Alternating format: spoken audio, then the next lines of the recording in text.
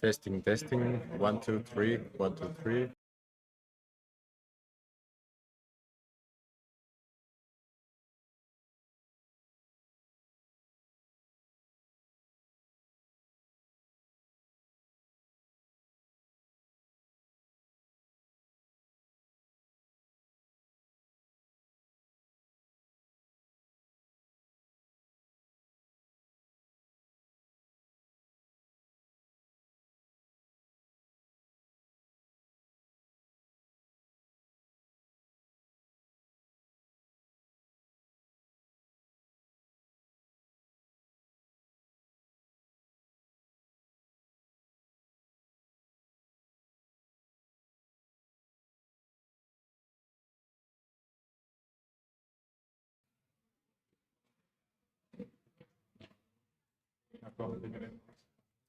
And we're back for day 2 of the SM Tournament of 2026.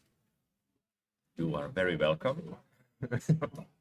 All right, now we have the video feed. Yeah. Also, forgive us the brief pause there, but we are so back, chat. Are you ready for this day of action? Because only the cream of the crop remains here. 11 players from yesterday's Swiss made it to the day 2 asymmetrical top cut, and that means that we have 3 pairs of players now battling out for the last 3 spots for the top 8. Yes, a change introduced about a year ago to the TCG. It used to be that you're just kind of out of luck if you are at the same score as the 8th player, but your percentages are worse. Then you just don't get to play. But now we have this new system with the asymmetrical top cut, so you get to battle it out. You see the best player getting, to advance onto the next stage. Seems fair to me.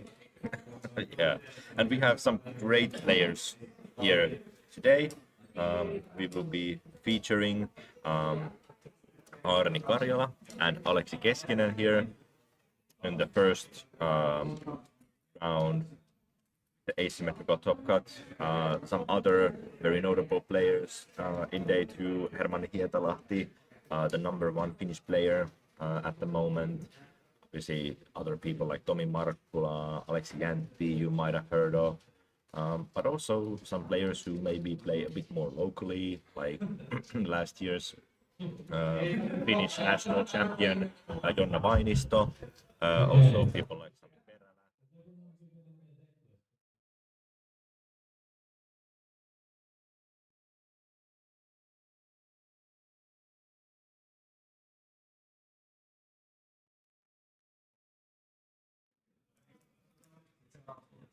Yep. Some Flora announcements cutting us off there, but now I think since we can show this list to you, but we are prepping now the feature matchup between Arni and Aleksi, and we are soon ready to dive in. But in the meantime, I think, is there some highlights you would still like to comment on here, Emily?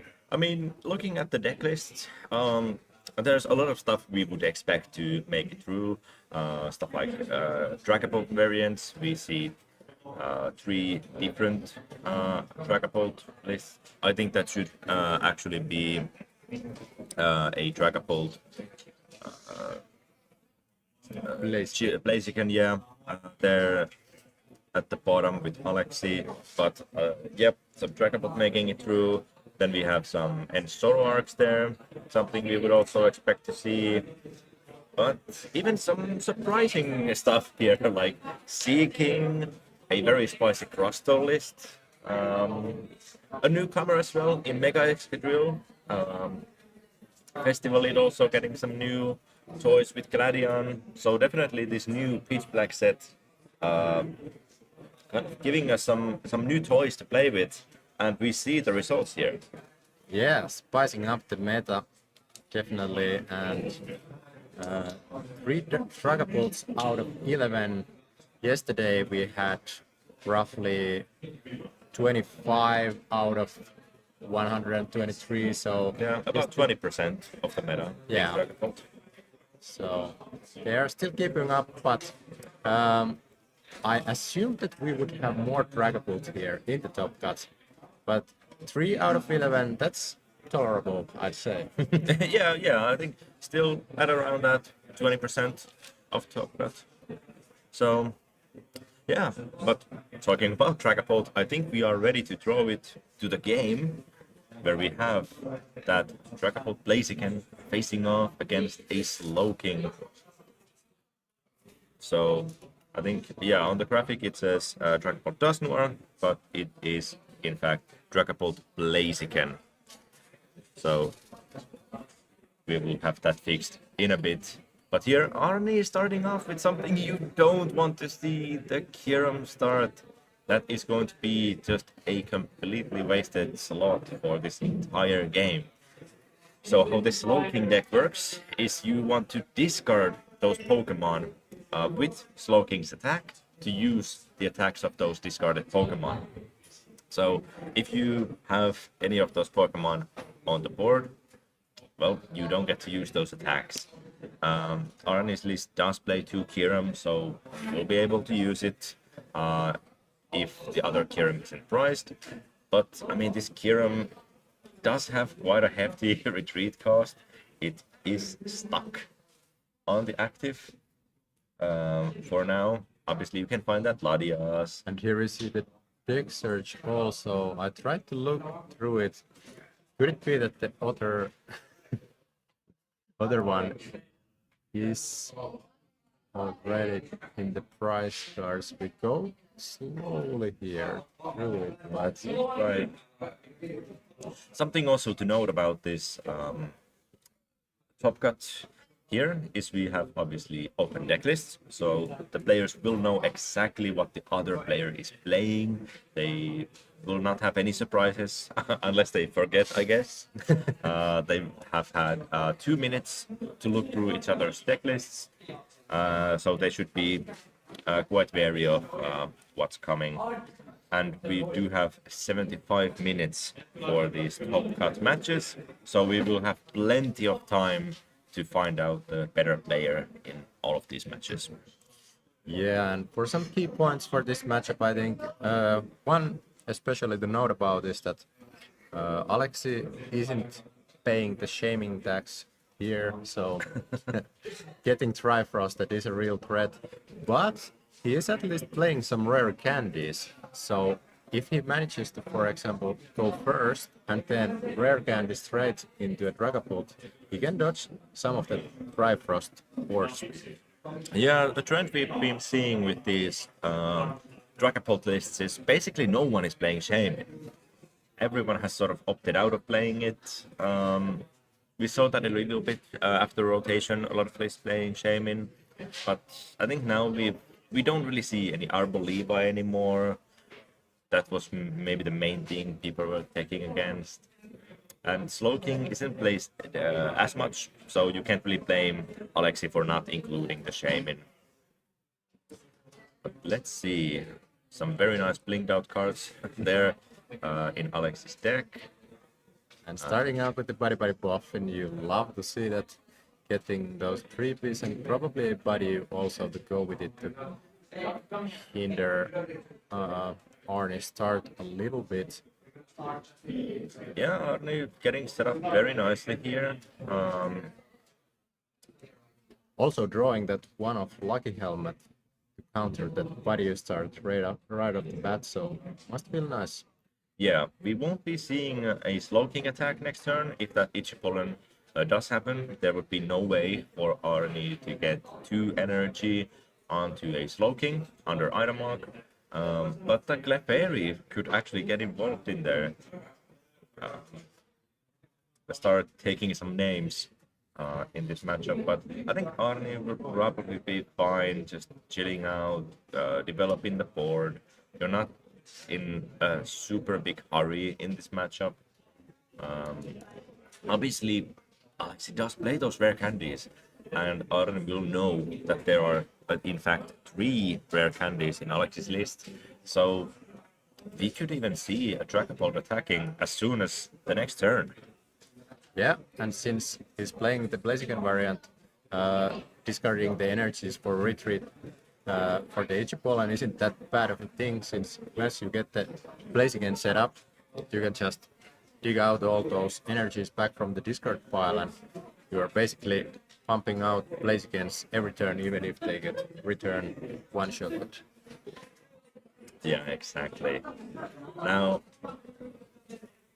in this matchup, typically, as the Slowking player, you would love to go for that Trifrost from Kieran and take a knockout on multiple Dracloaks or 3Ps. Try to really just hinder Dragapult setup. And if you get that Trifrost off, you basically win the game on the spot. In a lot of instances, there is usually not enough resources to recover that many pieces that have gone away, and you will be so far ahead in the game that you basically win just by using that one attack. But here, with the only Kiram available being on the bench, it's not looking like that's gonna happen. Yeah, Arni definitely has to go for the long routes here, probably taking some knockouts with, for example, Metagross's attack when using the Slowking, or just straight up using the Lily's Clefairy. Yeah.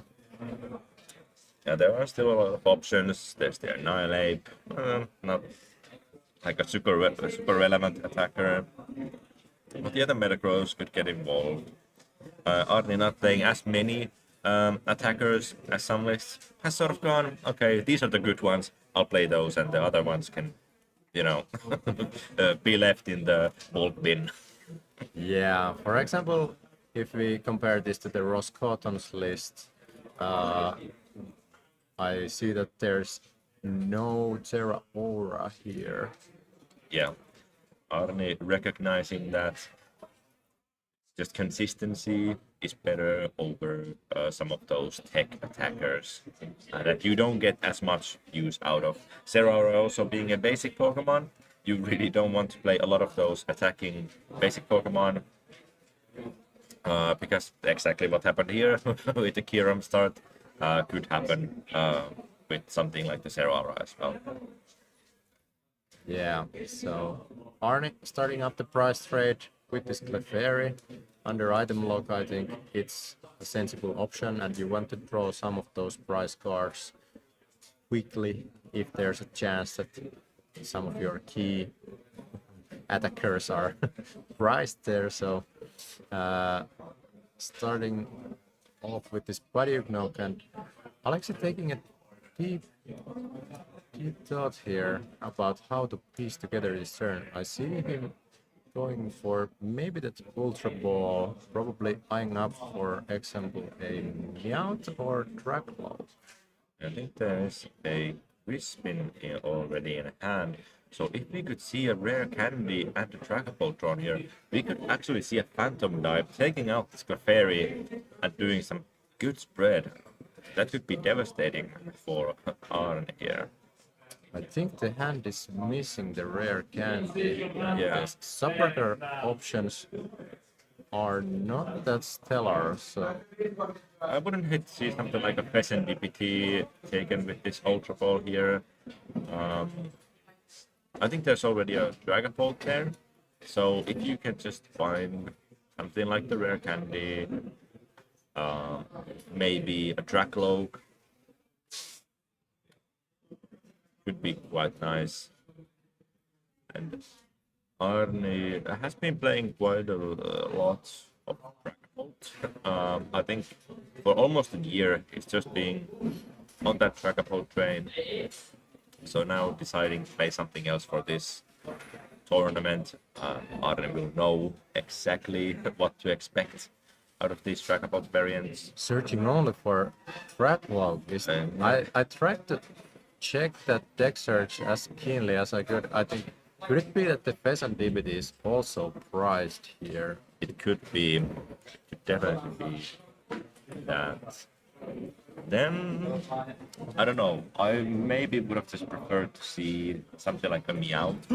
Okay. They always have. Double rare card. That's like instant decision. Like he even drew both of those rare candies, but even one was enough. Like wow. now we are already Dragapult established. Like this is really great start. Yeah. So something to note. Arne will have a huge hand here. I can draw more with Kangaskhan. There's already a lot of cards in hand. There's no hand disruption available for Alexi. So we could also see a return knockout. And I think it's really likely we will see that coming up next turn. Arne doesn't need a whole lot, but Clefairy giving a psychic weakness to those dragon Pokemon. So probably has to recover Clefairy here and maybe start attacking me with a Slowking. Yeah, Alexi here now contemplating how to distribute these damage counters. I think there are two sensible options. Maybe putting all 6 to one Slowpoke or one to Latias and then distributing the 5 somehow. Personally, I would have liked to have seen no damage counters going to Latias. I think a big strength of these 210 HP Pokemon for Dragapult specifically is attacking into them with that Phantom Dive, not taking a knockout, spreading damage. You don't give any Pheasant DPT draw, nothing like that, and then you can set up for a multi-prize KO on the next turn. So now, something like a Bosphorus, you will be knocking out that Latias. You can't go for that play anymore. So yeah, and when you put all 6 to one Slowpoke, if it gets evolved into Slowking, it still has maximum HP of 120. So the fadeaway Phantom Dive next turn could knock out that from the bench, even if Arne would manage to establish 2 Slowkings. yeah. Maybe one damage counter could have found the Kyurem as well. That could be something that could benefit your prize map at some point. Oh, Arne having to use the Meow here means that there is no room for Clefairy anymore. So we will not have. And Arne only running the new pitch black version of Annihilate, so there is no possibility of attacking with the older Annihilate, which just immediately knocks out both Pokemon. So I don't think we are seeing a knockout on this Dragapult this turn. I think I see a Kyurem in Arne's hand. I'm not sure if that was drawn from the prizes or if it was in the hand. Maybe we just missed it earlier. But it could have been found from the prizes. So I'm guessing that this turn we're going to see a Trifrost taking out multiple Pokemon from Alex's bench. That could be quite scary. And now, yeah, I don't like these damage counter placements from Alexi last turn. Because now, if Arne just evolves that other Slowpoke, it's totally safe. There is no way of knocking out double Slowking, something like that. Yeah, it's gonna be quite an uphill battle from here for Alexi.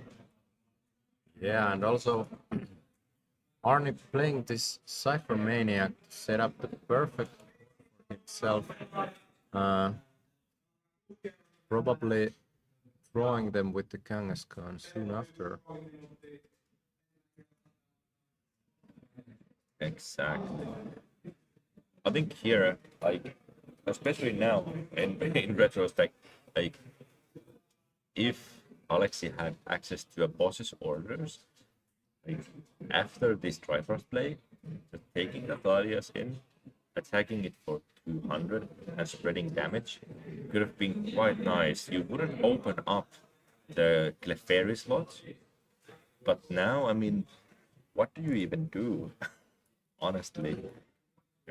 Maybe you attack into the Kangaskhan, but that's not great. You definitely don't want to take a knockout on next turn, I don't think. I think just attacking into the Ladias would have been so nice if you didn't have that damage counter. And Arnie had the option to put the boomerang energy, but he knows that this return kill will probably happen, so he decided to put a second basic psychic energy onto the Slowking to open up his possibilities for future Wondrose patches. And this is quite scary. Both Torchics are gone now, as well as that Tracklope. Alex did draw the Fezendipity from the prizes. But yeah, some draw power going, and also the energy acceleration. Now, Alex has to be really careful throughout the rest of the game to just not run out of energies.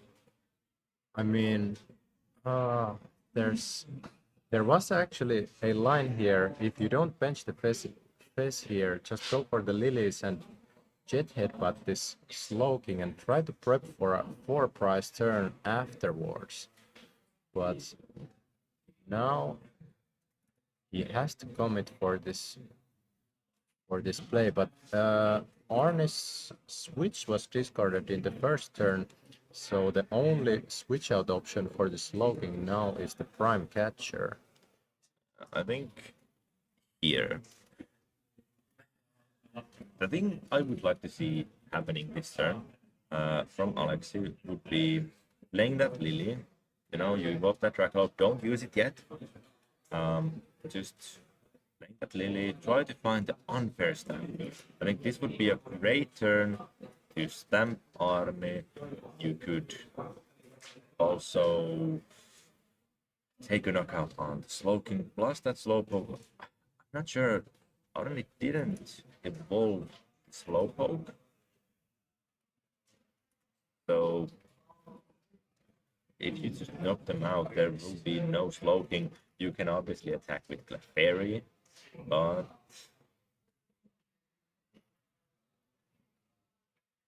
so I guess, yeah, you can attack with Clefairy. I don't think it matters too much.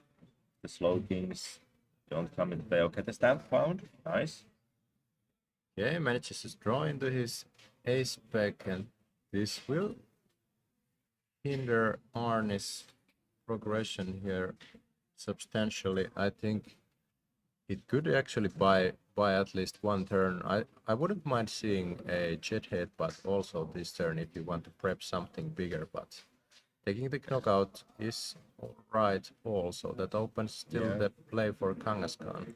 Yeah, I think maybe the Jet Headbutt could be better this turn.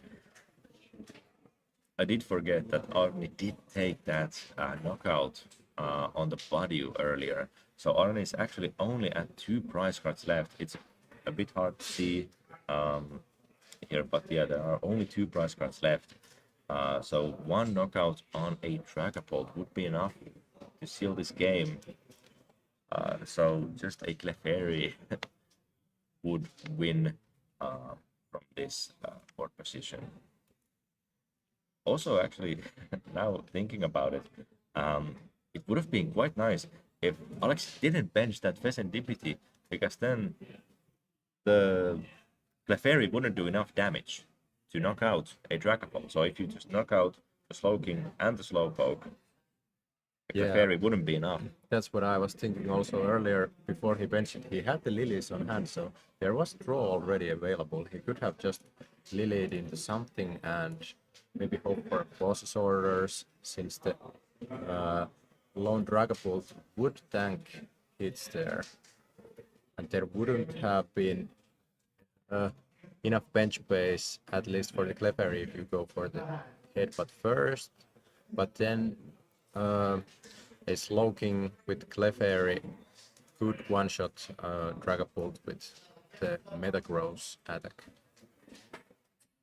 Okay, also setting not to put that 1 damage counter anywhere.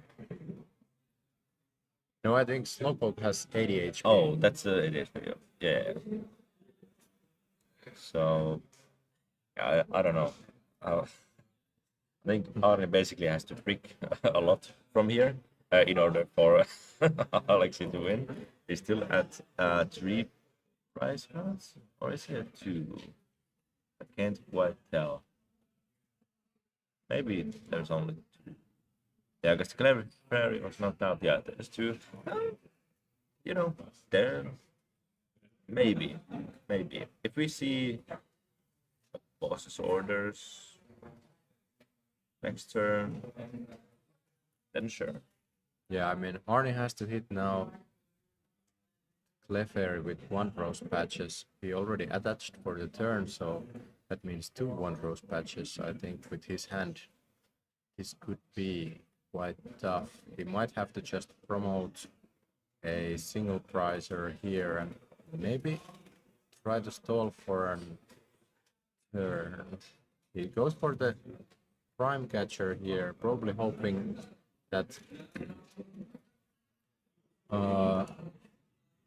Alexi would miss an energy attachment. I think there's an energy. Do we see a boss's orders?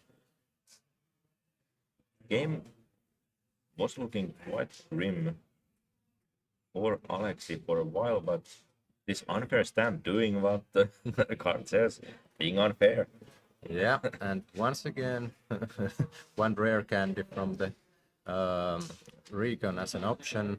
They seem to gravitate towards the top of the deck now, whether you want it or not, because boss's orders would have gone crazy here, sealing the deal. I mean, there are not any more draw options left in the deck hand that would require. I think there is a watchtower in Alex's hand, so I would like to see that used this turn. I would even like to see probably just a retreat to Dracloak and pass. Try to find the boss on the next turn. You can maybe use that Lilies this turn and yeah, just make it as difficult for Arne to win next turn, and you can probably find the boss's orders if you go for Lilies and then you have Dracloak. You can even bench that 3P there, hope to get another Dracloak next turn. I think Yeah, I mean, 3P in hand. you lose to Slowking attack anyways at this point, so just going for the benching. I don't really understand why you wouldn't bench it. I don't think there's any reason not to. Also, just to have it out of the deck. Yeah, I can't really come up with a reason not to bench it. Yeah, maybe slightly unoptimal play there, but in the grand scheme of things, if he doesn't draw it now, he isn't going to get punished.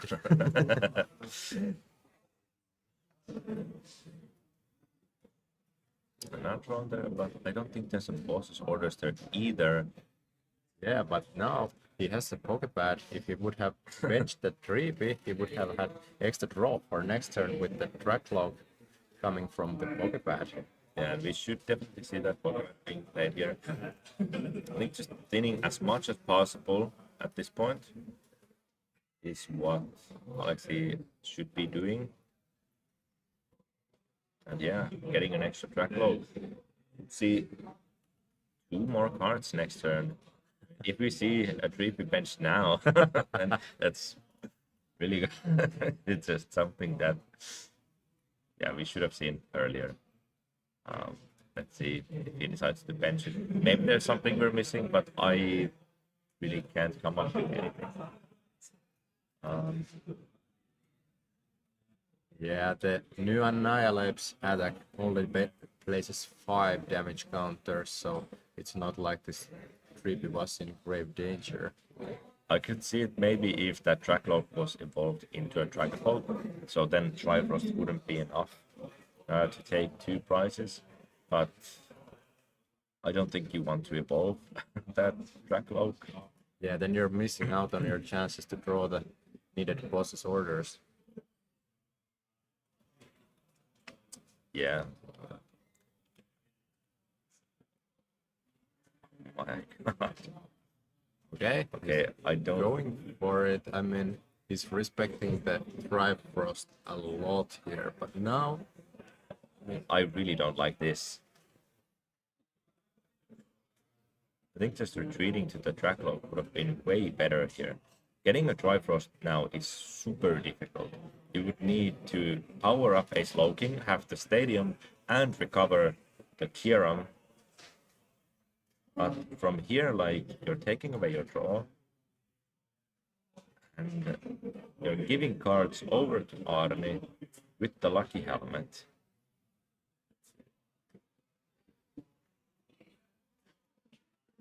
yeah, I mean, and at this point, if he doesn't have the boss, Wonder is patched. There, I think there's the Clefairy. I think Arne might have just gotten the win. If he has an energy there, okay, he's playing so fast that it's coming. yeah.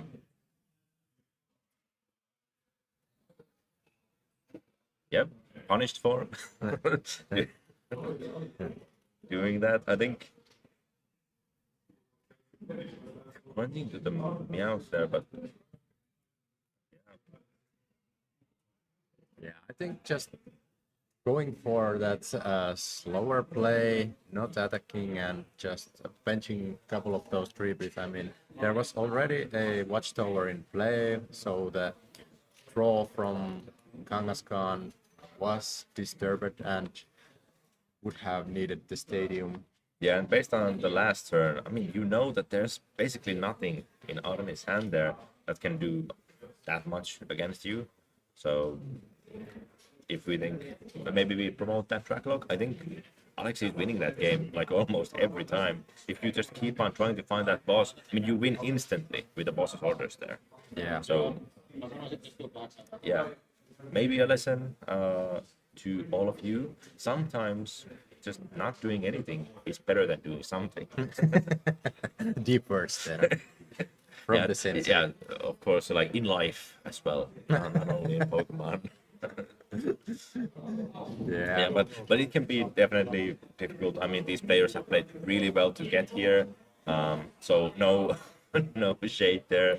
But of course, you really need to in these high pressure games where you're really playing for the glory here. You really need to look over all of your options, not just the most obvious one. The most obvious option is usually just attacking, but let's see if Alexi can sort of bring it back in this game too. Yeah, and Alexi deciding to go first. I mean, since he's running a multiple copies of rare candies, once he starts with 3-bit, there are always possibility of just making the Phantom Diver reality as soon as turn 2, so he's going for... I'd like to see just a bunch of 3-Bs here. Yeah, probably a Torchic and a 3P. I think you have plenty of time to find a Padu next turn, depending on the hand.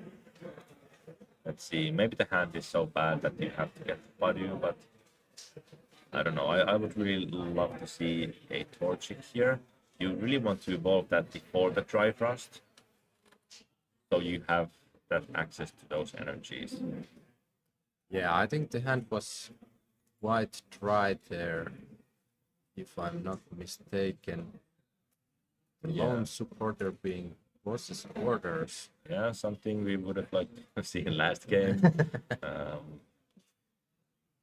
Just an energy attached to 3P. You can retreat with it. Next turn, we see the Telepath Psychic there. Arne, very nice. Yeah, allows him to search for the Latias to provide his board some mobility. And if we can also see a Kangaskhan, it will set up him for a probable Trifrost attack next turn, or at least that's what he's going to aim for. Yeah, I mean this energy is absurd. Extremely strong, giving those psychic type Pokemon a huge boost. Being able to search for two basic psychic Pokemon while attaching an energy, that's got to be like one of the best special energies we've ever seen. Yeah, I mean, even searching for one would be great, but two, I mean, and with no other restrictions than the typing, like you can search, for example, Latias and everything. So, and here we see Arne already prepping the Kyurem to his hand. I mean, this is signaling something. I think the hand was a bit dry there for Arnie as well. Though, I mean, you want to just get the Hiram ready. If you have the stadium, if you have floating energy, you can go for that Trifrost, even if the rest of your hand is kind of bad, and you could just win if Arne isn't, if Alexi, excuse me, isn't able to get some more Pokemon. And since every Pokemon in Arne's table has now the free retreat, he wants to protect that Slowpoke with the energy, so promos the other Slowpoke he just searched from the deck. Now, saving grace for Alex is here that he manages to top deck Ultra Ball, so this will give him Meowth, or if that's surprised, at least one Dragon. Yes, I would really like to see just a Meowth here getting a Lilies.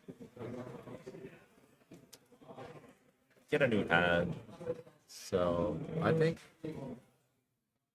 yeah, deciding to discard the Darkness Energy was probably the best call, since then you can dig out it later with Blaziken, and you wanna really save the option to actually go for this possible Phantom Dive even during this turn. Yeah, I wouldn't hate to see that either. If we see a rare candy, Dragapult, Fire Energy, we could just Phantom Dive this turn. Not super likely to happen. I think the most likely outcome for this turn is going to be just an Itchy Pollen. Looks like just two Dracloaks getting involved. Yeah, decided to put both of those into play immediately. Paripari Poffin, really good for this turn. I would like to see that grab, getting maybe something like a 3P and a Torchic. Yeah. Place it immediately, that's the correct order. You thin out two cards from your deck, so Yeah, it's still better than the one card in the bottom. Yeah, and you wouldn't hate to just get that Ultra Ball again. Well, actually, eyeing up two 3Ps. That is. He's really respecting the Trifrost here. Yeah, I can respect the hustle. With these 3Ps, I think even still, I wouldn't hate to see a Torchic being benched. Now, actually getting your Pokemon set up can be a bit dicey. You will probably be forced to play Grispin. Alexi playing two Grispins in this list, but I don't know.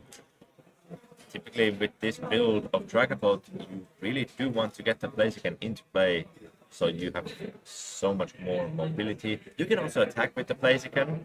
Blaziken can actually be quite a good attacker against Arne's list specifically, because there is no way of one-shotting it. There is nothing in Arne's list that is able to get a one-hit KO, other than maybe like a lot of flips from a Mega Kangaskhan. That's not gonna happen with this build. So Yeah, and there's also that one-off area 0. I mean, if Alexi would go just wide on this bench and then place all 8 Pokemon, maybe Lily's Clefairy would reach those numbers. but then at that point, you're throwing yourself.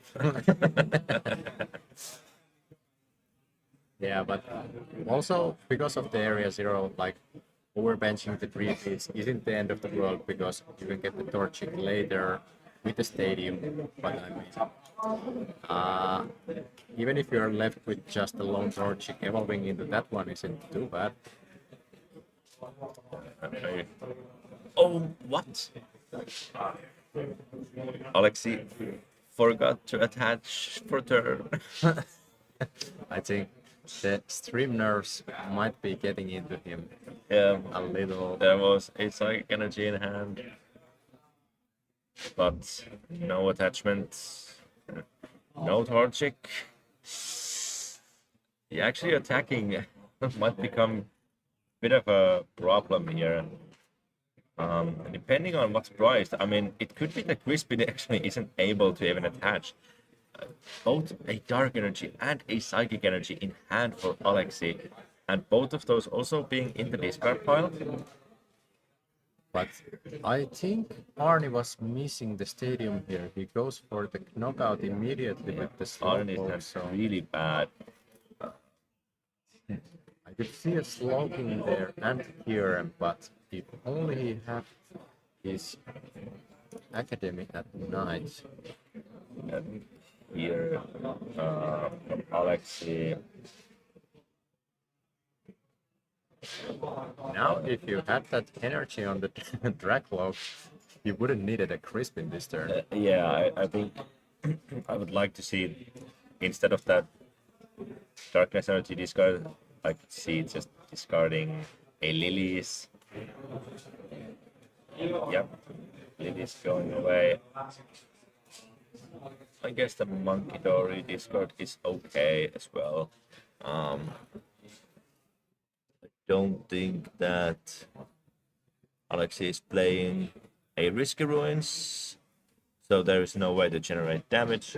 Arne is a good enough player to know that giving damage over the Dragapult is not correct.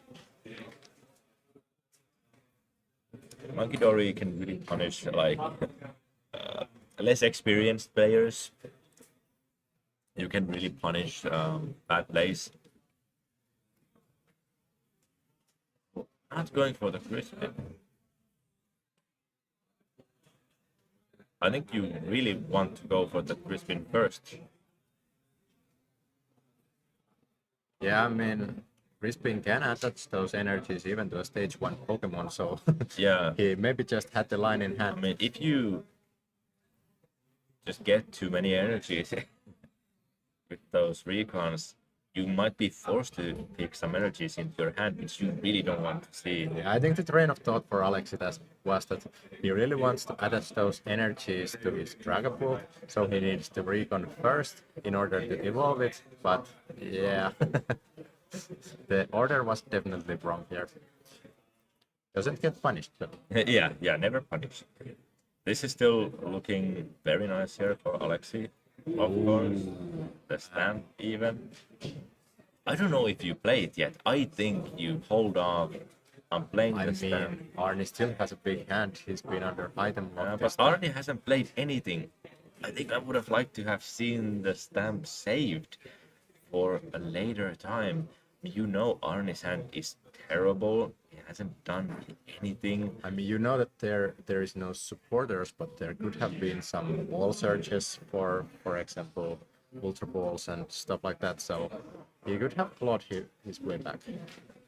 Perhaps. I think, though, I would like to see the unfair stamp saved, because maybe, okay, if Arne is able to get some sort of a comeback, you kind of need the unfair stamp.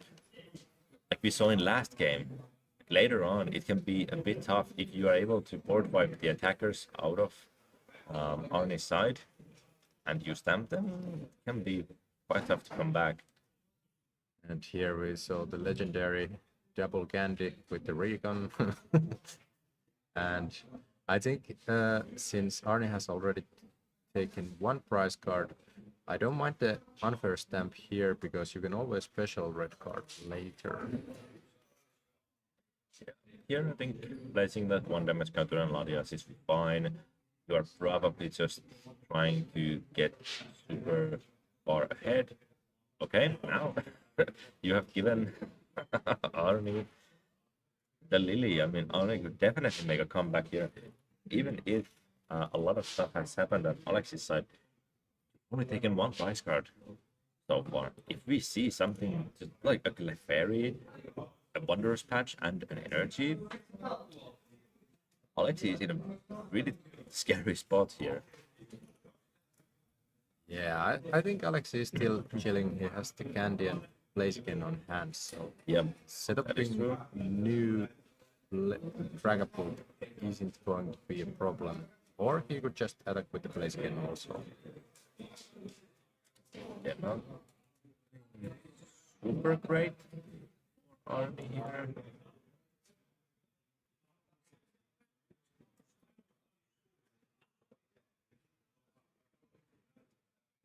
Quite difficult to see the hand now since it's moving so fast, but at least getting some slowpokes out will be the plan here for now. Yeah. Now you really get to start playing the game from Arnie's side. I mean, you can see how Arnie is so experienced, such a great player. Of course, also a regional champion, someone who has been in these high pressure situations, can carry himself with just such ease. Always looks so calm and focused when playing these games. But here, I mean, we already have the boss's orders. The again is here. I mean, now it just has to be hunting time for Alexi. I mean, go after that Clefairy, take a Slowpoke to go with it, and then you have a target for the Latias for the final two prizes. Yeah, you can even put some damage over to something like a Slowpoke, threaten that, so both of them have to be evolved.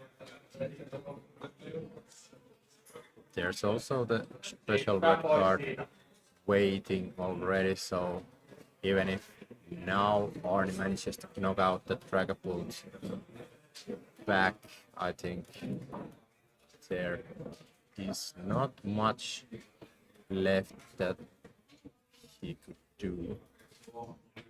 I don't know about the discard of that Psychic Energy. I wouldn't have hated to see that just attached. You can spread some energies here.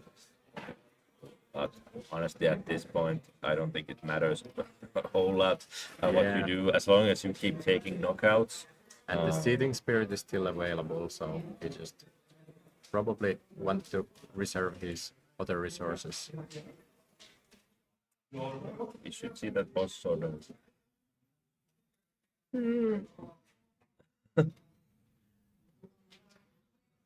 A long day yesterday, taking the toll, even on the casters. Yeah. But, you know, this exciting gameplay keeping us awake. Now, from Arnie's side, I mean, what do you do? Honestly, at this point. Something you note, I mean, we love to say that players should just concede, but we have 75 minutes for this top cut round, so here it doesn't really make a lot of sense to concede. You might as well just look through the game, play it out. Yeah, and draws also boss orders from the prize card. I mean, since Arnie doesn't play any hand disruption either, I mean, there's checkmate on the board. Yeah, Arnie doesn't know it just yet.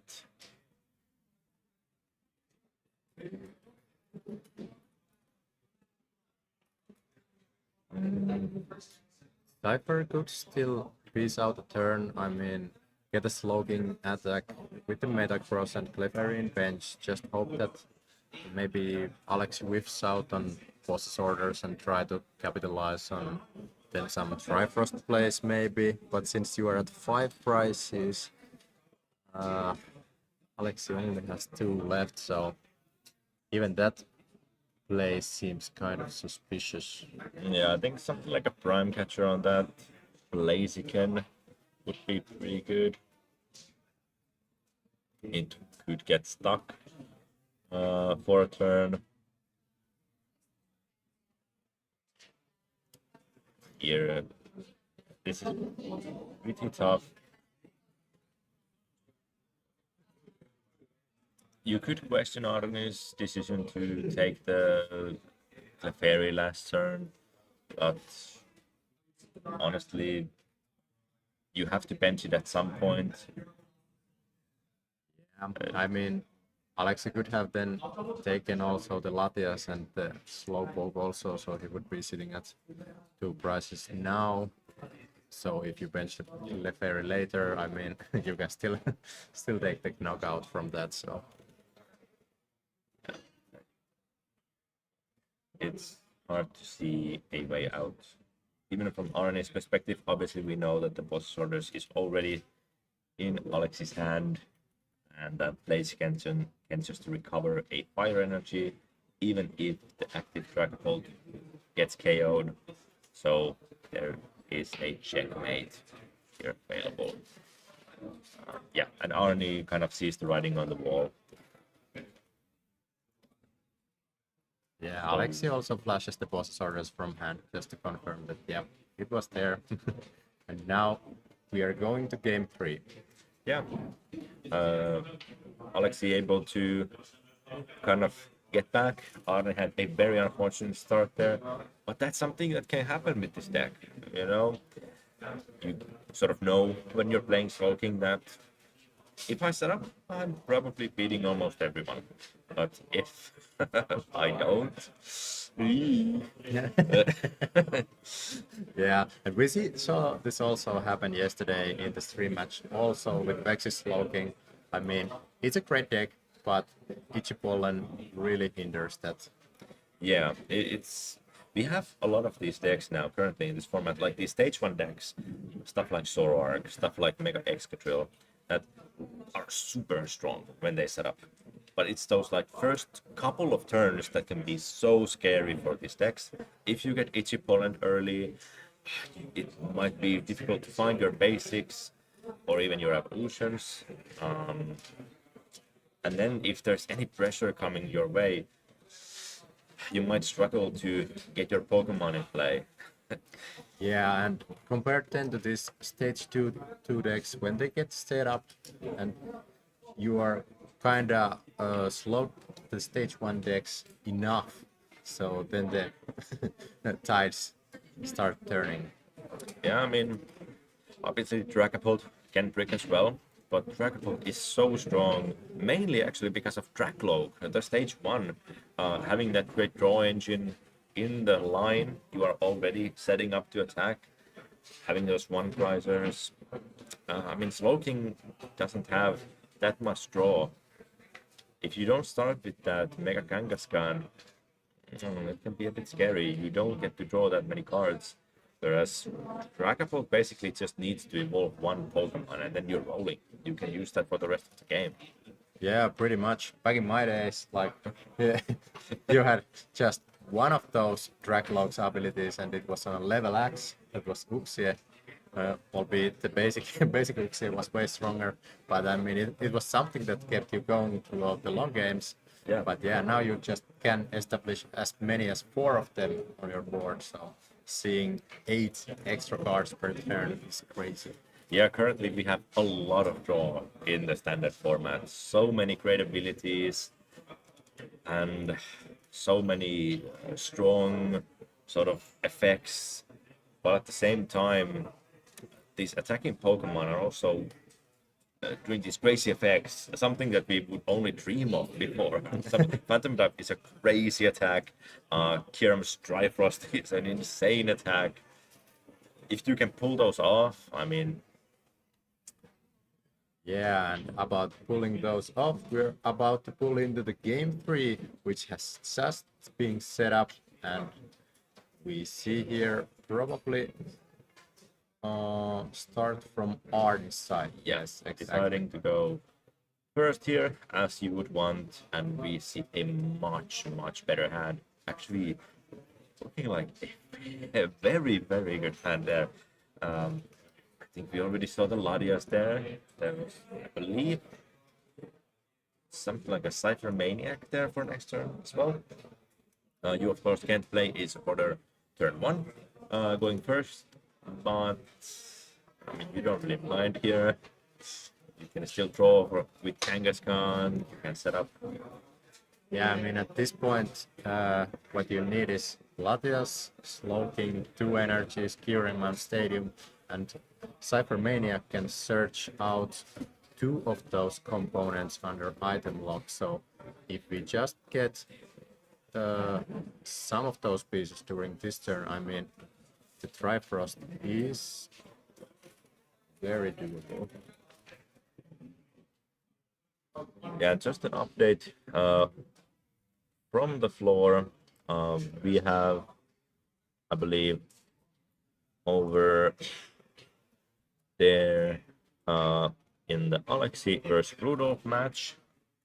Alexi is 1-0 over Rudolph. Yes, currently. Yes, Alexi Ganti. We have 2 Alexis in the top cut, and then the other match, Aaron versus Eetu. We have a 1-1 situation like we have here on stream. So still no matches decided on the floor. Yes, and Arne is starting out with this huge hand already. I mean, it's looking almost picture perfect. If you just, I think there almost also was the lucky helmet. Was it so that his hand was too good that he decided not to even put it on this Kangaskhan? I mean, there it is. Yeah, I mean, I think depending on Alex's turn, I mean, you get to keep it. That's the interesting part about this post-rotation format. Where it used to be that you have to sort of play a lot of cards from your hand. You have to always be thinking about Iono. Most decks played it. A lot of decks played even 4 copies of Iono, where your hand could be disrupted at any point. But now I mean, stamp can only happen if you take a knockout, and red card can only happen if you are at 3 prizes or less. There's obviously stuff like Judge, but most decks don't play that, and in this open decklist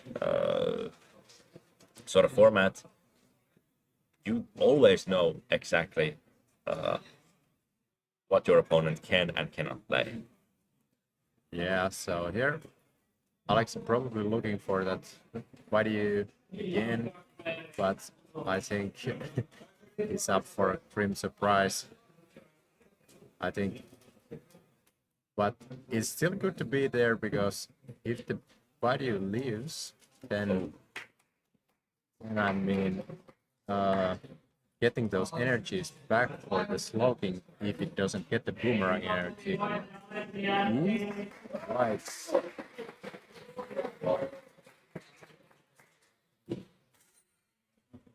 We had just now confirmation from the floor and a couple of announcements they're going. So Alex Jäntti has taken the series against Rudolf Mord's Mega Lucario.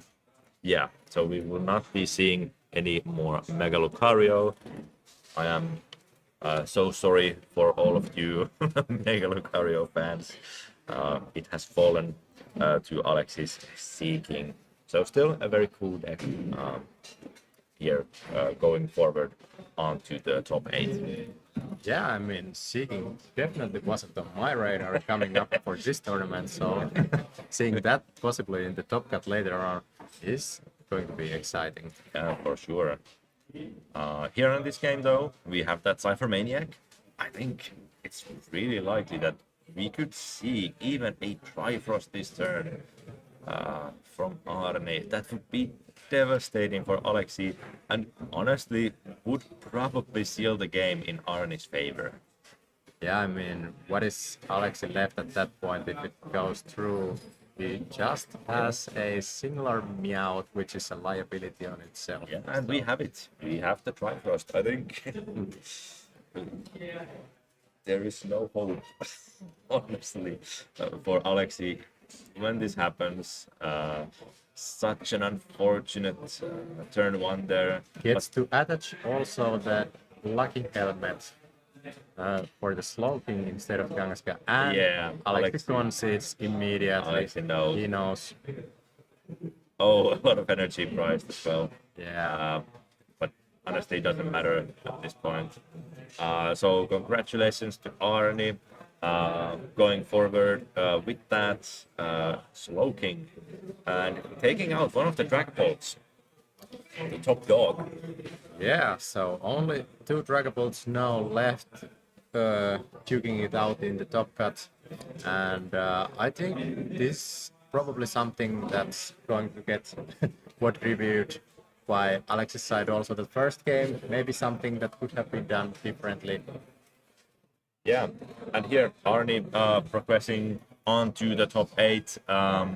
Obviously, someone a lot of you will know.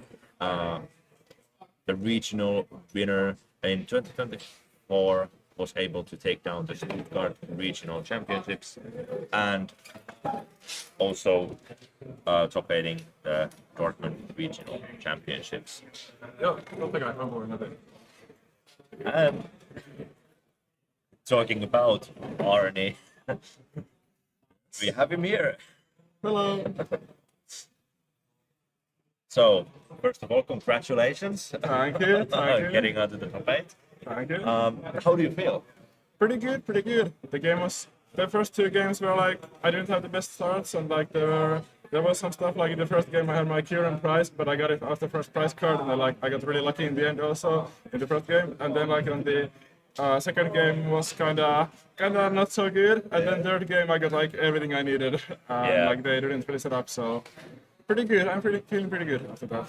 Yeah, I mean, I saw at the third game you had the lucky helmet on and decided even not to attach it. I was like, okay, he has the dead. Yeah. Yeah, no, I was thinking like if they're going to unfair stamp me, then like after I do the like Kieran play, then maybe like yeah, because I felt like in my hand I have everything for the turn either way, so it's.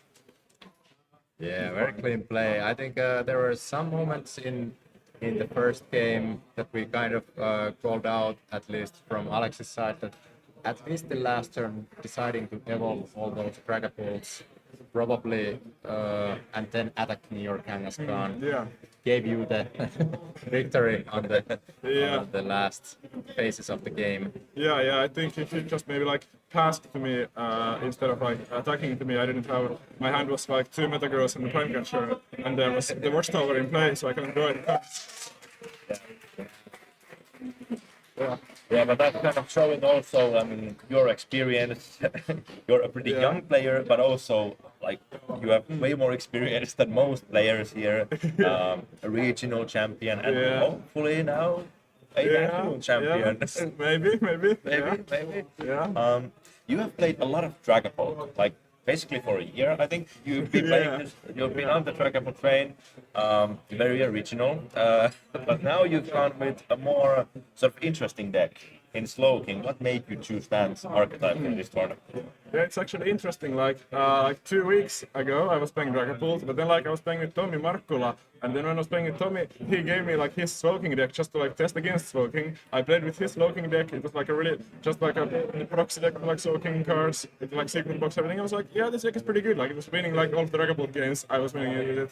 Then I was like, yeah, I want to play more with this deck, and I played with it on TCG Live. I got like pretty high elo with the deck also, and currently like I've been just enjoying a lot. Like every tournament I go to, just play Slowking, and now I'm currently playing the Prime Catcher into the deck also. When I was first playing the secret box, and I just put the Prime Catcher in, and I don't know, it has been pretty good. Like if you play against Shaman, the deck is not so good, but if you don't play against Shaman, the deck is very good.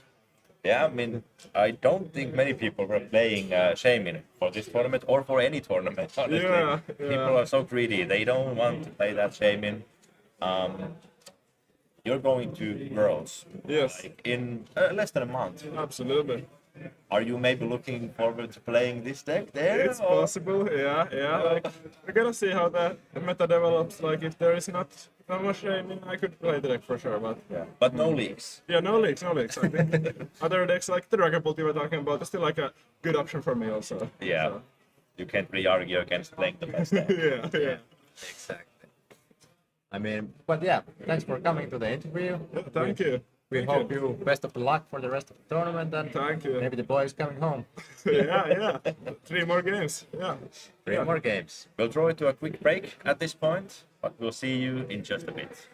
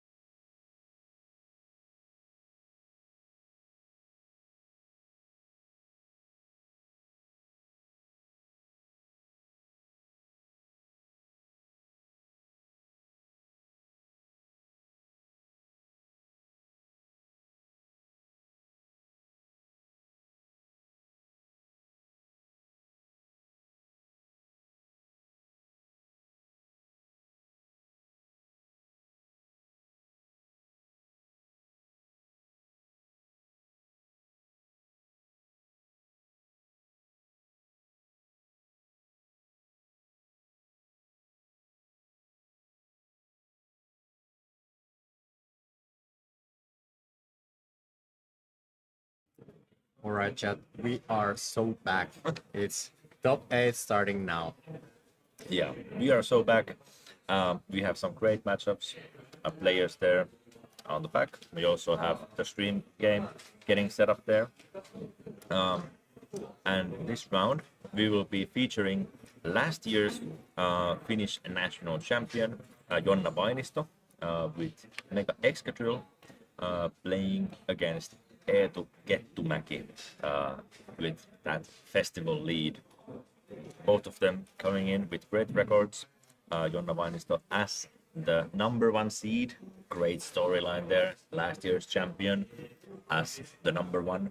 Let's see if she can remain #1 throughout this tournament. Yeah, and hasn't lost a single game yet. 6-0-1, only one draw there, so quite clean going throughout the Swiss stage.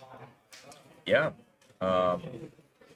Some other interesting games here going on. We have also Hermanni Hietalahti with Zoroark facing off against Tomi Markkula with Dragapult Noir. Then we've got a less exciting match with Arne with Slowking facing off against Jaakko's Crustle. That is going to be very tough for Crustle, so we might not be seeing Crustle on stream, but Jaakko has been piloting that for a long time. So let's see if Jaakko is able to navigate that difficult matchup. And then lastly, we have Sami Perälä with Dragapult Noir facing off against Aleksi Jänti with Seeking. Yeah, and here we also see the tournament bracket on the stream now. You can check the matchups there, and we will be streaming one quarterfinals matchup. And if the timetable is correct, I think we have time for both semifinals to be streamed, and then we have, of course, the finals then. Yeah, so we will have some great Pokemon action coming up. Some very high skill games here going to be featured on stream. All of these players obviously very strong for making it all the way here. Some great names who go to these international tournaments, but also some names that we mainly see here in local play.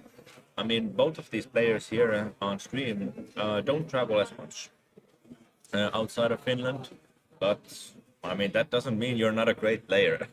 Yeah, I mean, Jonna has been playing for a long time.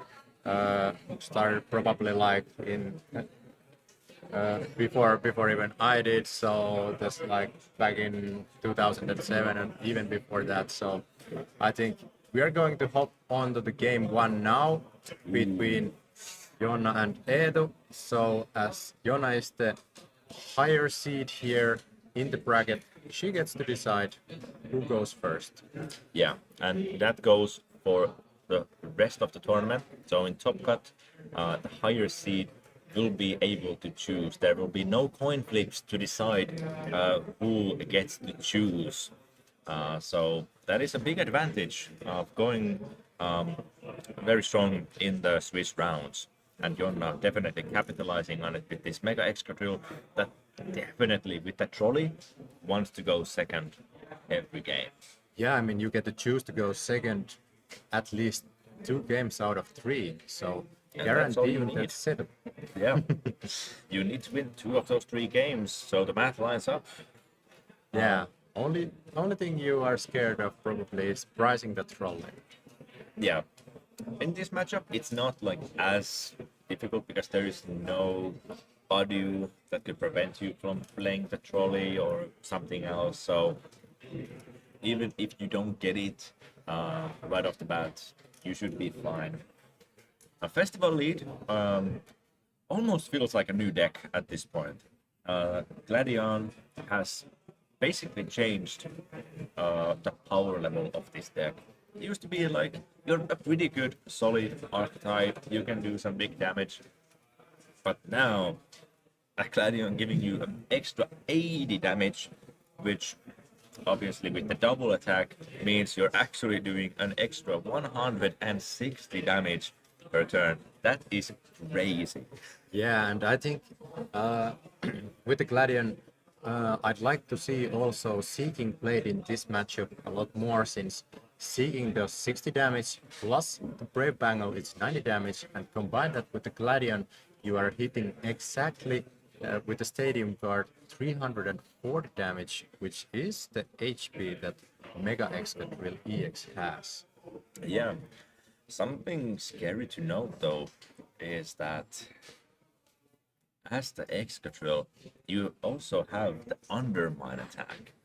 You're able to mill 2 cards from your opponent's deck, and usually you can use that in the early game, but these Festival League Pokemon don't have that much HP, so you can actually take knockouts on the main attackers with this Undermine attack and get rid of some important resources. So if at any point Yona is able to get rid of something like a Gladion or maybe a Brave Bangle, we could see those knockouts actually getting to be quite difficult.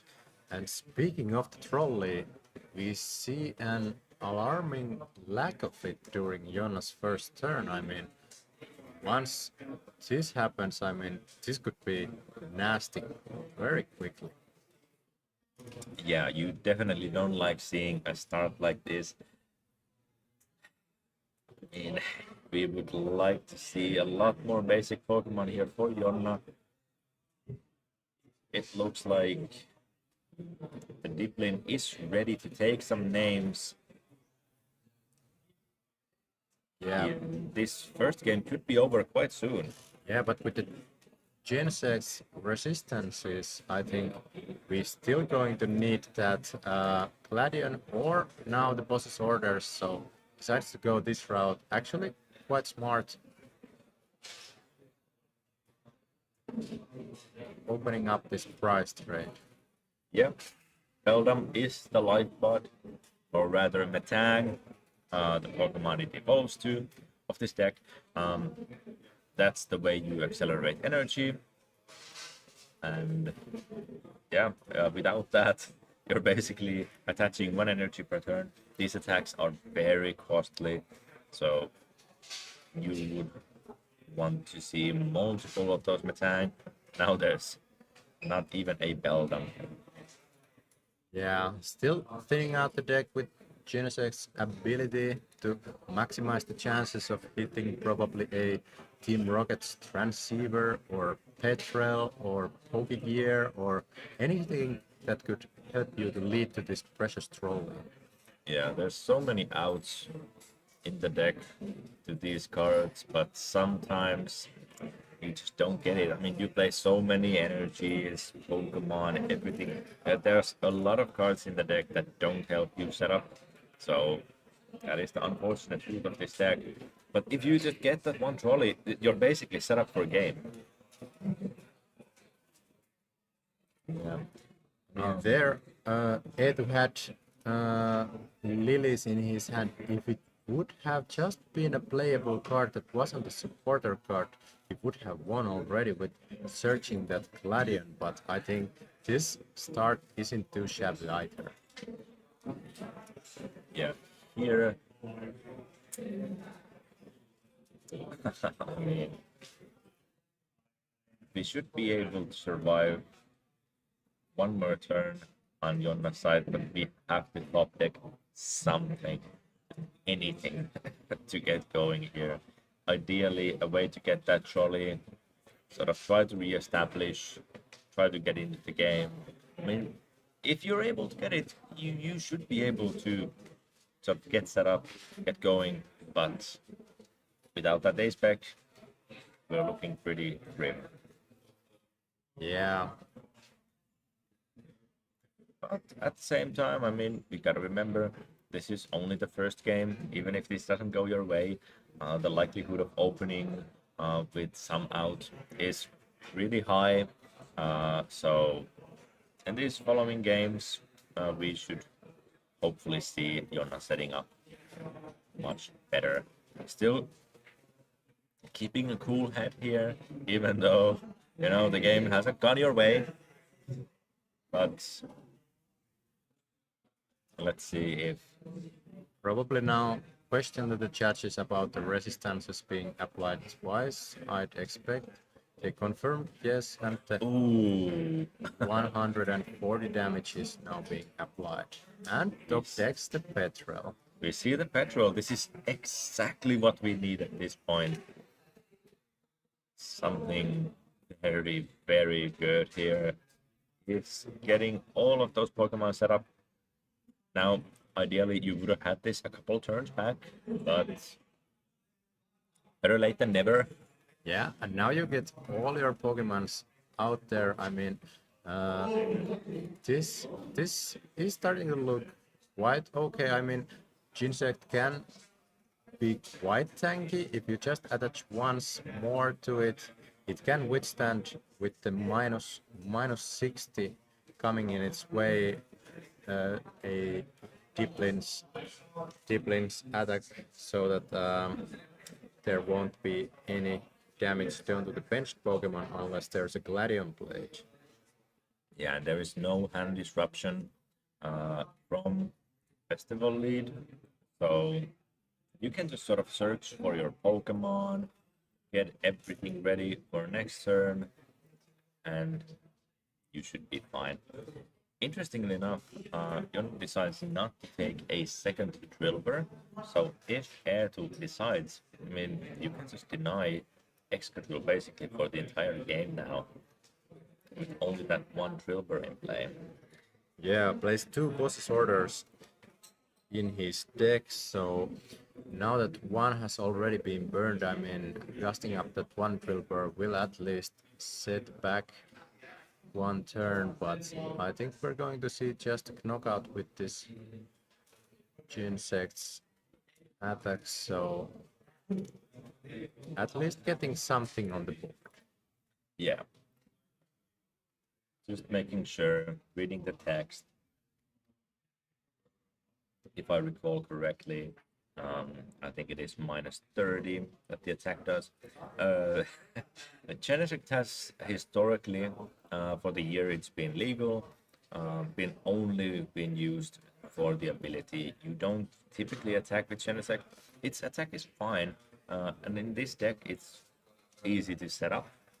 So you do sometimes attack with it, but yeah, normally you don't really use it. We saw this card being played for a long time with Goldengo EX, setting up those Goldengos into play, but obviously now we don't have that anymore. So it has found a new home in this archetype. Yeah, and in this specific matchup, the Protect Charge giving the minus 30 damage in addition to the minus 30 grass resistance, meaning in double attacks it gets to reduce a total of 120 damage, so quite beefy for this exact matchup. Yeah, nothing to scoff at for sure.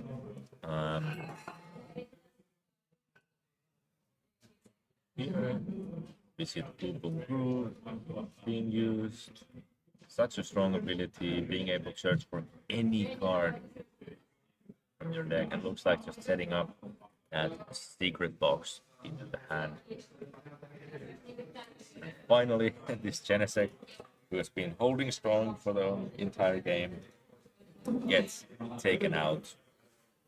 Bye-bye, Genesect. Yeah, I mean, now I wouldn't mind stalling out even turns with Beldums and Metangs and Metagrosses either, since that Mega Excadrill is going to give up 3 whole prize cards, and it is doable for Festival Lead to just take that knockout also.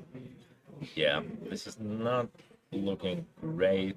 There is exactly 3 prize cards left for Eetu, and obviously these Mega Pokemon do give out 3 prize cards, so it lines up pretty nicely for Eetu to take this first game. Jonna is not really able to set up quickly enough. We do have the Excadrill online now, and we have that special red card. That is a good start. Will require a bit more resources from Air to get that Gladion play off. Though obviously you're also taking cards away from the hand. So remember, Gladion requires you to have no other cards in hand. Yeah, I mean, now if you just promote a festival lead Pokemon and combined with your top deck, I think you just need to have one playable card, search for the secret box, and you're good to go. There we see 2 energies found. That is what you need for this turn. Then another one. Those metal makers being used, yeah, loading up the possibility for a Metagross. That is definitely a card you want to use in this matchup, using a single pricer to knock out those festival lead Pokemon. And Splitting the energy evenly between 2 Metangs, prepping for 1 Metagross. I think now Jonna really wants to mill those Gladions from the top of the decks. Brave Bangle isn't bad either. yeah, I think the idea here for Jonna now is going to be attacking with the Excadrill at least once, then seeing if Eetu is able to sort of come back to the game there. Should be able to re-establish, but maybe not get the knockout. Then you could, okay, Kieran taken out, okay. Then you could retreat over to a Metagross and start attacking with that. Then set up another Metagross, and basically you can slow down Eetu's price map quite a bit. Yeah, because if you are attacking with a single pricer and forcing your opponent to play a gust effect, that means that you cannot play the Gladion in the same turn. But here we see that called out secret box play already. I mean, at this point, energy seeking, Brave Bangle, and Gladion would do the job. Let's see if there is a way to get that energy. I think there's one Boom Boom Pro also left unused, so Yeah. Matt lining up perfectly for 60 plus 30 plus Gladion's 80. Looks like opting to attack with the Seeking this turn. I think this is very smart. You're not able to get an attack off. You can just draw some more cards. There is no other hand disruption coming, so getting your Yeah, and here is the 340 exact knockout, taking the last 3 prize cards. I mean, this is what I called out already in the beginning of the match. Seeking coming in clutch here, because it has exactly the 340 it can reach. Yeah, already have the Bangle in hand, so the math did line up perfectly. Yeah, I think was the Bangle coming from the secret box? I think the Bangle might have already been in hand. I don't think there was any tool taken from the secret box. So Either way, it could have been taken also with that, so yeah, not just one card needed to do the job. exactly. Not bad, not bad at all. Definitely, as Jonna, you want a better start. I think this can be a lot more of a tighter game, but yeah, getting set up so late into the game, not great. And yeah, I mean, this sort of bad start can also happen at festival. If you just don't get those boom grooves off early enough, you're not really setting up. And especially if an Undermine from Mega Excadrill can get involved early, some of those key resources could be getting milled out of the deck, and then you might be in a bad situation. Yeah, that's true. That's true. And but for the second game, I think Mega Excadrill still has like crazy percentages, just opening even one card that leads to a petrol that leads to a trolley. So I think now that you have kind of that brick out of the way, so we might see a proper game on the second one. Yeah, there's 4 Team Rockets Petrol, there's 4 Team Rockets Transceiver to find the petrol, there's the trolley itself, a couple of bulky gears, so yeah, let's see if Jonna is able to find that in this second game. at least saw a Drillbur in hand. Yeah, we go with the same setup as always. Jonna choosing to go second, as is the strategy for her deck. So Ed wants to build a quick hand that could capitalize on at least taking a couple of prize cards before Jonna gets the Mega Extra Drill rolling. Yeah, I have to assume some sort of a way to find the trolley or maybe a Buddy Poppin if the trolley is right. Should be in hand. I mean, if you have the Drillbur, you would definitely like to start with it if the hand is otherwise bad. Drillbur having that call for family attack. And yeah, there we see Team Rocket's Transceiver, a card originally intended for just these Team Rocket engines, but I mean, in this deck, being able to find a way of finding that trolley is so valuable. Yeah, and the pink card is not in prize cards, so we see a proper setup here, eyeing up for all of those 5 benched Pokemons that could be chosen. I mean, we're gonna see at least probably a couple of Beldums to go with it. Ginsect and just one Drillbur. I mean, it's not the end of the world if you force the boss out of the hand and start playing with something like Metagross's first, but yep. Yeah, we even saw that in the first game, the Genesect can actually be quite a good attacker. If it has full HP and you have that -60 and then -60, I mean, that's pretty brutal for this deck to deal with. Then you might need to start attacking with something like the Seeking to do even just a little bit more and try to, I mean, get in there some bosses orders or something like that. You're not maybe wanting to waste a boss either just to get one prize card from a Drillbur. Seems pretty weak to me. Yeah, and with this board setup, all you need to do now is play out your strategy. I mean, you have everything you need already in your hand, and here we see already prepping for the Genesect here. Probably just going to be now past, giving up that Beldum. Isn't the end of the world here. I think if Eetu finds the secret box right off the bat, Always has it. interestingly enough, decides to discard that Brave Bangle, only leaving him with one then available. I think that's a tough discard. Yeah, that is a very tough discard. I don't know what that last card could be. Also, I mean, you already have the Lilies in hand. I wouldn't have hated to just see a Lilies played. I mean, the secret box can be really good later on as well. This obviously guarantees you a lot of stuff, but discarding a Brave Bangle? I don't know about that. There were 2 cards left in hand that could have been chosen instead of the Brave Bangle also. Let's hope that this doesn't come bite Eetu later on during this matchup. Yeah, you kind of need all the damage you can get. With these resistances on this metal Pokemon, I don't know. It can be pretty tough to get these knockouts, even on something like Metagross. Obviously, Bangle doesn't help against Metagross, but against something like that Excadrill or the Genesect, it can be quite nice. We see the Lilies being played here, hoping to draw something good. We will be able to get at least one knockout on this Beldum.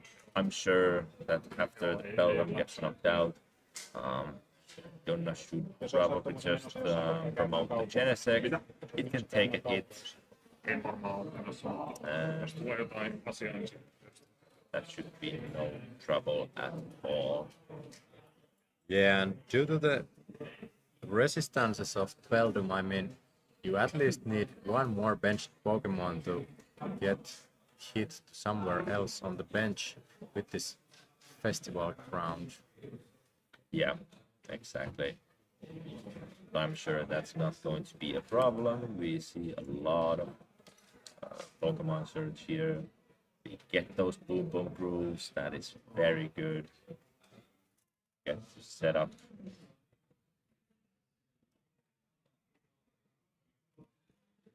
There's the first one prepping up for the going for the body puffin, thinning it out from the deck instead of searching for the appling straight up. Great play there. Yeah, another one used. Let's see what we can do. Yeah, we've said it many times throughout this tournament, but Boom Boom Boom, such a strong ability, searching up for any card from your deck. As long as you know how to product this deck, you can basically do anything. Yeah, you can prep for your future turns well in advance with this ability, so as long as there isn't any hand disruption going on, which shouldn't be before we enter the special red card range, so getting the first knockout here won't put you there just yet. Yeah, and so some updates from the floor. In each of those other sets, a game has also concluded. Looks like Alexi Gantry is one game over Sami Perälä, so we might see another festival lead here. This time with the Sea King. Then also Tommy did win the first game against Hermanni, and Arni did win first game against Jaakko. So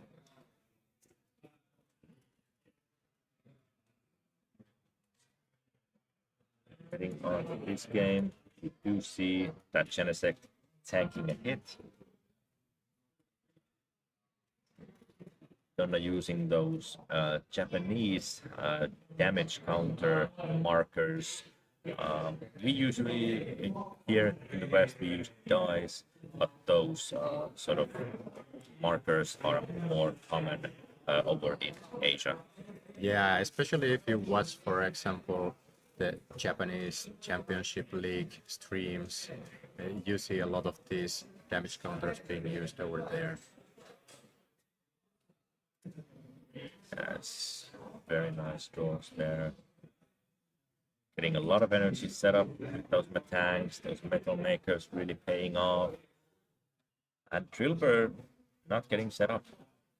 Yeah, I mean, the line of play at this point has to be that you just first attack with the Ginsect and then go with Metagross, and when you are at maybe when your opponent is maybe at 1 or 2 prize cards, then you promote the Mega Excadrill, forcing your opponent to play more than a 6 prize game.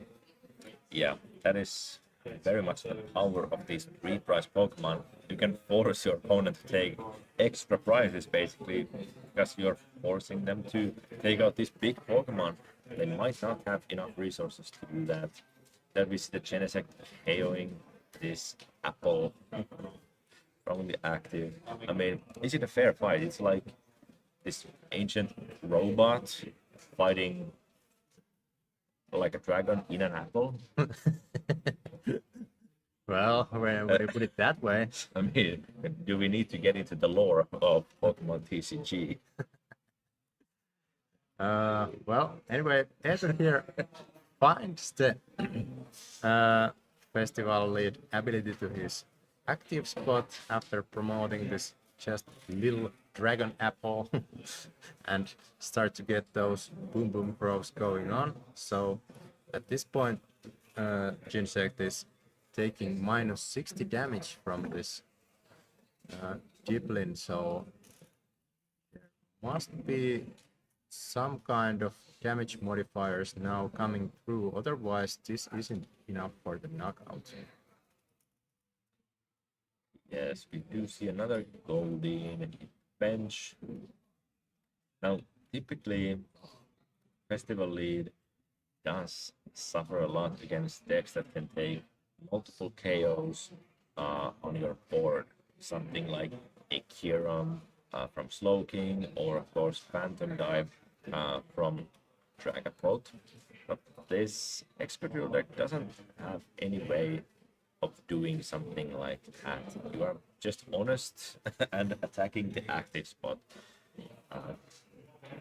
So you have to go through all of these 6 prize cards. There is no way of sort of cheating and taking extra knockouts per turn. You have to go through all of these 6 prize cards. Right, and here we see the commit onto this active Diplin. I think without Gladion or Brave Bangle, this isn't enough for the knockout. Decides to go for the bosses orders. I mean, this will complicate the late game quite a lot, because now, I mean, I imagine that the last line of defense will be this Mega Excadrill, and you really would like to cast past it unless you are going for this 8 prize card game. Yeah, something pretty strong we could actually see here from Jonna's side would be a jumbo ice cream. Something we saw early on in the tournament being very strong against Dragapult. But, I mean, imagine if this Genesect was healed. Be quite crazy. You would have this Pokemon that can resist these hits being at no damage at all. Yeah, and if you force your opponent to commit a Gladion to that, that means Mega Excadrill is that much more safer than later on during the game. Yeah, you could also preserve ice creams to be used on the Excadrill if you think that that can tank hits, if you're not worried about it getting one hit KO'd.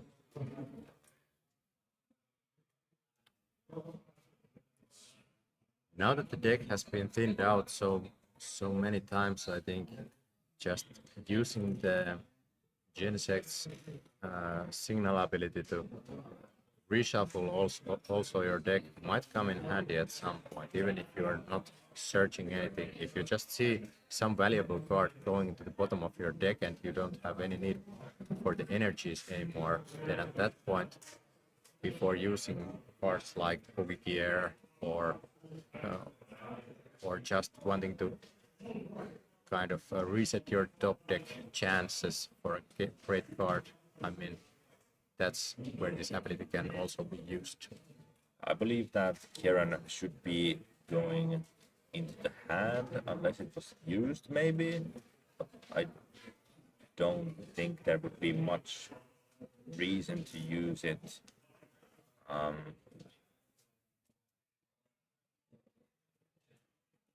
Here, it can be either a switch or a damage buff. I think you would want to save it as a switch. The damage is only. Oh yeah. Yeah. Now this is now. I think I see a judge maybe in Jonna's hand. That could be okay. Now we see the Metagross being evolved. Yeah, I mean, Metagross also has annoying amount of HP since it isn't a rule box Pokemon either, so Brave Bangle does nothing for it. So having to commit, for example, a Gladion into Metagross is disgusting. Yeah, yeah, definitely. Just a Diplin on its own is not able to take out a Metagross. So that is the play Jonna has been setting up. You can definitely see that she's very familiar with this matchup. Plays this very confidently. It might look a bit dire. I mean, you've only taken one prize card. There's already some damage on your board, But honestly, at this point, you're just chilling. yeah, your Pokemon are so beefy. And okay, Festival League does have these damage modifiers, but only as long as they have them. Yeah, and we saw the Brave Bangle being discarded at the very first or second turn with the secret box, so I think that's something to be thought about on the third game, if this possibly goes there. Yeah. Something. I think if you're thinking about a third game, that would be the first game where Edu actually gets to decide, and I am sure that, well, actually, would you even like to go second. But see, you can't use something like Badu. It's meaningful in other matchups, but here, I mean, you kind of like to go first as well. Just evolving, getting the attack first. Yeah, I mean, maybe you still just want to just proceed with your own strategy. Sometimes it might still be better that way since you're not gaining that much. And there's also the possibility that Jonas just starts with Trilber, attaches, and then what do? You just do nothing, and then on the very following turns he just evolves it straight up and starts undermining. Yeah, there is always the possibility for a turn one trolley. But of course, we have to get there first. We still have to win this game in order to get there. Let's see if Eetu is able to maybe close out this game, then you don't even have to think about that. That's the easiest part. Yeah, and since there are no options for multi-price knockouts here for Jonna, I think this game is at least going for the next 4 turns. Yeah, and, I mean, if we're getting down to the resources there, we could be seeing something like the deck is getting actually pretty thin for Eetu. And if you keep going through your resources, the undermines have quite a high probability of finding something Eetu would not want to be discarded. If that becomes a factor in this game, you obviously have to even first get there because I mean this meta growth is looking pretty scary. Yeah, and then also if a possible Mega Escadrille comes later on that hits something like Gladion or Boss's Orders, I mean, it gets that much easier for you to pilot the late game. That's true. We see a Lily being played. Ooh, not sure about this Lily though. Now that means that you have to find your last Brave Bangle to even consider doing some damage. Like at this point, Piplim is only swinging for 40 times 2. That's nearly not enough for knockout. Yeah, it's pretty scary. Discarding the Brave Bangle earlier might have been quite a big mistake. Finding the damage to get even this Genesec dealt with. I mean, if you commit to the Brave Bangle here, then you might not have it for that Excapil, and you will most likely not have it. Yeah, you probably have to just save that Brave Bangle anyway for the last push against the Excadrill. Otherwise, you're gonna be swinging at it for years.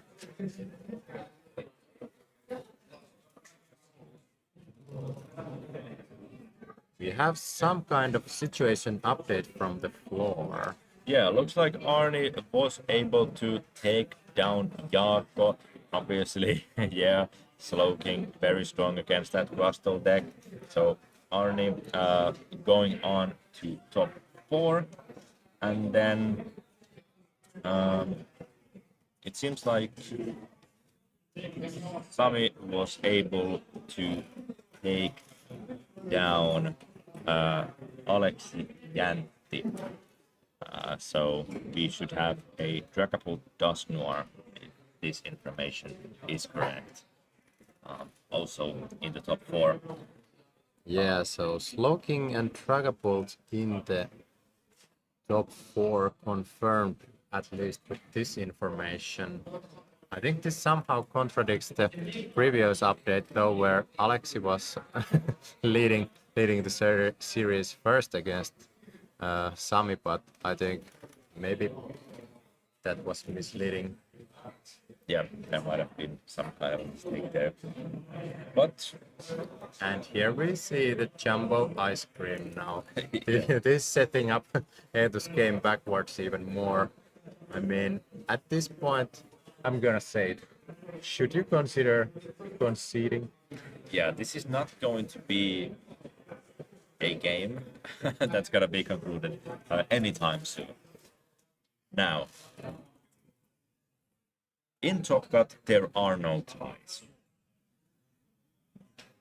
We have to crown a winner for each round, and in Top Cut, the way it works is if there is a third game going on, or it could be, I guess, the first game as well, but the third game would usually be going on, and then you will get the turns, and if a player is ahead on prizes at the end of those extra 3 turns, then that player would win. If they are still at equal prices after that, turns will be played until one player is ahead on prizes. Now, I'm not sure which deck this top cut ruling would actually favor. I tend to say it would probably favor Festival Lead, as it would be able to take prizes maybe a bit quicker. Execute does take a couple turns to set up, but then at the same time, I mean, we see here, I mean, Jonna is now ahead on prizes and really struggling to get even a single knockout. Yeah, I mean, but at this point it only gets harder for Edu for every turn. So if I was Edu, I would probably just be playing it out and maybe just hoping that time rulings could come in handy during the third possible game. Yeah, agreed. And here using these boom boom brews very smartly. So first using that Gladion, you can play it because it's the only card in your hand. But I mean, Gladion doesn't know if you get any cards into your hand after that. So getting a couple cards ready, we could even see something being played here. We will see finally this Genesect getting taken down here. Yeah, the deck is getting also thinner and thinner now that you have to draw and stressing that you have to draw now twice with 2 cards. So there is also later on the game a possibility for Excadrill to just take the game home by milling your opponent. Yeah, and we gotta remember that if we ever get down to 2 prizes in the deck, Undermine insta wins. Because if you don't have any cards left in your deck at the start of a turn, you do lose the game. Yeah, and here the Seeking doing some great work, but I think there was also a Sacred Dash discarded by Edu in the previous turn. So at this point in the game, also the recovery becomes an issue. Yeah, this turn, I mean, for Jonna, maybe you want to just prep a boss with that petrol. Having a boss's orders in hand could be quite nice. Maybe a red card could be played here. Edu does have quite a big hand now because of that Seeking draw. Yeah, also needs to add still 1 energy. I think I'm not actually sure. Could be that there is a 4th energy there. It's a bit hard to see with these leaves also being gray.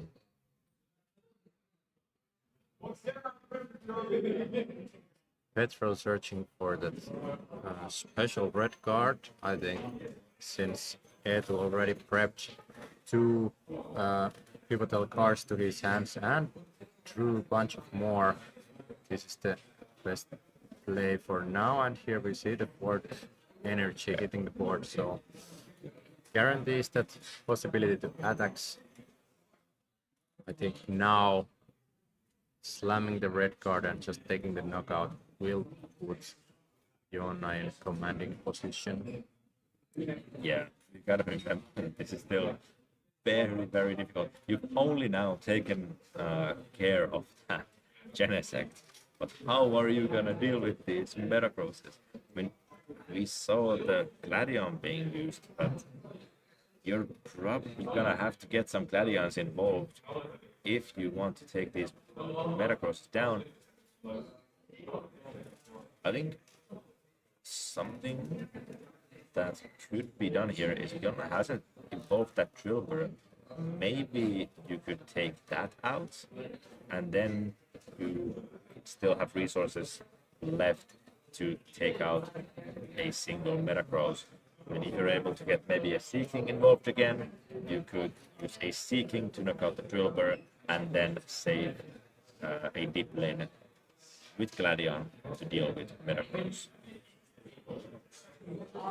Yeah, Jonna here contemplating whether she should use the red card or not, but here we see it hitting the table. Eetu forced to shuffle his hand to the bottom of his deck now, drawing only 3 cards.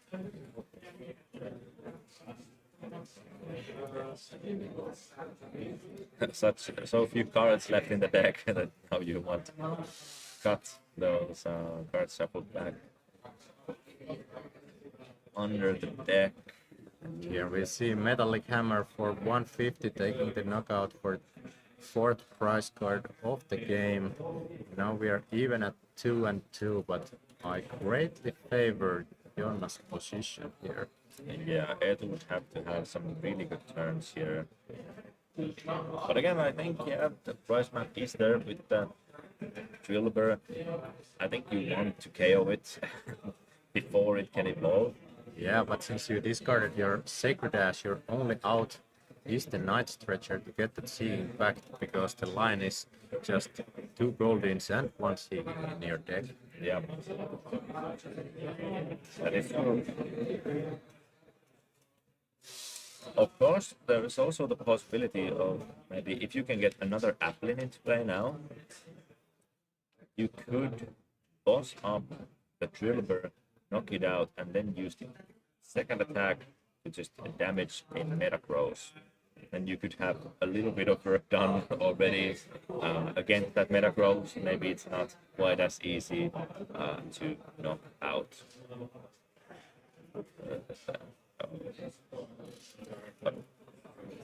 From Jonna's side, I mean, we can see the Jumbo Ice Cream also healing that Metacross. So yeah, and now that you also need to use the Night Stretcher for the Seeking if you are planning to attack with that, I think the energy is also becoming an issue during this game, because you are only running 5 energy total in your deck, with Night Stretcher being basically the 6th one.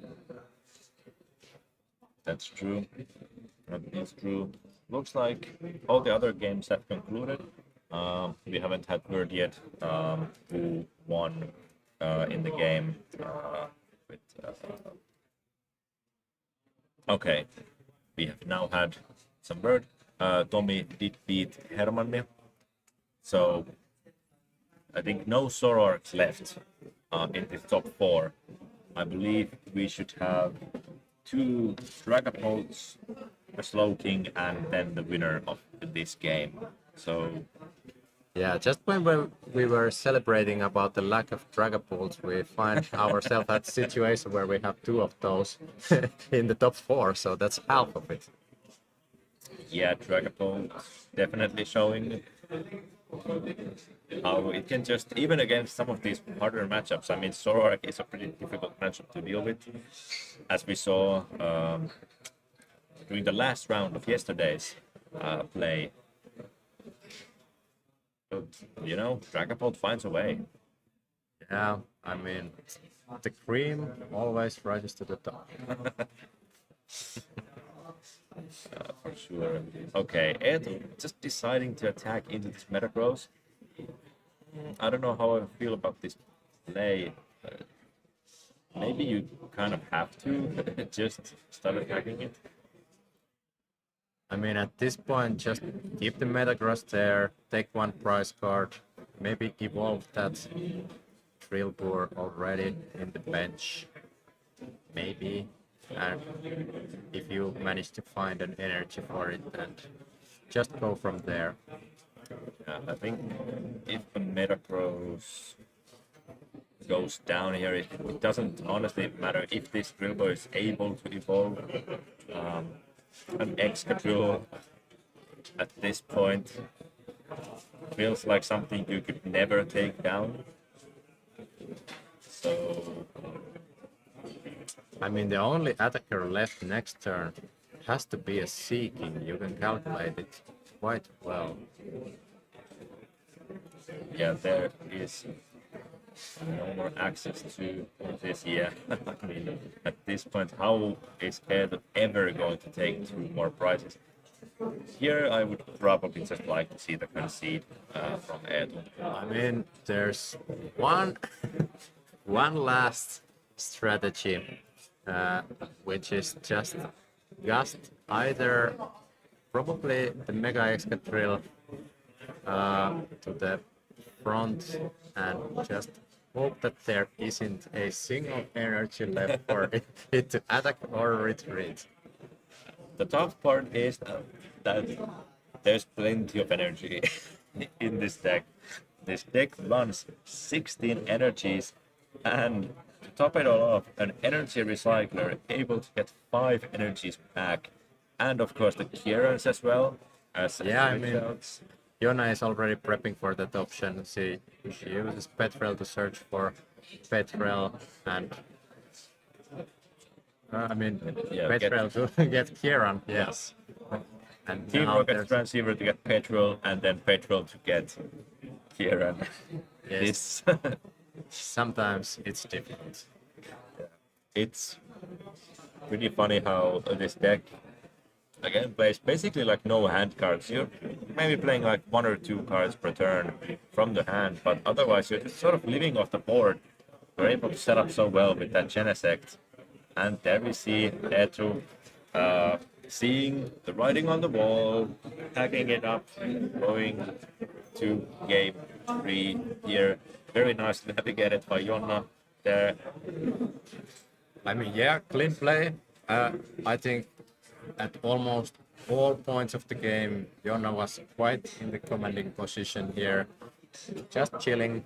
You just have your resistances there, and then you can just play it out slowly, methodically, and there's not much that was going to then happen. I think if I'm Eetu, I just want to start drawing prize cards real fast in the third game and then just go from there. Maybe if we get some kind of time update also during the round, how much do we have, if there's some kind of chance that the game goes for the sudden death or at least for the extra turns.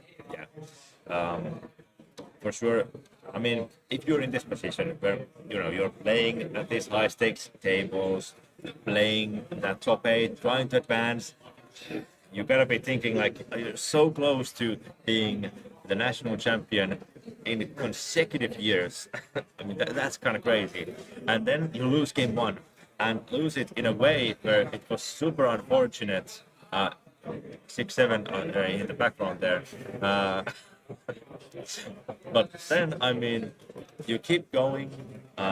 You don't get your head sort of tangled from that.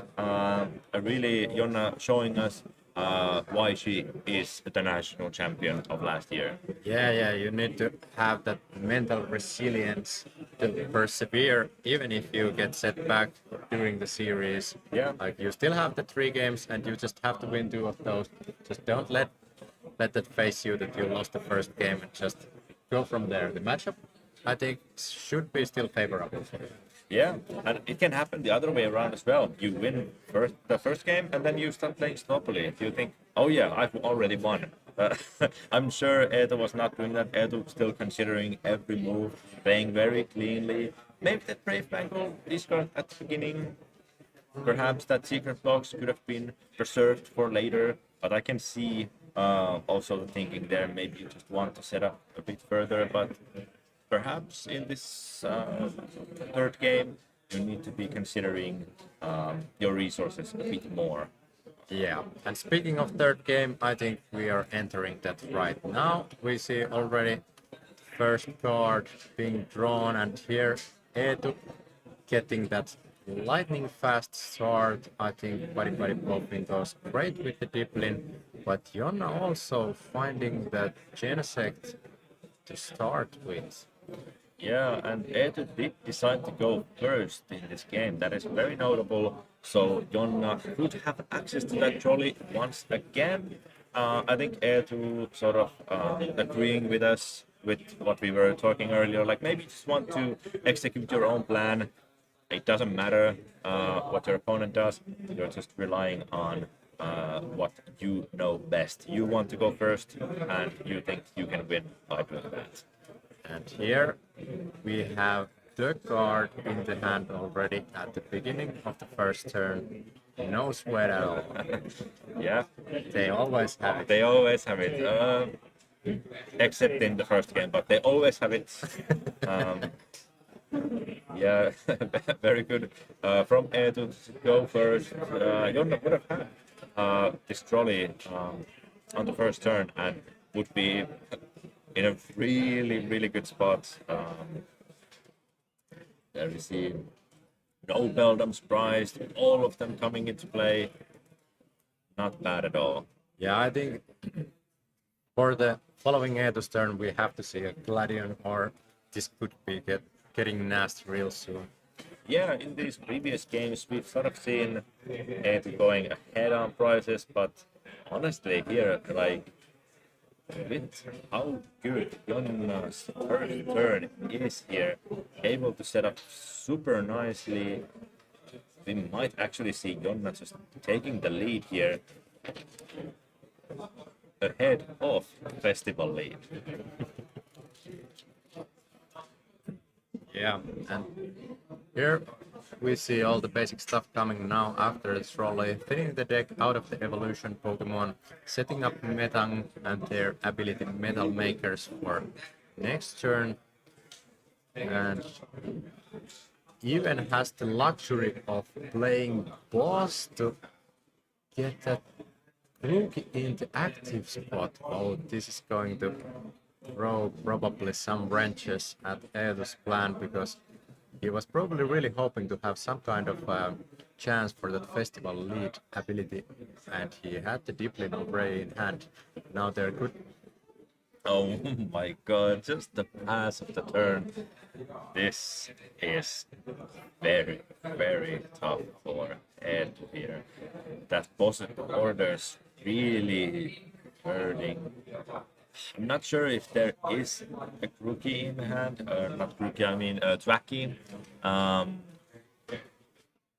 But doesn't matter. You have to have a festival in Pokemon in the active slot in order to use that Boom Boom Boom ability. Yeah, I mean, now you know that your opponent has nothing. What do? Do you still take the knockout on this turn, or do you stall for one more turn to milk out those energies out of your deck first? I mean, got to be a consideration here at least. And I like this, just using the petrol to find the boss orders for next turn. Getting ready to maybe take out the other Grookey as well.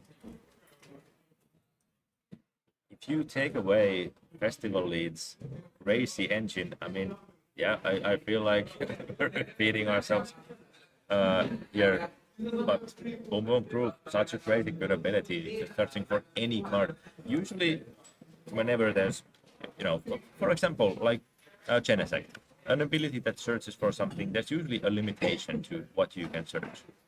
But searching for anything, I mean, these abilities are basically always good in the TCG. But Eetu not having access to that right now. 4 Metal Makers is absolutely insane. Jonna can basically turn through her deck so well, get pretty much every energy out of the deck in just a few turns here, and attach them to the board. And energy attachments in the TCG are always a vital resource. We see a lot of cards like Crispin being played, something that can accelerate extra energies into play, and these metal makers really breaking the rules of these energy attachments. Yeah. Here Edu is trying to make a comeback though, getting set up, finding another deep lane.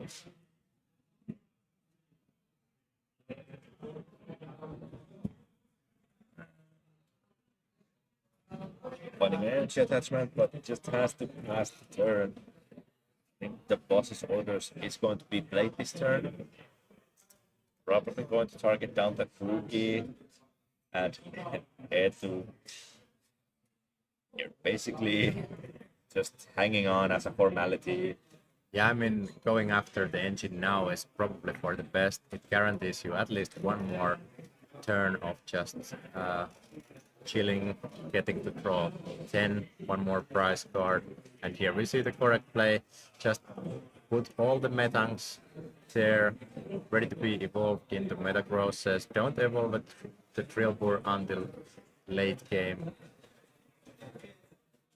Yeah, this is the line, and just reserve some energy so that you don't get stuck. Yeah, this is the line, this is the way. At this point, I think even if Edu is like able to get the perfect turns, I don't know if he's able to mount any kind of comeback. These Pokemon are just too difficult to take down. We already have 4 energy on 2 Metangs. Can already set up those Metagrosses into your hand here. There's basically no energies left in the deck. These metal makers just going through. Usually you're content with like 2 or 3 metal makers on the board, but having all 4 there is kind of insane. No Metangs or Beldam's prized. Just Yeah, and now you have the freedom to also start just evolving these without needing to worry about your future attachments either, so they're safe for a possible boss play. and then we see the boss orders targeting that rookie, as we said. Yeah, this was prepped by Jon already last turn with the Petrel, and I think manages to draw even one more boss from the prize cards. Yeah, was this not a game 3? I think we would definitely see Edu just going to the next one, but here there is no next one. This is it. Yeah, you have to make do. It's your last chance. Just another pass of the turn. Really brutal here. At this point, Yona can basically just attack, attack, attack, and it's hard to see a way out for him. Yeah, I mean, but you just want to make sure that there's nothing that could surprise you at this point, but keeps the round to a minimum. Just wants to see what Edu still might have, but I think looking at through the moves here, there might not be switch. Okay, Maybe it's we the have last like a card. Gladion. It's the last card, Gladion. Yeah. Okay, okay. So that's Oh, fine. at least, you know, going out with style. I don't think it's even enough damage to take the knockout. 130 minus 60 is 70, so it's just times 2, 140 damage. Judge is doing the math there, so then we take out the resistances, Yeah. and it's 140. Great Yeah. that we have the judges there very cleanly. going through all the motions, making sure that the gameplay stays clean, we don't make any mistakes. Yeah, I mean, at this point, if you just evolve one last metang, I think you have enough attackers, even if Ed would piece out Yeah. somehow some knockouts. And that concludes the top 8 game. Jonna will be advancing over to top 4. Yes, and I think since all the other games for the floor have already been concluded, we will be skipping the winners interview this time to just progress the tournament on a timely Exactly. fashion.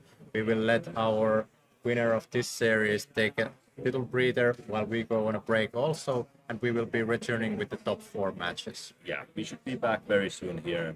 So don't go anywhere. Maybe grab a nice drink or maybe some food and Or come ice back. cream. A jumbo ice cream. We'll see you in a bit.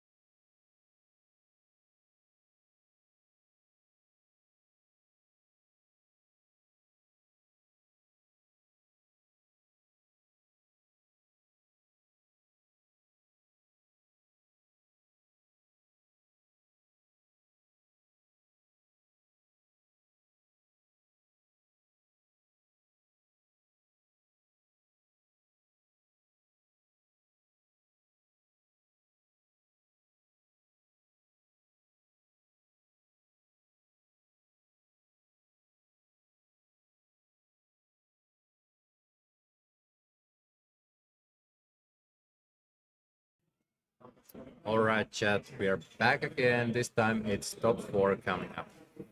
Yeah, some exciting matches coming up. We will be streaming both top 4 matches for all of you.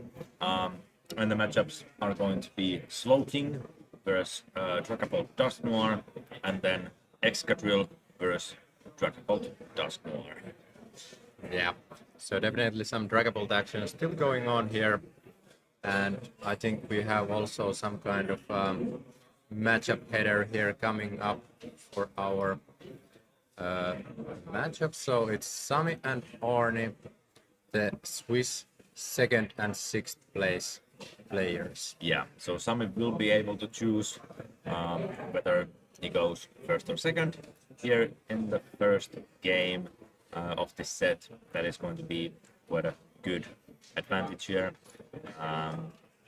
Now we already saw Arni taking down a Dragapult here earlier today, but something to note here is that Sami is playing that Dusknoir variant of Dragapult, having a bit more options against the Slowking. The Dusknoir can be quite brutal. You can do some crazy board wipe plays with that Dusknoir's ability.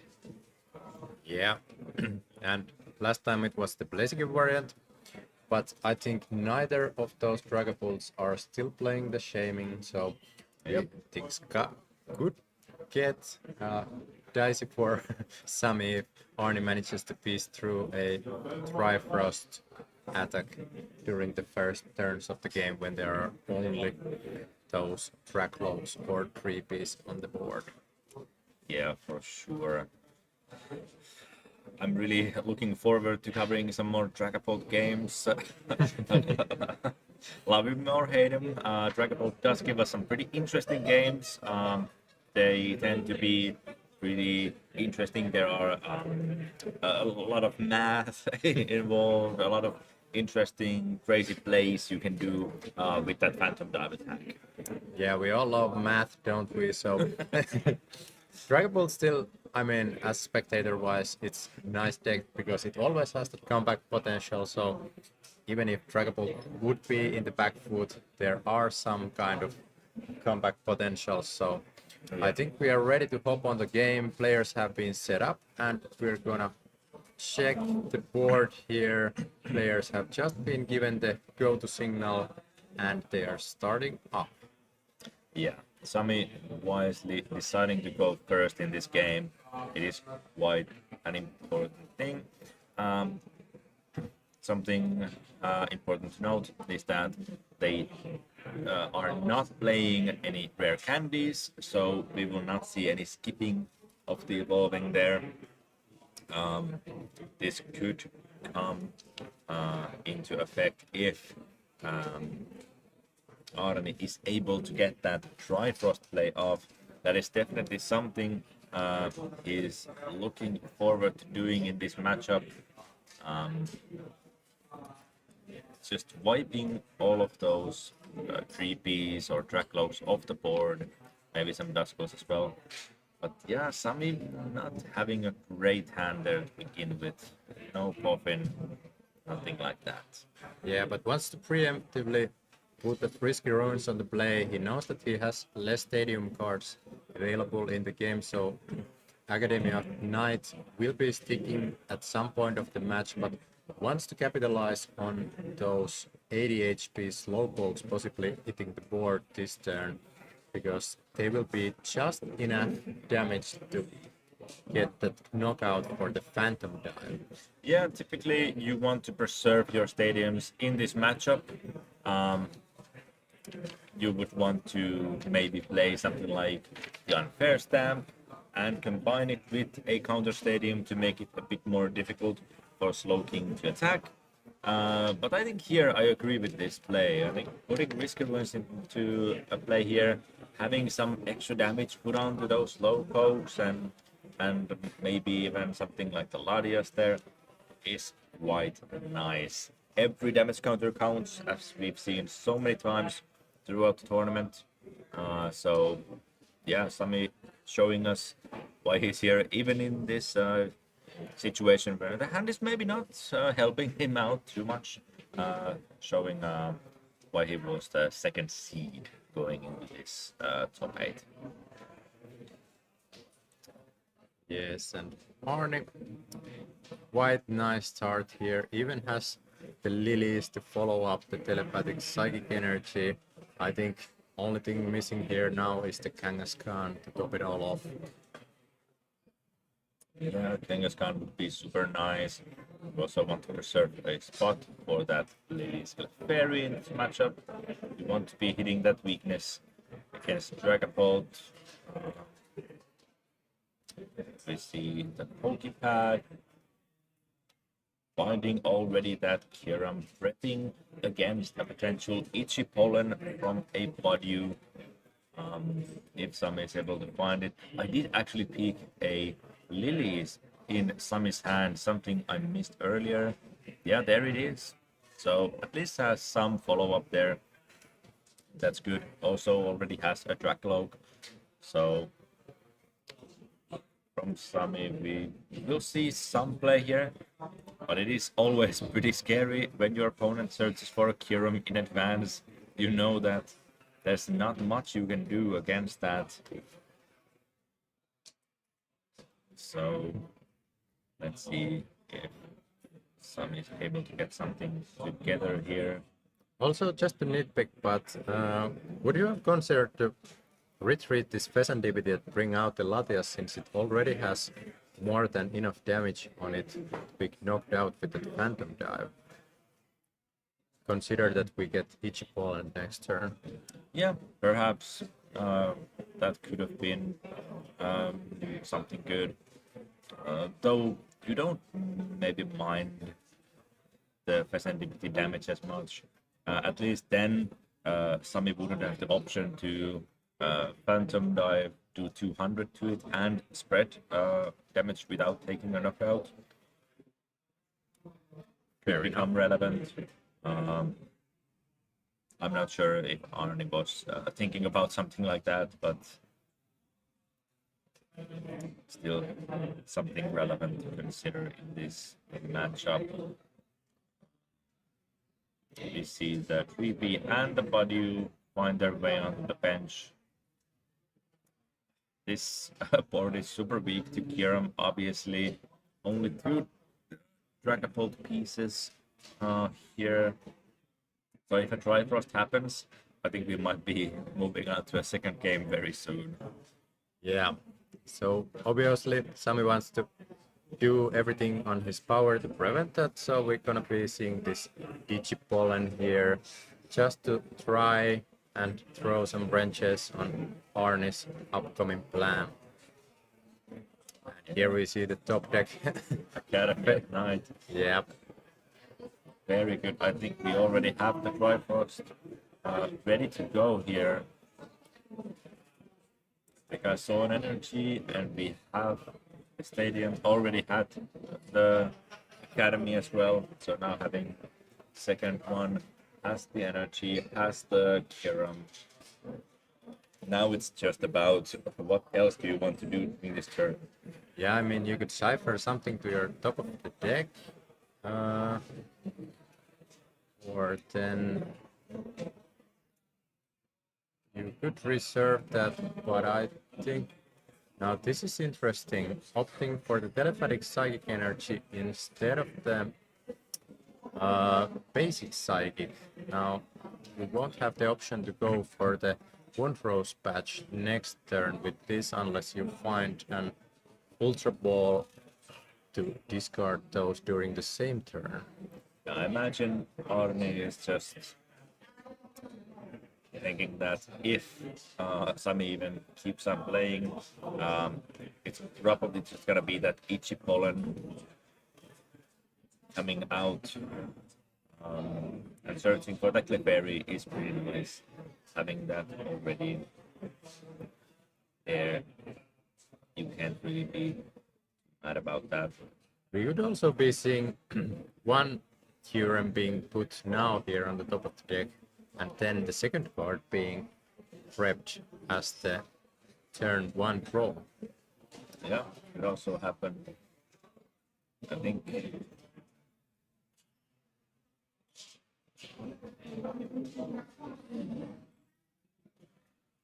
Arni just prepping some good top decks for himself next turn. Now going into that slow king, we will be seeing that Trifrost probably taking out Dracloak 3P and Duskull. Probably the one with the damage. Oh, actually going ahead and taking out the Badu. Not bad either. Yeah, I mean the Duskulls become a hindrance later on.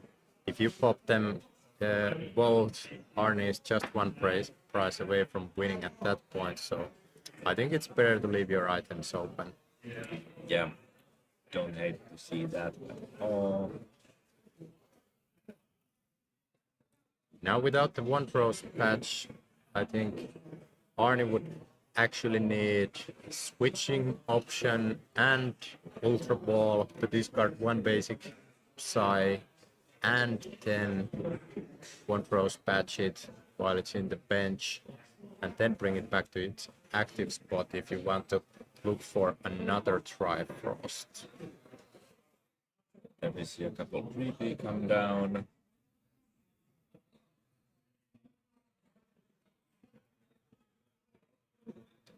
We'd really like to see an unfair stamp played this turn. That's something that can be very strong after these Trifrosts happen. You're sort of left with a board of nothing. You have to discard the energies, so Slowking becomes very vulnerable to that unfair stamp. Yeah, especially if it doesn't manage to get that boomerang energy going, and here we saw that it wasn't found. So if this Lilies managed to grab that unfair stamp, we could be still back in this game. Yeah, let's see if Sami is able to find it. Wrong 8, I don't see the stamp. Might just see the retreat. Yeah, at least there's counter stadium to bump that academy. Yeah, Vigilant very good here. Means that Arni won't be able to attack again next turn. There's no way of getting 2 energy into play without items with this deck. So Sami will get a turn to chill out. Yeah, and Sami contemplating there whether to bump the stadium or not, but considering Arni's big hand size, I think it's better to save for later and combine it with the possible stamp turn. Yeah, totally agreed. Very well played there. But what kind of sucks here for Sami is the fact that those 3Ps cannot become Dragapults next turn. There are no rare candies, no way of getting a Dragapult next turn.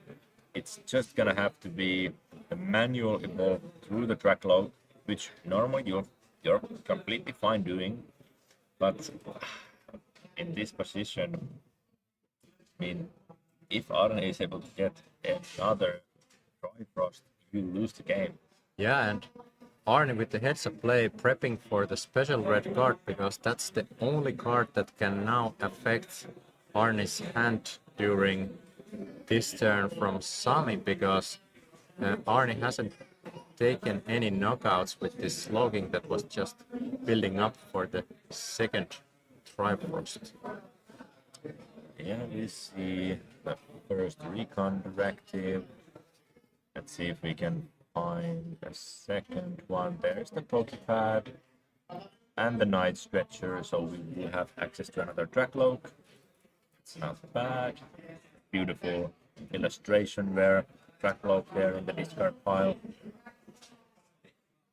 I mean, at this point, Dusknor becomes very valuable.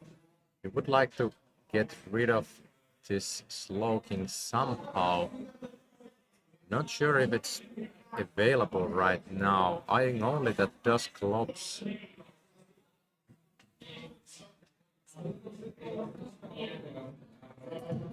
could also be that it's priced and paying a hefty price if you would take 2 dust globes to take out this logging, so that's not really an option. Yeah, but you kind of have to probably get the knockout on this logging. I think you have to assume as Sami that if Arne is able to attack, the Bifrost is coming. Arne has had so many turns to set up this play. You know that Arne is a great player and does have the foresight to get here. Then you would have only 30 HP body there, with Arne just 1 prize card remaining, so... Yeah. No, I don't think it's 30 HP really matters. There are no Pokemon there that can really attack with 1 energy. So you would know that you would be safe for 1 more turn. And at this point, you are making kind of just these desperation plays. There's really no good options available for Sami.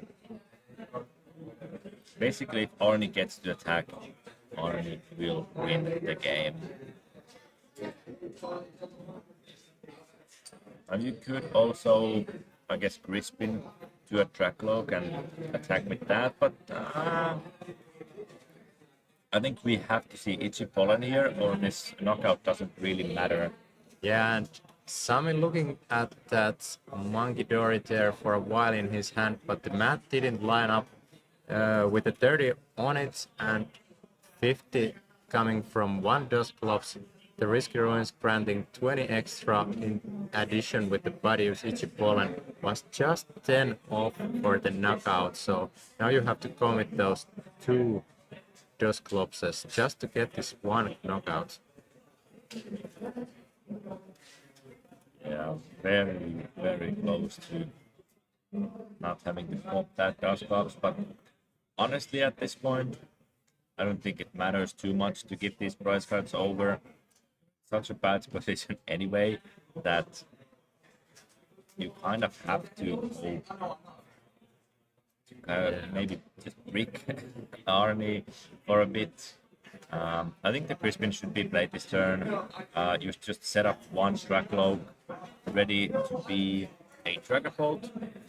Yeah, definitely, because you don't want to play the next turn. The goal probably here is to target that Lily's Clefairy with the boss and take the Slowpoke out with the fadeaway Phantom Dive, taking both of those threats down at the same time. Or then you would consider also the Pheasant Deputy for the card draw, but Slowpoke has to go with the residual damage coming from the effect of the attack.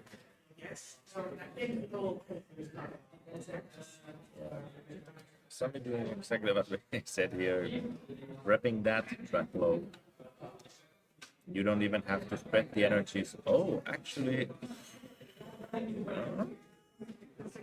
this I'm not really sure about. Taking the knockout there is kind of questionable. I mean, Arne wins with an energy and a it's a what is Wondrous Patch. Yeah, but was there still a basic psychic energy at the discard pile though? I think Arne used double 1 throws. I think from the Slowking that was knocked out, one was put into the discard pile. Yeah, I think this needed to be combined with a body attack.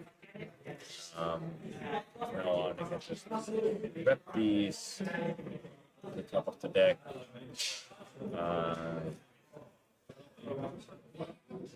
And Cypher and Wondrous Patch and draw into face. Okay, Arne explains the plan and Sami concedes now. Yeah, maybe chilling with the body there was the correct plan, but with a hand that big, you gotta know that there has to be access to that Wondrous Patch there, so maybe didn't quite see that play, or maybe just hoping that it didn't happen, maybe thinking that you kind of have to do this play. But I don't know. I think taking your chances with the body was the safer bet there. Yeah, for sure. I mean, you are still in a dicey spot anyway because you are down so many prizes. At least getting that Dusknor out would have saved at least one prize card, but since it was priced, I mean, what can you do? Yeah, I think the gameplay was overall very clean. I think Arni again showing us his prowess with this deck. A deck newer to him, but I mean, if he's performing this well with it, taking down these Dragapults, this could be the play for Worlds. I mean, yeah, you better pay your shaming taxes there if you're considered coming because Slogging is about to take this scene by a storm. Yeah. Now, I mean, before you become the world champion, I think you're gonna have to become a national champion. Arnie just one game away from getting to that finals match.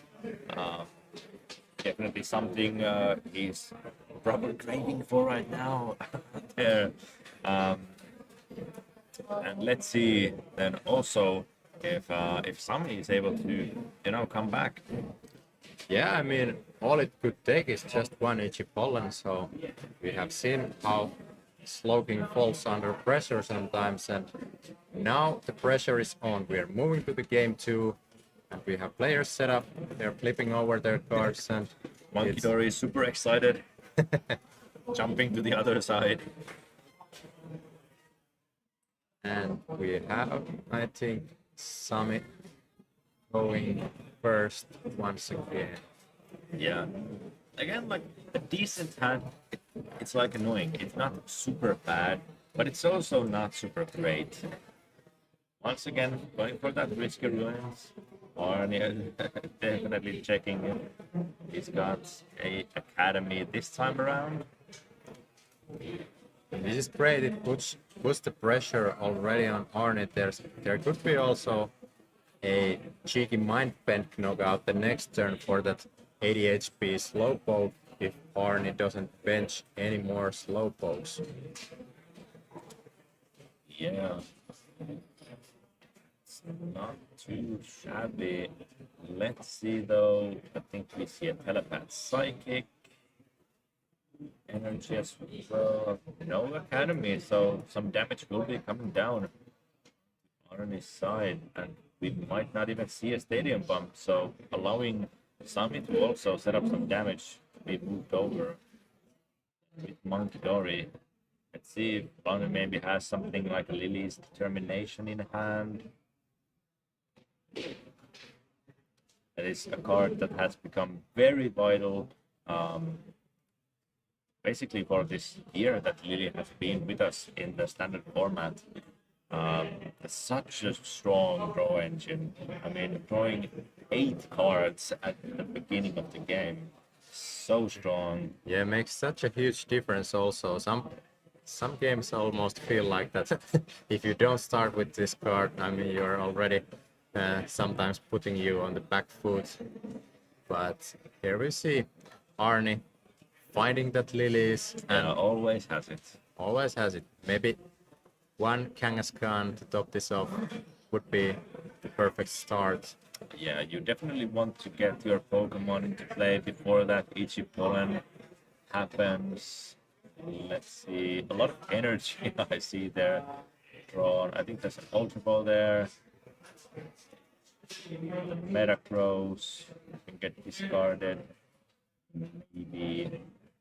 Yeah, I mean, you have to play the Ultra Ball now and then put all of your items into use before they become obsolete.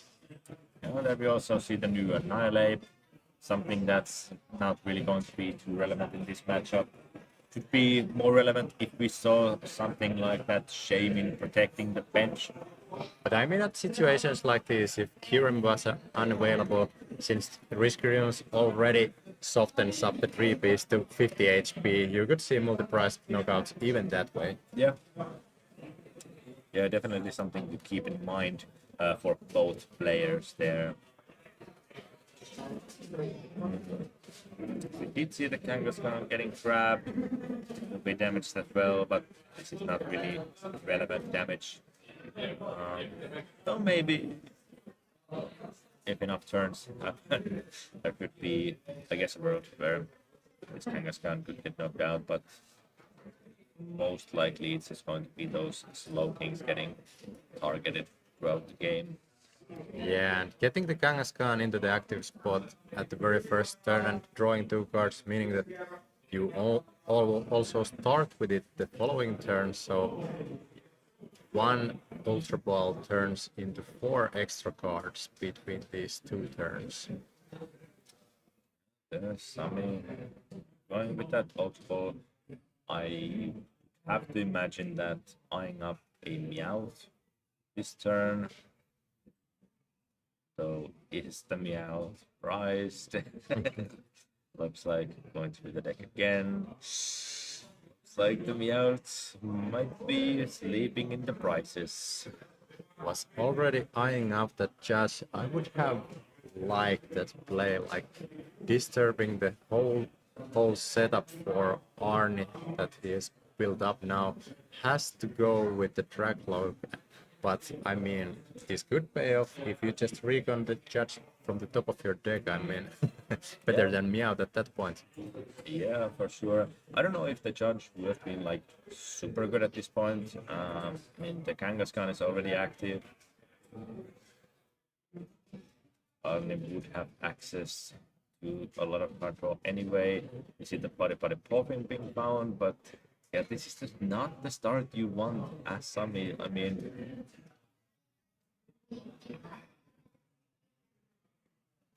like, yeah, you get to each pollen here, but Arne is once again quite close to having that crazy Trifrost turn. And here the hand board is even weaker than in the first game. Yeah. Now, I think all Arnie has to do now is find those pieces for the Trifrost. Maybe starting this off with runner and seeing if there's something to be played, but I think there's quite a lot of item and energy cards in the hand, so might not be possible during this time. I don't see a Hiram there. Maybe getting rid of some of those, like discarding the Annihilate, might be sort of fighting Arnie right now. Won't have access to that. That could have at least picked up 2 prize cards here. But yeah, I mean, Sami doesn't have yet much going on, and maybe Arnie already figured it out since the Ultra Ball didn't find a Meowth that it would be priced. So your top priority now is just to start taking some prize cards fast and prevent your opponent from setting up at this game at all. We could also see one funny move that's sometimes an option. Just take the top card of your deck. I mean, you're still running 2 Kirams. yeah, you can just choose to try if this slow king could seek the inspiration from a random card. Though you're obviously way more likely to discard something like a prime catcher or a lucky helmet or something else. So yeah, Arne is just opting to stay calm, keep carrying on with this setup. Yeah, and I think the first priority for Sami here is now to just evolve one of those Dracloaks to prevent the sweep from coming through. Maybe since Arnie couldn't find the Trifrost last turn, there's possibility that it's not coming the following turn either if you just keep pollening them. Now there's a difficult decision here between 2 key cards. I think there was an Unfair Stamp and a Darkness Energy. One of those activates your Monkey Dory, and one is a future proof, but there's also the pressing matter of getting Dragapult into play. I think here maybe you just have to involve one of your Dragapults into Dragapult. It's not great a Dragapult in play like that when you're staring down a board that has Clefairy in it. I mean, if Arnie just has basically any attacker to be discarded with Slowking and a boss's orders, you could see that Dragapult being knocked out. But at least you're protecting yourself from that Trifrost play. Now we see the Adrena Brain, 2 damage counters on the already damaged Slowpoke. I mean, if you apply 10-2 more, you are getting the knockout if it evolves to combine with the Phantom Dive. But I think evolving the damage track load would have been the correct play. Now there's a chance that if the Trifrost comes through, all your damage on the board will be wiped out. You're basically missing then some damage, but I think also the counter argument to that your Monkey Dory also goes away. But if you're planning to play, for example, Rosa, you could piece out together a 3 price turn anyway. Yeah, the Trifrost finally happens. Very smartly, Sami did protect this one track load by making it a Dragapult, but yeah, this, I mean, there had to have been a good top deck. Yeah. I mean, now this board though, Dragapult can't be knocked out by Lily's Clefairy since it's the only Pokemon in play. That's true. So Arnie would have to get another Slowking or maybe power up something like the Latias, a Pokemon that basically never attacks. But here you have the Psychic Energies, and with Clefairy's ability, you would do 400 damage to Dragapult. Yeah, I mean, there are already 2 Wondrous patches on hand, but I think there is not enough basic Psychic Energies to go with it in the discard pile. Yeah. 4 of those in total in the deck though. I don't know if there's any basic Psychic Energies in Arnie's discard pile. See the Meow being played. Cybermaniac. Or Psychic. Maybe we have enough to get there. Yeah, I mean, Ultra Balling the basic Psychic now. I think you can get Slowking into play and then power it up, and you just need something to attack like Metagross. I think we might have access to Metagross. I'm sure we do since Arnie's. Yep, there it is in the hand. Arnie is playing with such a confidence and speed that I think that was just a matter of time that it came through there during this turn, but making sure that everything was available and showing us why he is such a known and respected player. yeah, very clean play there from the slogging deck and Arnie's side, and I think we might be even having him here on the winners interview soon, so be on lookout for that.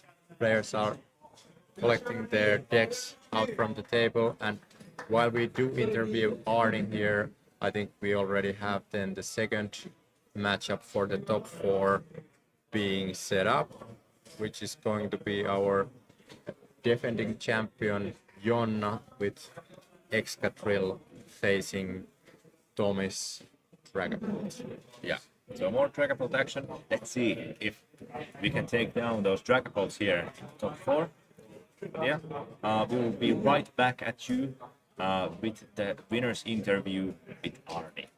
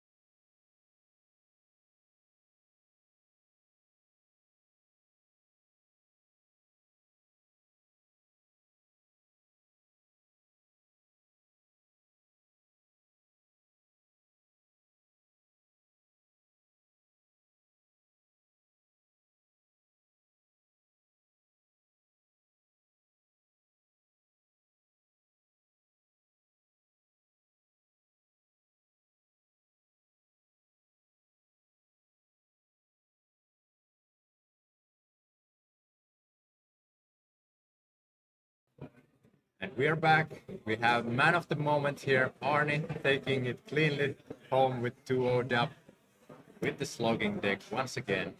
I'm getting some deja vu. It feels like we've been here before. Arne, really showing us how it's done, taking down that Dragapult. I mean, I'm not gonna even ask how you're feeling. I know you're feeling good. Yes. Advancing to the finals, so close. One more game. Absolutely.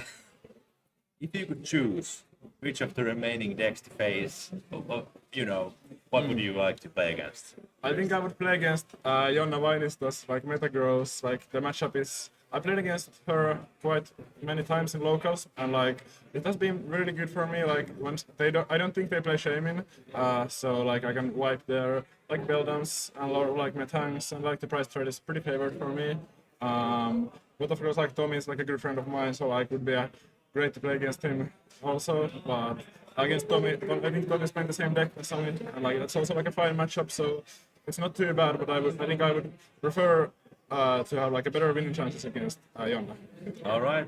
So happy to face anything, but Yeah. looking pretty good for you. But let's not, get ahead of ourselves. Exactly.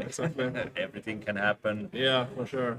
In those games, I mean, some pretty unfortunate beginnings from Dragapult, not getting set up like too well. Proofing against that Trifrost, such a strong attack.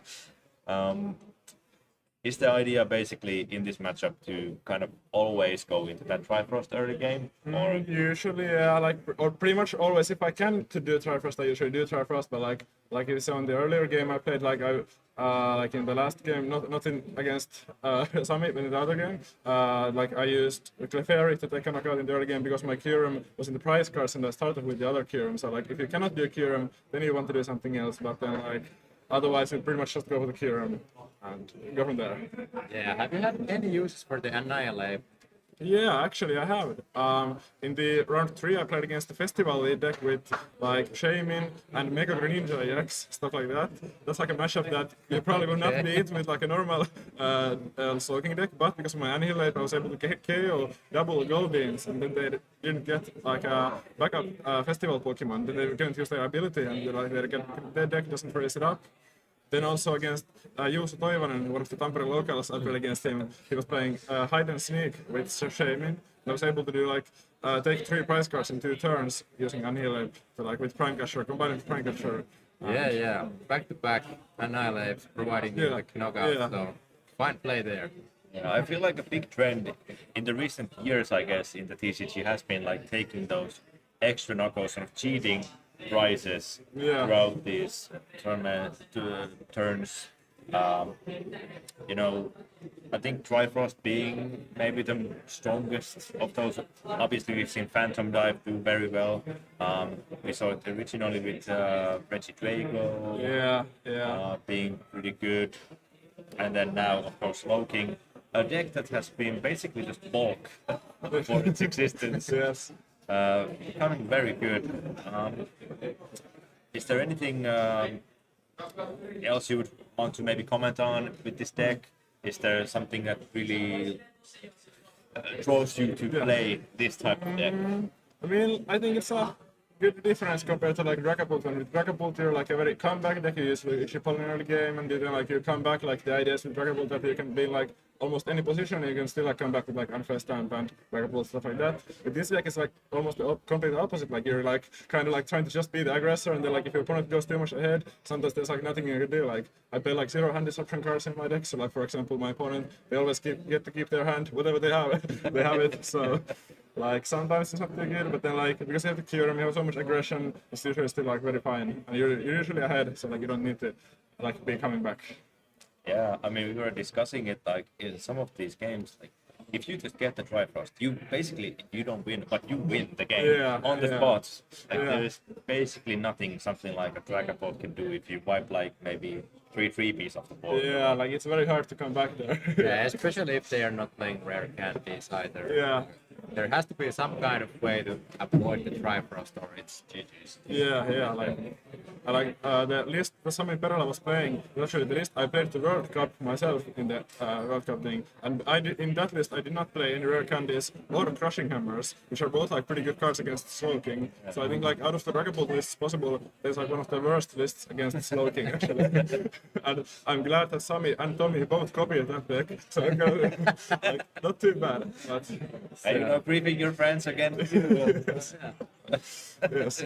Always have the favorable matchup against your own peers, so that's great. Yes. All right, any last shout outs you want to make before we move on to the... Shout out to my friends over here, like of the guys here, team TCR, team SPP. Shout out to those guys also. I'm not really representing them, of course. Shout out to Jonas Kerkis, who is right there. There, Jonas Kerkis. Shout out to Jonas Kerkis. Yes. Of course, of course. All right, thank you thank for you. the interview. Thank Good luck you. in the finals. Thank you so much. And we'll be taking a quick break before the second top 4 match. Yes.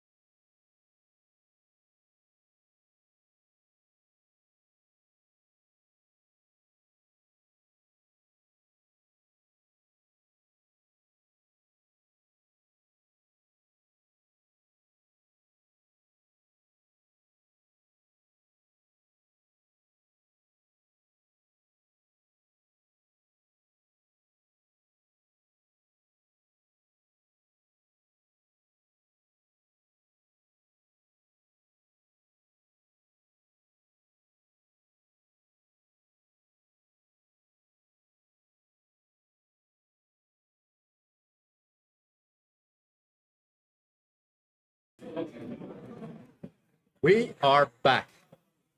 That was very cool. The transitions.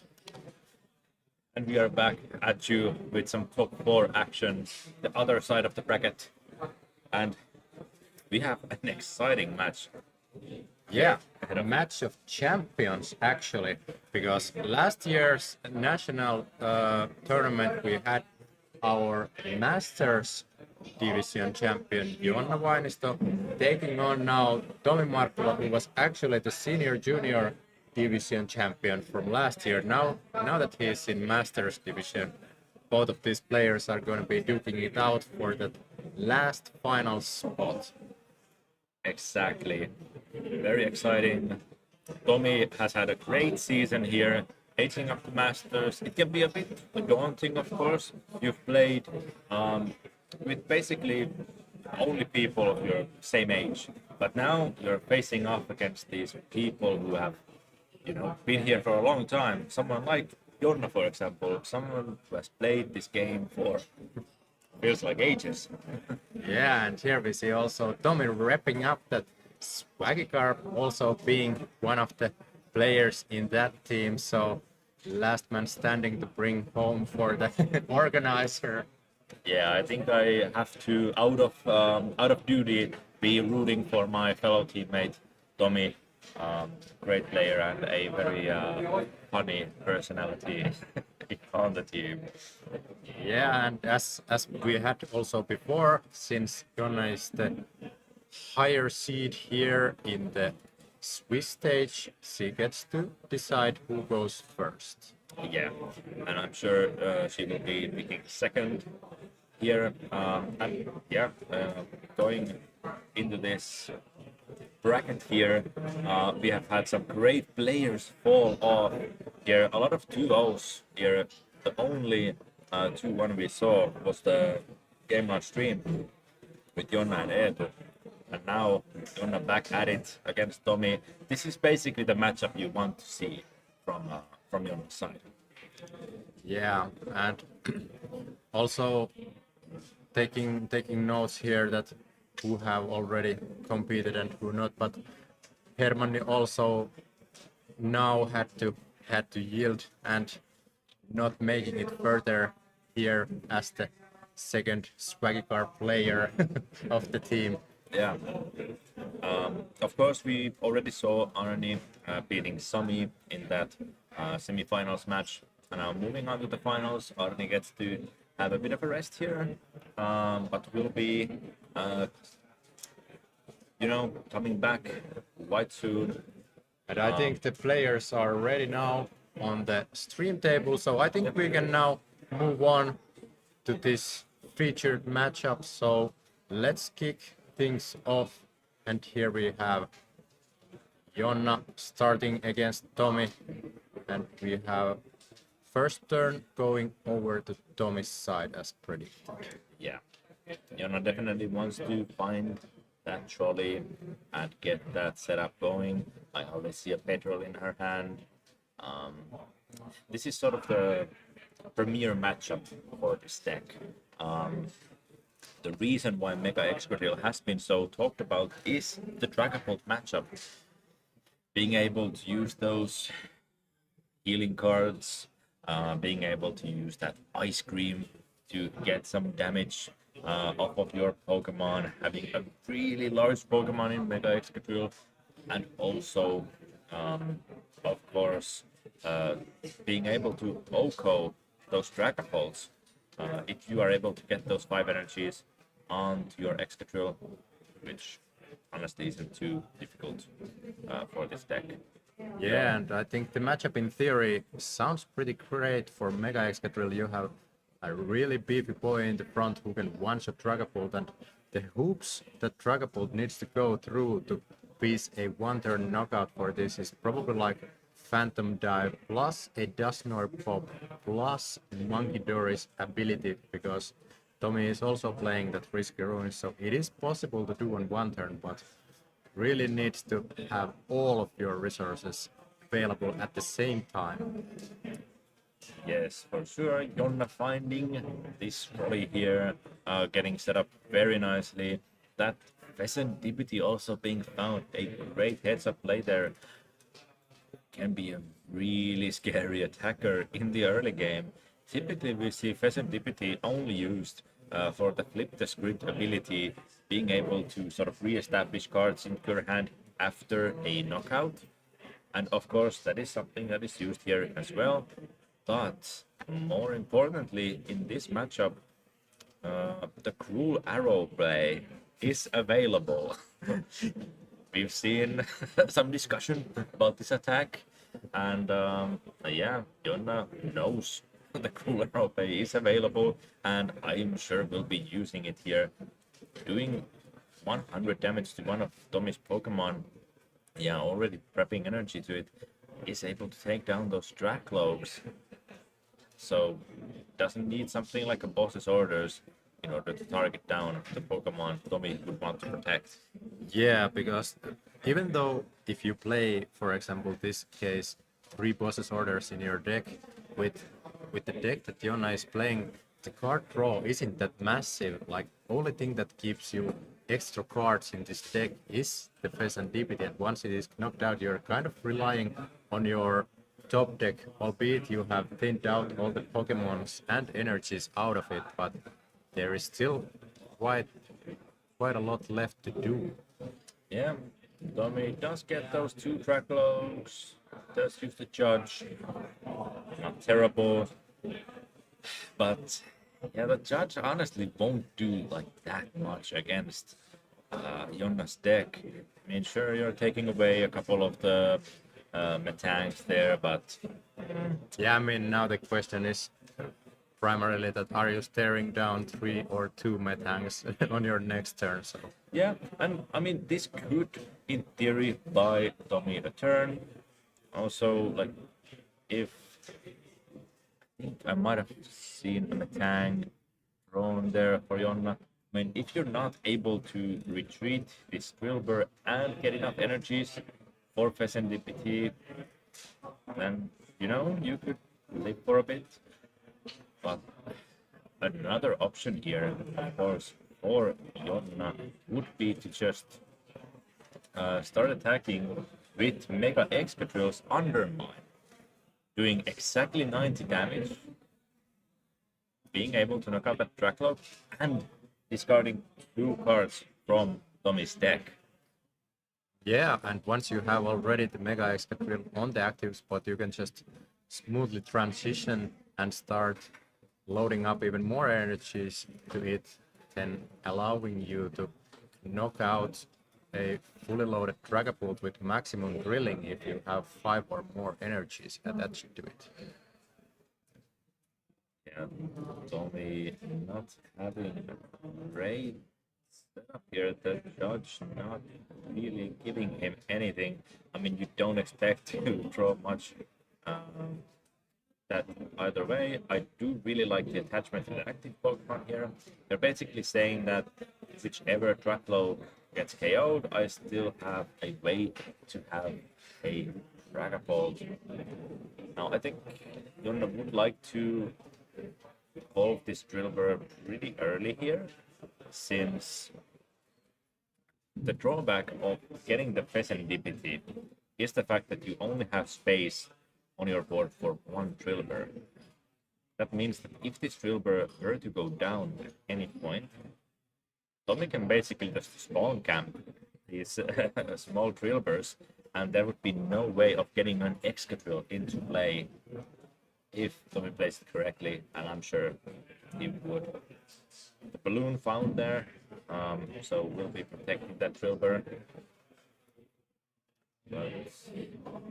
Yeah, I mean, at this point, the Cruel Arrow doesn't sound too enticing because there is already a prime target on the active spot, so doing the damage on the bench doesn't bring any benefits at all, but let's see, the air balloon was already grabbed, so this would signal that there would be a retreat coming up. Yeah, you're not deciding to not grab the Mega Excadrill, I don't think. Kind of interesting here. just decided to go for the cool arrow play, it looks like, but honestly, I think this might be a bit of a tunnel vision. Yeah, I mean, it's great if there's a body on the front and then you just keep sniping drag loads on the fence. There is already a great target on the front, which is the drag load. Yeah, and you don't really mind it. The next control gets attacked, you could very easily just return KO the Dragapult there. So, yeah, this is kind of interesting because now I think looking at Tommy's next turn, the Pheasant Deputy isn't that scary anymore after this one attack. If Tommy is able to find something like a Dustclops plus Dragapult, I don't know. That doesn't sound too good. Or even just a Dragapult Fire Energy plus boss. Maybe even just a Dragapult boss. Yeah, or Dragapult into Crispin into Monkey Dory would also guarantee that 7 damage counters being placed on this drill burr because of the risky runes. And I could also take out this Duskull. I would hate to see that. I think I would actually prefer the Duskull knockout here. Taking away options from Tommy. But now, I mean, hitting into this Pheasant Deputy on the active spot. And it looks like Jonna is maybe eyeing up a play where she's going to attack with Metagross into a Dragapult, but Metagross does require some sort of a damage buff. So if Tommy was able to maybe combine this with something like the Unfair Stamp, disrupting Jonna's hand, it could be difficult to set up the Metagross KO. Yeah. Well, there's only one recon directive and the hand is quite small, so piecing together a Crispin turn in addition with Dragapult isn't probably an option, so we have to be on the lookout for that Lily's determination and then just hope for Dusclops to be able to knock out this drill burr.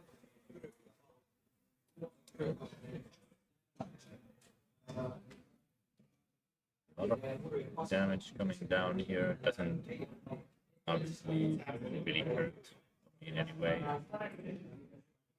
Can be moved around. Dory. Let's see. Now the Drillbur is very vulnerable. I mean, on the art, looks very happy. Maybe doesn't know what's coming. Just a happy little camper. Yeah, doesn't know that there's this like catapult dragon looking down the barrel. I mean, considering Tommy is taking his time deciding this recon, I don't think there's a Lily coming up. The hand could be quite weak also. I think I see a Crispin and a Dragapult there, but might not have much else going on. Meowth has to come down. I think that's fine at this point. Yeah, I mean, Lily combined with Dragapult Fire Energy Dusknoir, or Dusclops, and you are still pretty much well in the game. And there's the Dragapult also. You only need now Fire Energy and a Dusclops. Yeah, not much needed.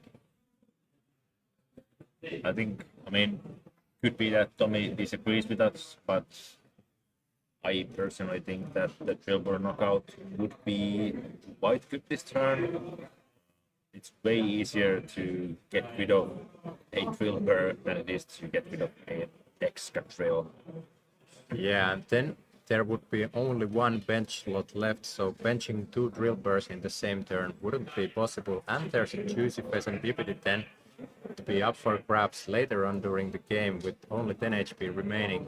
Granted, you could be healing it for 80 with Jumbo Ice Cream, but I mean, Pheasant Deputy for that isn't probably the prime target.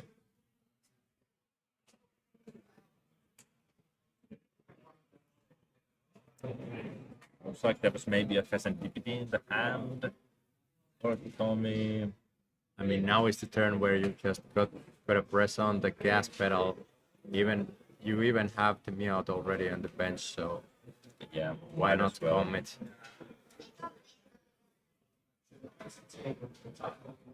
Yeah, no damage done to the pheasant DPD because Risker Ruins does ignore dark type Pokemon.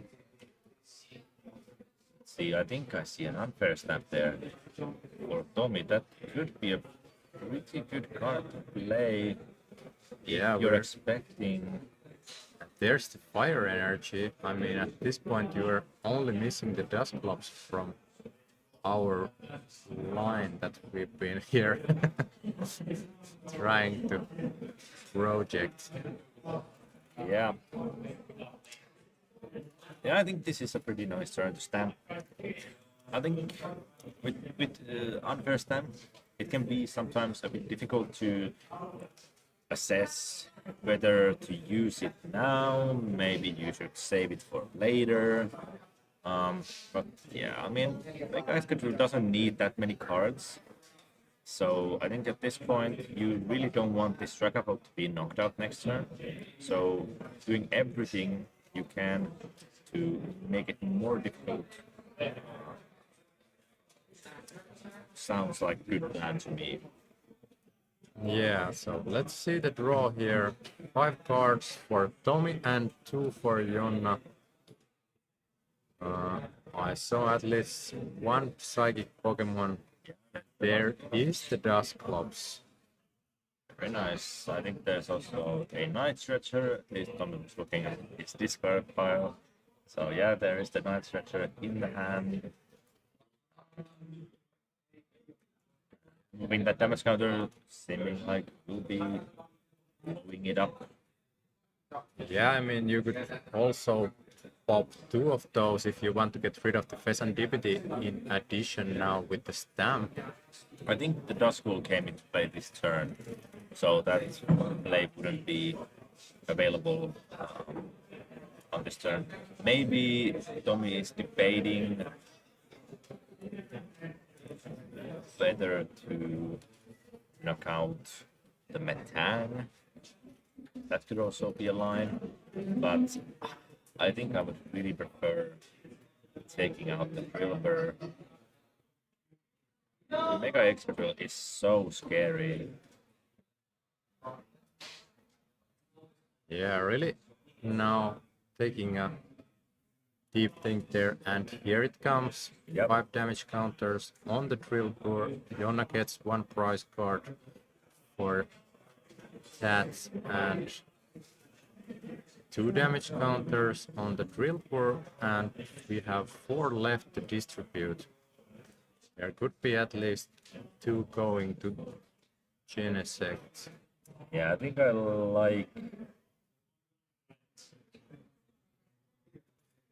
like this. I like putting just 4 on this Metang. You really don't want to evolve this one.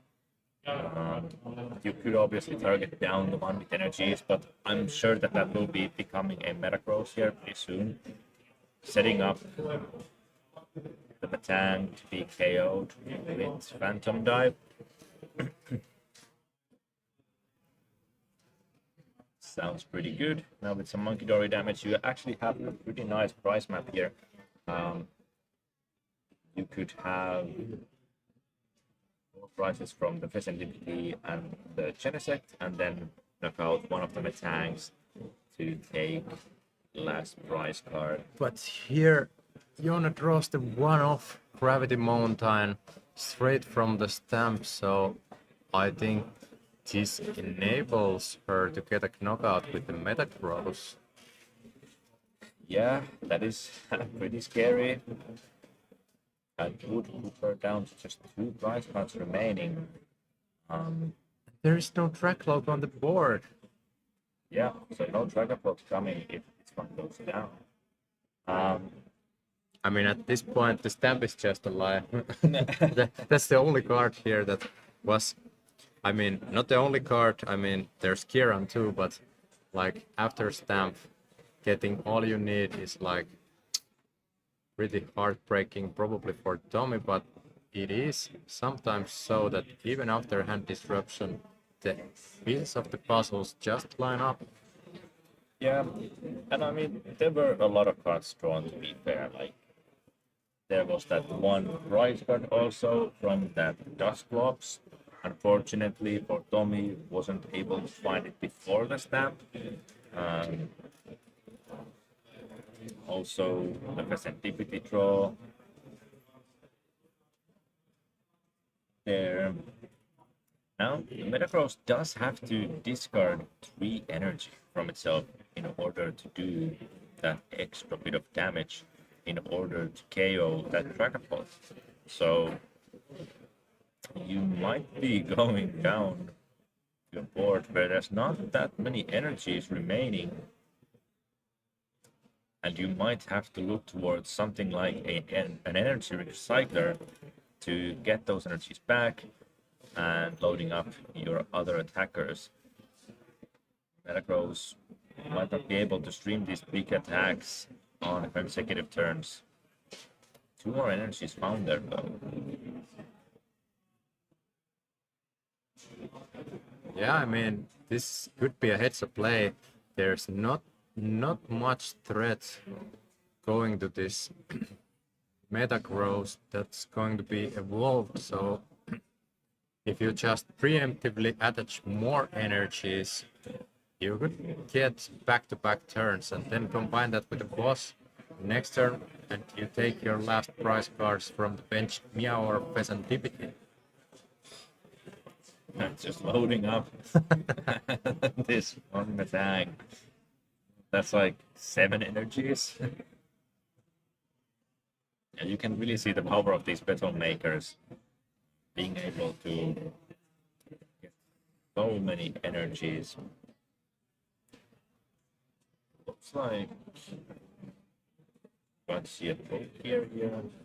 Yeah, now that the energies have been thinned out of the deck, hitting some kind of a supporter card here is going to be almost guaranteed, and we have a luxury of choice here between judge and boss.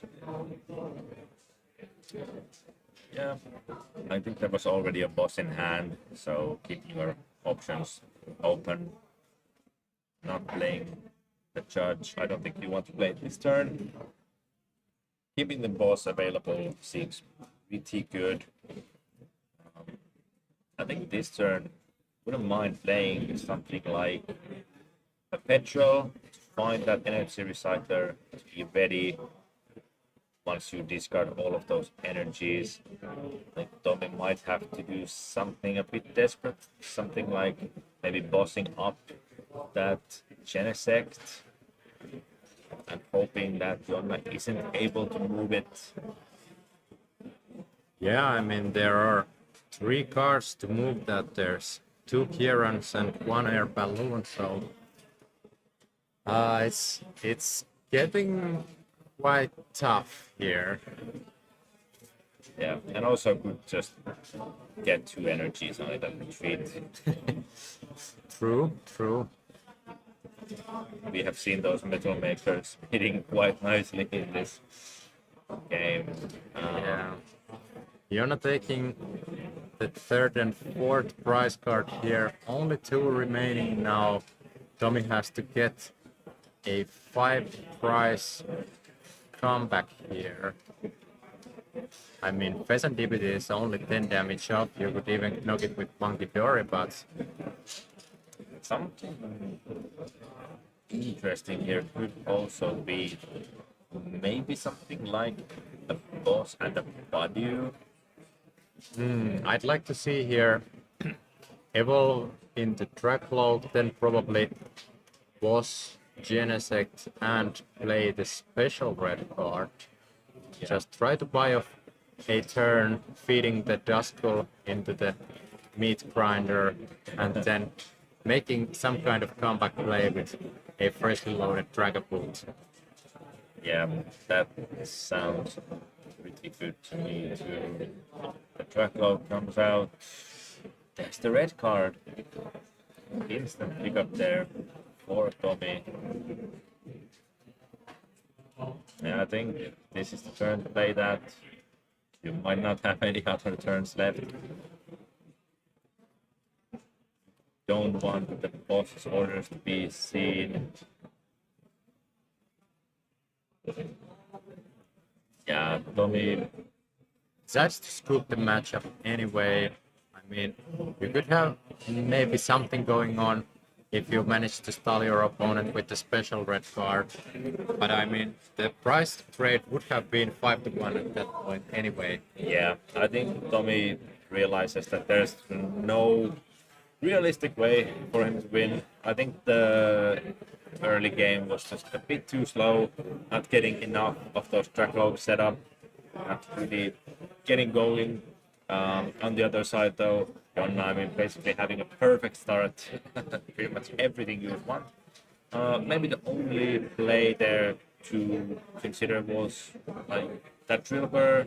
Maybe it should have been evolved, but Yeah, I wouldn't have minded just to start swinging with the Mega Excadrill since the track log was already in the active spot with the energy, so just coming to snipe it with Pheasant Deputy for the benched one didn't make much of a difference. And then you had already prepared for the upcoming Dragapult. yeah, there are obviously a lot of outs to these damage modifiers, like the Gravity Mountain, but still, I mean, if we had missed that, that Dragapult would have been alive, and I think the game goes totally different from there. Getting that knockout with the Metagross was the deciding factor in that game. But now, obviously, Tommy will be able to choose to go second, and I'm sure Tommy will be going second, trying to get that Badu and really disrupt Jonna's setup. Yeah, if Jonna doesn't have something like Drill Bore on the start, getting those basics into play under item lock is going to be nearly impossible since all the deck list does is that it relies on that trolley. Yeah, exactly. The trolley is very strong, as we've seen. Like, you can get that one card and then set up your entire board. You can use then Genesect to find your evolutions and stuff. You can use the Metangs to find your energies. So, yeah, you can just play off your board. But what if you don't have a board? We've seen so many games, even throughout this weekend, where Itchy Pollen is able to just completely destroy your opponent's setup. That pesky little, I don't even know what it is, like a seed? Sapling or That- something yeah. like that. It's just able to hurt you so much. But So, let's see. Can Tommy blow it back here? We are going to game 2 and Jonna is going first here. yeah, no trolley to be found in this starting hand. If Asymmetric started for Tommy, not something you love to see, but it's not like the worst thing in the world. It is a Pokemon you do want on the board quite often. Obviously, a two-pricer you would want to maybe keep in your hand, but Excadrill isn't a deck that can like, super easily knock out like two-pricer, for example, on like turn 2 or anything like that. And there's the one of Ultra Ball in the starting hand. Definitely wants to play that before Badu hits the board. So now, considering the situation, there are a couple of options. Either going with the Genesect or to prep with a Drill Bore, since Drill Bore has that call for family attack. That could set up also your board. Looks like the Genesect is the choice here for Jonna. Getting those evolutions thinned out. I do like this a lot. Just getting the setup going.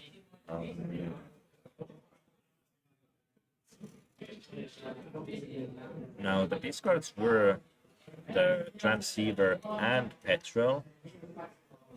So there must be something other in Jonna's hand. Maybe there's a lily there or something like that. Doesn't play one though. Oh, true. That was Juho was playing the lilies since Juho's ace spec of choice was that cape. But yeah, the only real like consistency supporters in Jonas decks are those petrels. So maybe there's another one available. Yeah, and Tommy playing two of those bodies wants to make sure that it isn't priced and can get it for the beginning of the game. So already eyeing up that with the Pokepad. Let's see if he can follow it up with a supporter such as Lilies here. Yeah, I think the body is something you definitely want this turn. You do not want to see a trolley and seeing those discards. I mean, you gotta be sure that there is some out to trolley if the body doesn't happen. Versus trolley, one of these ace specs that's basically hated by everyone. Yeah, you hate to play against it, but you also sometimes hate to play it yourself because it's such a make or break card in your deck. Like if you whip out on it, your strategy is basically like gone. Yeah, and it is an item card, so are you able to say no, no trolley for you? We will have that Ichipolan happen. We already have energy now attached to Fazendipity, so the retreat will be happening. We already have a 3P as well. Pretty nice, but I'm sure Tommy is looking for something like a Body Poppin to set up another 3P, maybe a Duskull as well. Would be very nice. I see already a 3P and a Body Poppin in that hand. Very much a different start for Tommy in this game to getting pretty much exactly what you would want in this early game. Now the question is, do you want to go 2 3Bs, 2 Duskulls, or 3D 3Bs and 1 Duskull?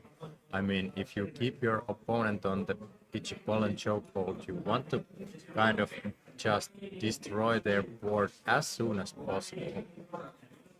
Yeah, I think the Duskull makes a lot of sense. At least one of them.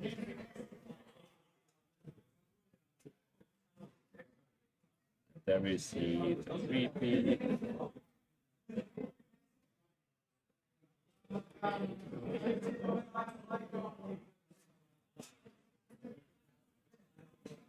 And the third 3B hits the board, so goes for the more draw heavy line. I think this is a fine and smart play from Tommy.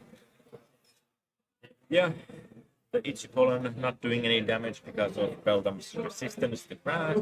The resistance we saw being very relevant in the top 8 game with Jonna playing against that festival lead. Here, honestly, not like too relevant. The Beldam will be evolving to Metang this turn for sure. So that 1 damage counter not really doing too much. Yeah, and this meta could be taking names already as soon as this turn. If the Metal Maker hits some energies, we can then knock out that body, and it isn't a shabby plan at this point because you're under item lock and want to get rid of it as soon as possible. See, it actually looks like is that trolley maybe priced? No, it is there. It's never priced, but you can use it. So, like Jonna will be opting to just find a judge off of that. Petrol, nothing really other than that to be drawn. I mean, yeah, might as well. You can draw some cards with it. Yeah, I mean, Petrol cannot give you any search cards that you could play under item lock, so maybe the best course of action here is just to search for a judge for next turn and hope to draw for some basics that could be evolved later on. Yeah. Here, I think you're looking to use that Metang, hopefully find some metal energies, potentially knock out this Badu here with this Metang. Not terrible. Shuffling up. And yeah, let's see what we can find here. Other than that, I don't think there's really anything else to do for Jonna this turn. There aren't any other basic Pokemon in hand, I don't think. So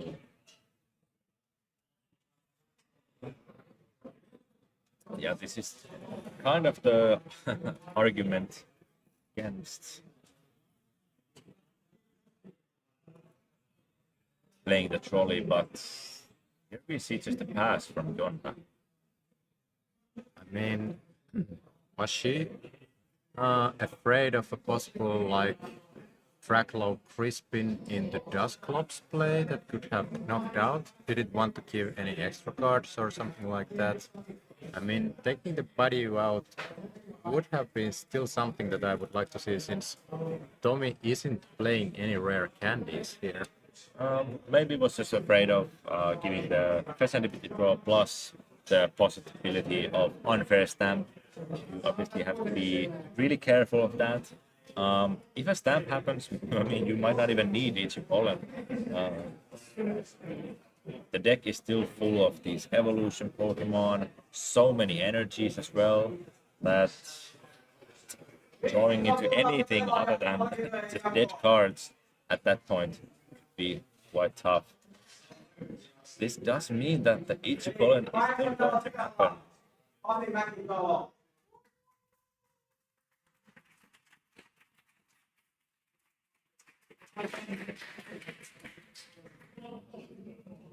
I think we're having some announcements here for the mid-season tournament held today.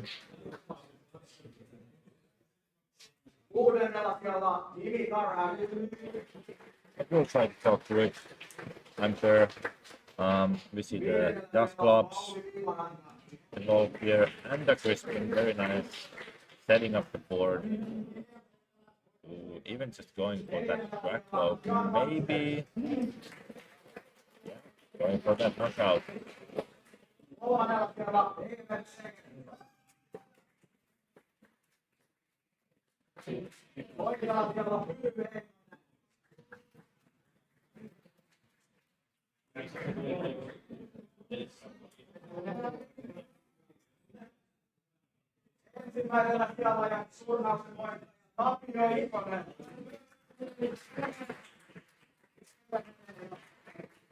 All right, I think the announcements are over, so we can We can resume, yeah. yeah.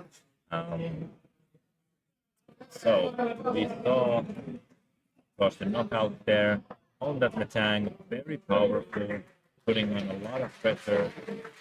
Something that definitely did not want to see. Has now prepped for just that judge play. Might not even have access to that trolley here, even though would be able to play it. Let's see if a petrol can be found. Of course, petrol was discarded earlier, so I think there are only maybe 2 left in the deck. Yeah, I mean, Jonna didn't probably predict that the item lock would just break like this. Tommy putting the pedal on the metal here, and now only thing Jonna can here respond with is just the judge. Considering the deck hasn't been thinned out yet by at all, you have all this energy and Pokemon cards left there. So you might be drawing dead here yourself also. Yeah, pretty grim here for Jonna. You might just want to try and find a trolley or some basic Pokemon off of this judge here, but yeah, we need to get quite lucky with these 4 cards. Yeah, speaking of Grim, not many Crimsonar players attended this tournament. I mean, we had only 3 of those, and none of them in the top cuts. Yeah, yeah. And Jonna sees that this game is not worth playing. This is kind of what can happen, and that's why getting to go the second in this matchup is so important. Being able to get a guaranteed turn of supporters and items to find that trolley is so vital. And yeah, Jonna obviously being the #1 seed does guarantee her to get at least 2 of those 3 games where she can decide to go second. Yeah, and I expect we'll be seeing that here in the game 3. And if there is just an out to get the trolley there, we'll be seeing the Mega Excadrill hitting the bench also soon after. So I think we are in for an exciting game 3. Yeah. As for Tommy's side, I think doing exactly what you did here in game 2 is the plan. You want to just stop the Mega Excadrill from coming into play, stop those Beldums, stop everything to save, you know, Itchy Pollen, and set up your own board, then forward wipe your opponent, and just sort of whittle them out. Yeah, and we also saw late previously during this day that it isn't 100% that you get the trolley. Even if you go second with this deck, there are still some opening hands that you could end up with, that you don't just find the leads into that petrol, which would guarantee you the trolley and your setup. So yeah, there are a ton of outs to finding the trolley, but of course, I mean, sometimes you just miss them, and it's not super unlikely to price that one of trolley.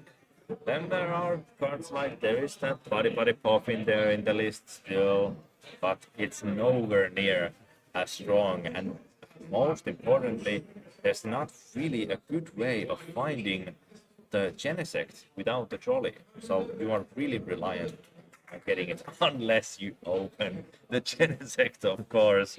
I think we've seen this so many times from Jonna, just opening up the Genesect. Not a bad starter in this deck. yeah, exactly. You get thin out your deck right from the get-go. Now here, Tommy has the Buddy Puffin, wants to establish some freebies on the board ASAP to get the draw going with the Recon Directive of Track Lock. Yeah, Buddy Puffin, definitely something you want to see always on your first turn. Not bad at all. Also starting with the Duskull, bad either. Something we saw being quite impactful in that last game as well. I think I saw a Pokegear in Jonna's hand, so that could lead to a Petrol if it's already not in hand. I think there's just a lot of energies.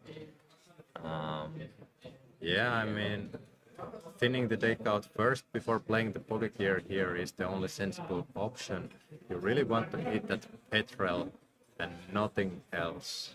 Yeah. You want to find those Pokemon, get them out of the deck, make it just that slight bit more likely to draw into those supporters. And specifically here, we want to see that Petrol. We want to find that trolley. I wonder if that trolley was in the deck. Yeah, I was trying to lean towards the monitor to check while the deck check was going that I really actually didn't see a glimpse of anything pink here, but it went by quite fast, so it might just be that I missed it also. But since the Genesect is already in the play, going with the Petrel into the Boffin isn't also that bad of a play, since you can get at least one Drillbur and one Metang, or Beldum, or 2 Beldums. Let's see, the Petrol found there.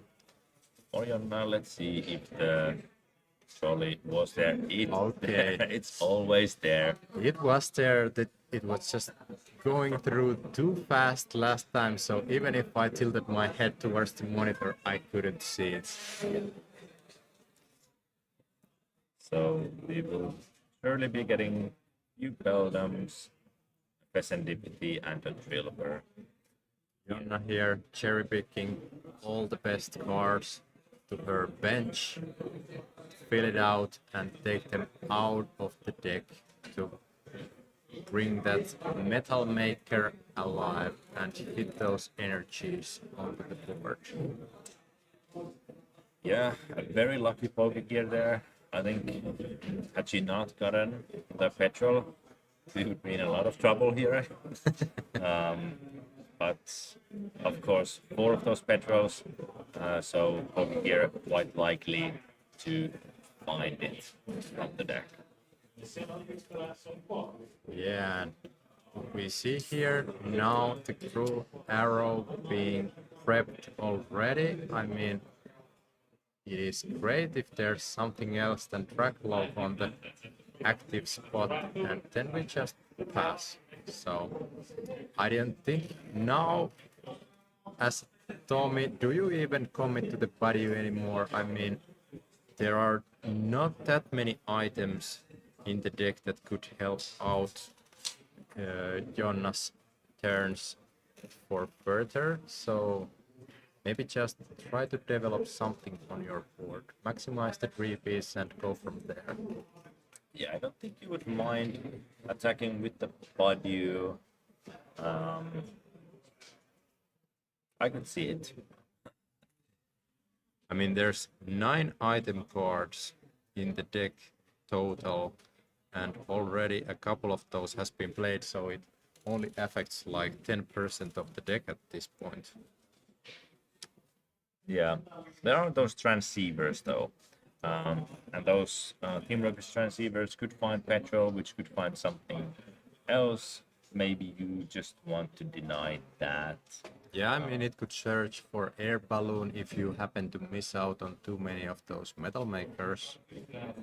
Yeah, here we really need to find another Dracloak for Tommy. You have to imagine that Jonna will be able to attach 4 energies next turn. She would have to get quite unlucky with those metal makers. I'm sure there was some energy already in hand. We will have 3 metal makers to use, so it just has to hit 3 energies on the board, and that would be enough to then get the Serendipity attacking. We see those 3-piece come down, so agrees with you, nobody needed. Yeah, if the cruel arrow is starting to be coming down, you just want to maximize all your 3-piece, so you at least some of those Dragapults and or Dracloaks end up getting mature enough to evolve into Dragapults. There we are. The other Dracloak found. Yeah, that was crucial because now you have the chance to follow it up with the Dragapult next turn. If you only get to evolve 1, it's gonna be Cruel Arrow for sure. Yeah. I mean, at this point, I would love to see a Mega Excadrill in play. We actually haven't seen a Mega Excadrill this entire set. In the first game, the Trilber bit the dust before it was able to evolve. Yeah, I mean, at this point, it's just a Metagross deck. Yeah. And yeah, in the second game, obviously, we saw basically nothing. Here, I do like just leaving the Duskull active there. Can pivot already if it somehow survive, and it probably will survive. I'm sure Jonna will be looking to use that cruel arrow here. Now that there's 2 Dracloaks in play, I actually wouldn't hate taking out the Dusclops. That would help out maybe a bit more. I mean, you'd be taking away some draw power, from Tommy by taking out a Dracloak, but I've tended to favor against Dragapult, just targeting down those Dust Noir pieces and limiting the options they have. Yeah, I mean, if you remove their burst, you can control the deck much better, and then you have the survivability of Mega Escadrille coming into play. Yeah, there we see that Mega Excadrill. Very cool to see. Decides to evolve it before the Metal Makers, though. Yeah, I think just protecting it, the board is looking like kind of needs protected. At this point, I mean, this is kind of what we expect to see from this matchup. Both players like set up here and now. It remains to be seen if Tommy can navigate this difficult matchup here. No Ichibulan cheese this time. Just honest Pokemon. I mean, is Jonna here pivoting her strategy now that there are 2 Dracloaks on the bench? I mean, there's no energies being loaded up to Pheasant DPT, and looks like Genesect might be the attacker here. I'm not sure about this. Obviously, you do soften the blow of an attack into Genesect, but does that really matter at this point? Yeah, I like KOing the Dusclops. As the boss orders now, I think there is an argument also to just retreat and go for the Undermine, but decides to take the knockout with the Genesect. A cool play I think I would have liked to have seen here would have been loading up the Pheasant DPT, retreating to it, and then using that boss's orders to get a 3P onto the active spot, then knocking out that Dusclops. That would mean that it would be super difficult for Tommy to ever be able to Phantom Dive this turn. Would require that Rosa's encouragement supporter in order to get that many energies into play. Yeah, need to have both of those psychic and fire energies simultaneously in the discard pile also. Yeah, so maybe that could have been done, but we are sticking with this. Looks like there's another Dusclops coming.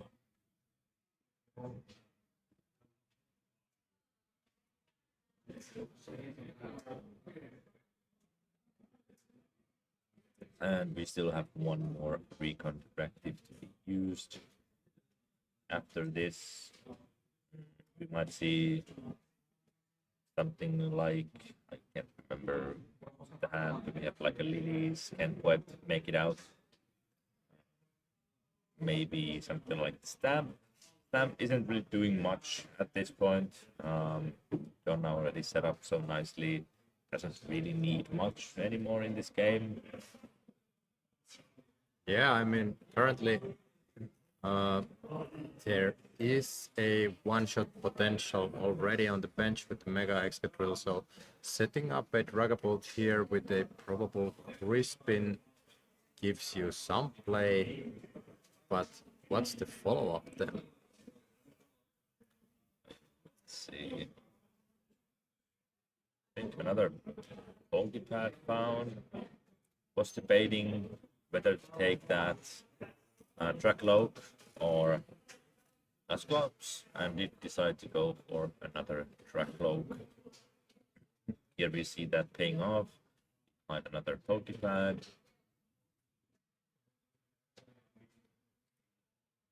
And another Dracloak. Ooh, 2 Pokepads. Beautiful board. There's 4 Dracloaks, so giving you access to 8 extra sites from top of the deck, granting you 4 extra cards.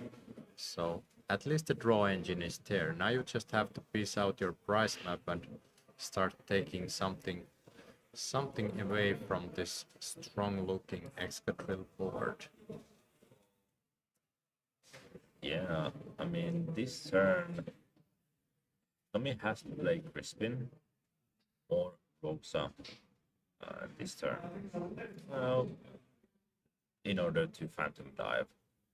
That would mean that the Phantom Dive would have to hit this Genesect. So you would be doing 170 damage to it. Now, where do you put those other damage counters? I think the Excadrill is a likely target for that. Perhaps you put one on Serendipity, or you could put some on the metal tanks. Well, here comes the Rosa play. You still have your turn attachment also available. I mean, if you pop this Dusk Globes now on the active, you can take the knockout even through the barrier, but probably wants to thin out the Metang line there. Yeah, I like this quite a bit as well. Popping that now. That could have been targeted as well. And hoping to maybe prevent this Mega Excadrill from getting the knockout on the Dragapult next turn. Yeah, now the price map for Jonna is even though, so getting 4 prizes will be streamlined just by knocking this Dragapult and the Meowth from the bench, but this unfair stamp is here to prevent Jonna's lands becoming a reality, or at least Tommy is hoping so. Probably this was needed this turn to keep Tommy in the game. I think Jonna still here is in favorable position, but let's see if we can take some kind of a follow-up knockouts then with a possible Dusk Globes or Dusknoir Pop in the turns to come. Yeah, and I mean, honestly, the damage reduction from Genesect isn't too relevant. It would still be KO'd by the Phantom Dive attack, so yeah, I don't know. Maybe. Yeah, now that you have played the stamp though, do you want to take the knockout onto the Metang because there's the Serendipity and you just stamped? I think it's fine. You don't really need anything in hand. You just need to find those metal energies. So it might be a bit desperate.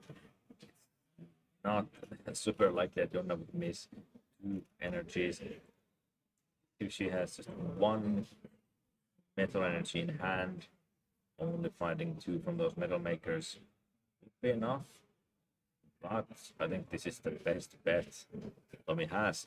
If Jonna doesn't get that attack going, I mean, quite a few energies have already gone. There's 4 on other Pokemon. You could whiff those energies, and if you do, Tommy would be in quite a commanding position after that.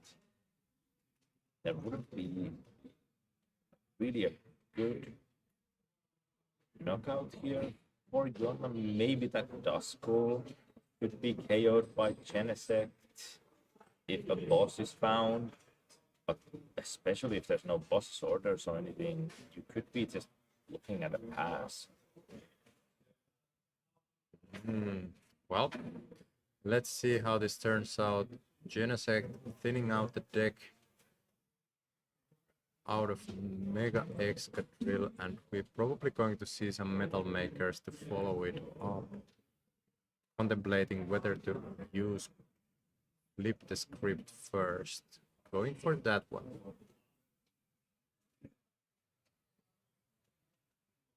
Yeah, Flip the Script.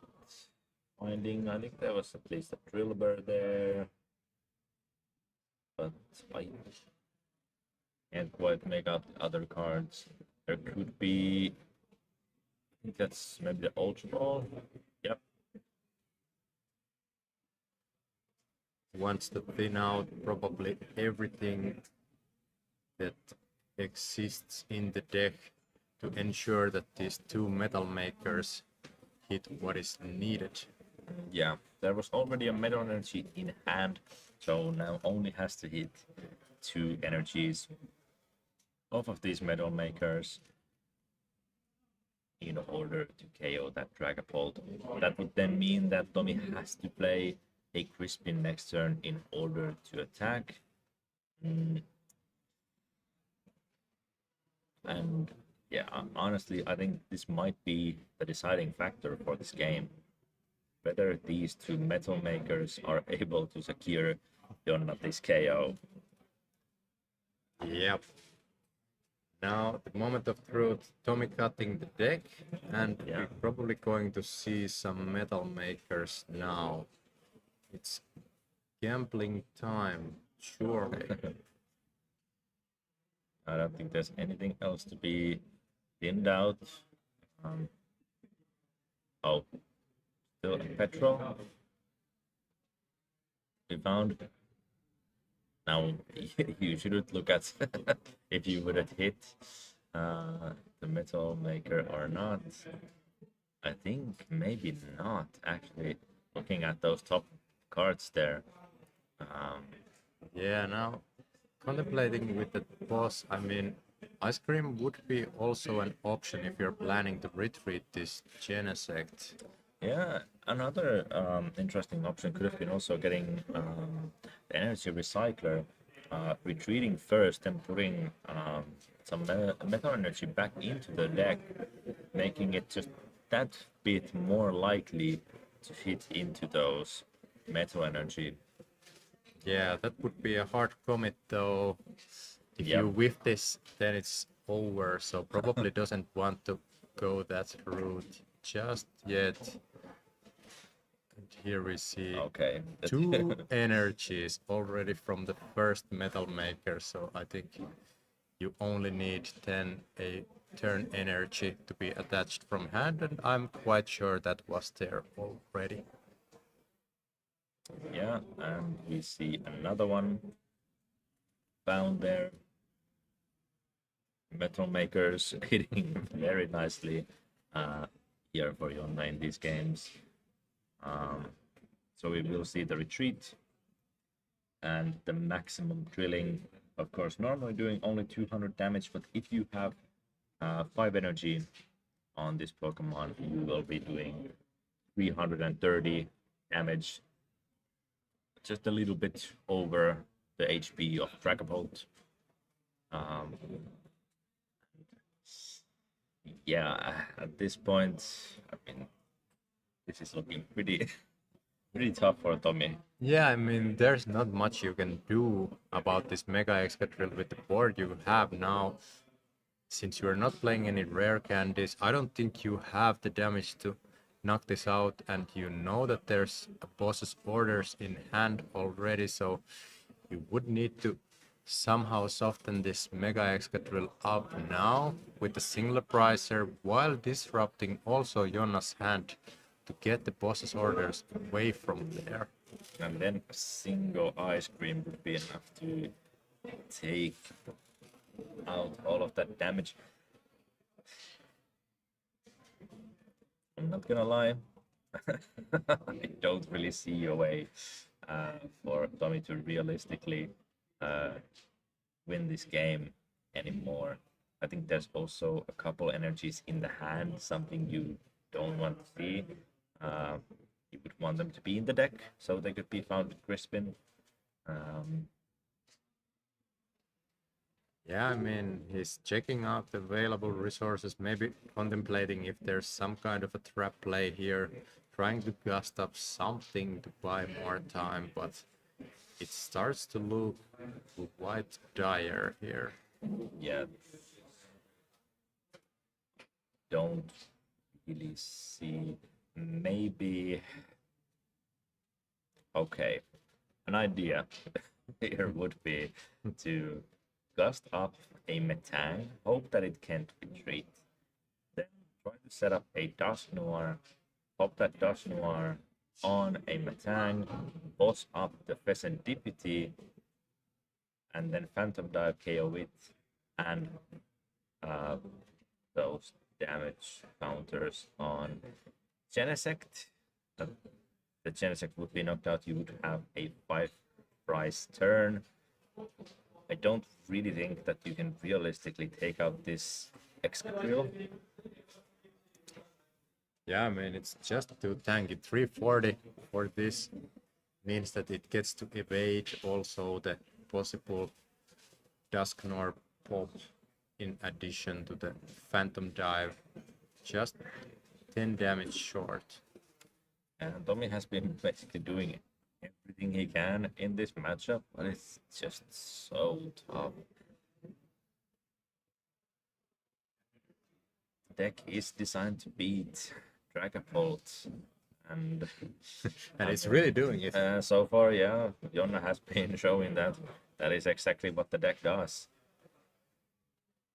Maybe showing us a bit of a prelude for something to come in this format in the upcoming World Championships, and then also the regionals of next season. Yeah, it's time to get drilling. Forget to don't forget to order yours on card market to be prepared on the next season. Exactly.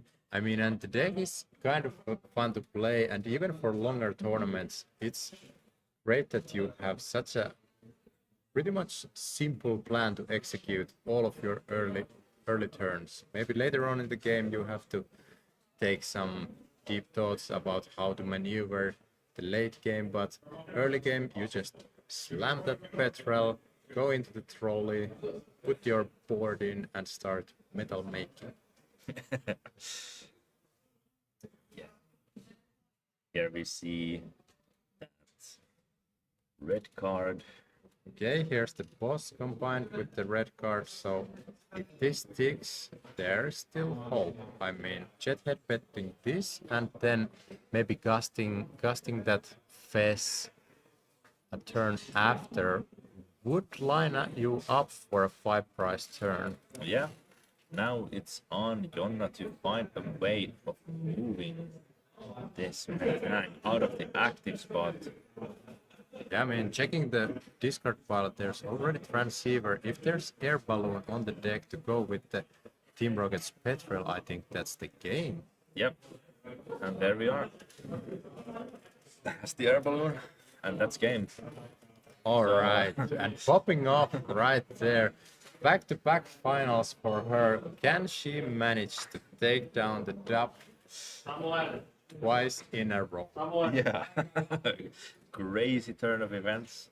I think we will give her a little break here soon before the finals. But yeah, in the finals we will be having last year's champion Jonna Vainisto facing off against the up-and-comer Arni Karila. No slouch himself, I mean a regional champion. Yeah, regional champion indeed. Looking to add another trophy under his belt also, so there are definitely big stakes here. So we'll be taking a small break here, so stay tuned for the finals.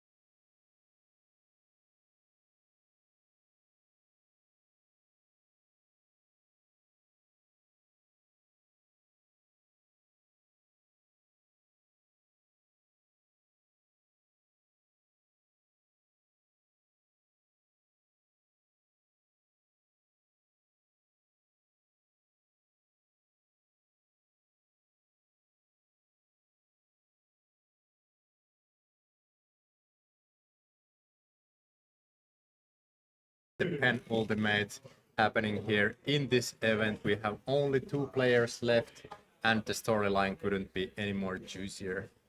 Yeah, we've been waiting for this the whole weekend, the finals, the #1 game of the event. And yeah, what a finals do we have? We have the defending champion of last year, Jonna Vainisto, here fending off against Arne Karjala, a regional champion, a great player, an up-and-comer. And yeah, 2 very interesting decks as well. Yeah, I mean, we have the new archetype Mega Excadrill making it all the way to the finals with the trolley build, and I think has been performing well throughout the weekend. And then up against, we have the Slowking. Yeah, Slowking, a deck that, we've had these cards for a long time, but was basically a meme deck here, archetype, for a while. For those rogue deck enjoyers, like maybe a judge from this event. But now has really proven itself in this meta game.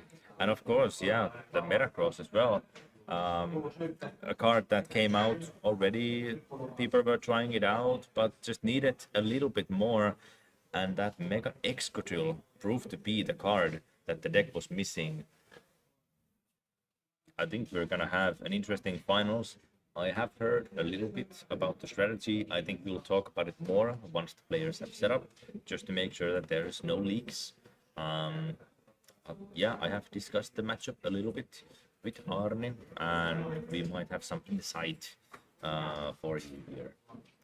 We are waiting for the final confirmations over the stream side here. When the players are ready, we'll be diving onto the finals matchup, and as with all the other matchups, also in this Top Cut we have 75 minutes to complete this final matchup, so should be that we get a decisive result on the normal playtime.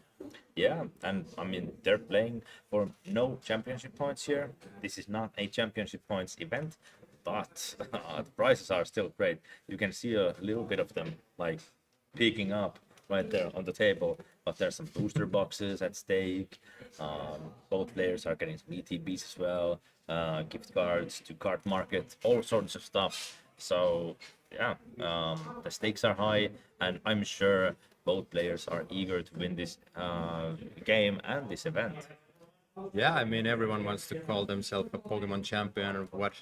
What's better than to be a national Finnish champion of Pokemon TCG? So, I mean, we have the ready signal from the table. I think we can dive straight into the match. Okay, one more time. Let's do it, chat. There we see the players setting up. Jonna being the higher seed, so she will have picked whether to go first or second. I would be surprised if it was anything other than second here. Of course, getting that trolley is very vital for this deck. And yeah, here we are. Players have gotten the permission to start. Oh, but Jonna actually opting to go first. I mean, this is probably a call here that Slowking doesn't do anything until the second turn, though. So this might be just a pivot here on the strategy now. Yeah, I'm not sure how I feel about this. This deck heavily relies on getting that Precious Trolley A-spec to set up your board. So yeah, you can't play any supporter cards on the first turn. Going first, there is no way to get to the trolley if you don't just naturally draw into it. We saw it in the deck, and we saw that there were outs to get it if she was going second. And as for the strategy for this matchup, Arnie explained this to me.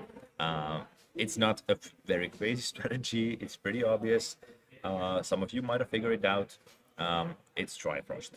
You want to use Slowking to copy Kiram's Trifrost, just as you do against Dragapult, and you should be able to then take out 3 Beldums usually, or maybe they are Metangs at that point. Yeah, but they're probably folding like House of Cards at that point because Metang, I mean, it's just there to thin out the deck, get those energies in play, but doesn't withstand that Trifrost by themselves. So that's easy 3 prizes for Arnie to look out for. And as we've been calling also throughout the tournament, there's not a single player here who's been paying the shaming tax, so to call. So we have arrived in a situation where Slowking is happily in the finals. Yeah, Arnie making a great prediction here for this event. Nobody respecting this archetype. I mean, we've seen cards like Arboliva sort of moving away from the format, something that used to make players put that shaman into their lists, but we've seen no shamans from basically anyone this whole weekend. Yeah, and nothing to take away from Arnie, but I mean, this also provides great matchups to across the board now that you can put out your premier strategy on use on every matchup. Yeah, here I'm definitely the strongest attacker in this deck. Being able to do 110 damage to 3 Pokemon is absolutely insane. And yeah, here, I mean, Jonna went a bit greedy, I would say, with that strategy of going first, and didn't quite pay off in this instance. I think would have liked to have seen even something like that Drillbur, so we could potentially see an Excadrill. Then obviously, yeah, if the Hiram attack happens, then that's bad, but I think you have to be banking on it not happening either way. Yeah, I mean, one call could also be, I mean, it's very risky to do it in finals, but if she's decided that this is such a tough matchup that without dodging the Trifrost it's unplayable, so maybe it's just a gamble to get the trolley into the opening hand, or at least a Buddy Puffin or some amount of basic Pokemons. Yeah, I mean, thinking about it, there's 3 games. Maybe you just bank on the fact that at least in like the 1 or 2 of those games, the turn 2 Trifrost doesn't happen. So it is very difficult. There is no way to disrupt Arne really, maybe like a judge. But even then, if Arne sets up, it's pretty tough to avoid that. It doesn't require that many resources to pull off the Trifrost with this deck, and that would hurt the setup, obviously.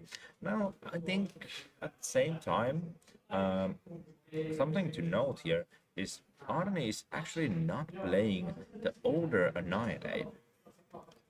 So he's not able to one-hit KO the Mega Excadrill in any way. Yeah, I mean, there's the opening for Jonna. If she can get a Mega Excadrill into play, I mean, it can start breaking havoc in this board of Arnis, and even like hitting the Undermine first for a Slowking that has already used the Trifrost means that it doesn't have any energy if there's no Boomerang attached, so could also mill some core components from the deck list, such as copies of Night Stretcher or additional attackers to prevent the game from going to Arnie's way.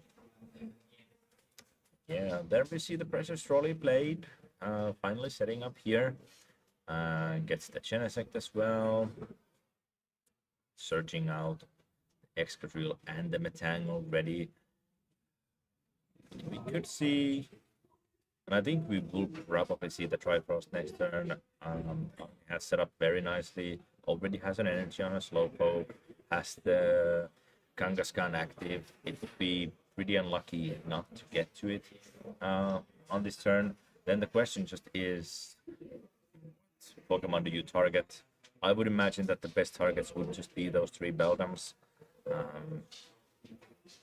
Just getting away from Excadrill having the energy acceleration kind of just breaks the deck. Yeah, and here we see probably I would like to have actually evolved that one Beldum and start loading up that Genesect. So if Slowking would come with the Trifrost, take out that active soon to be Metang and then two Beldums, at least you would have some kind of an attacker to respond on the following turn, being the Genesect. Yeah, it could be that Jonna just forgot that the Beldum was already in play for a turn. Um, I think it's also possible that she might have priced a Beldum. I think having 4 Beldums in play here would be quite optimal. Um, you can navigate this matchup even without the Excadrill, I'm sure. Though the Excadrill is probably the best attacker because it couldn't be knocked out.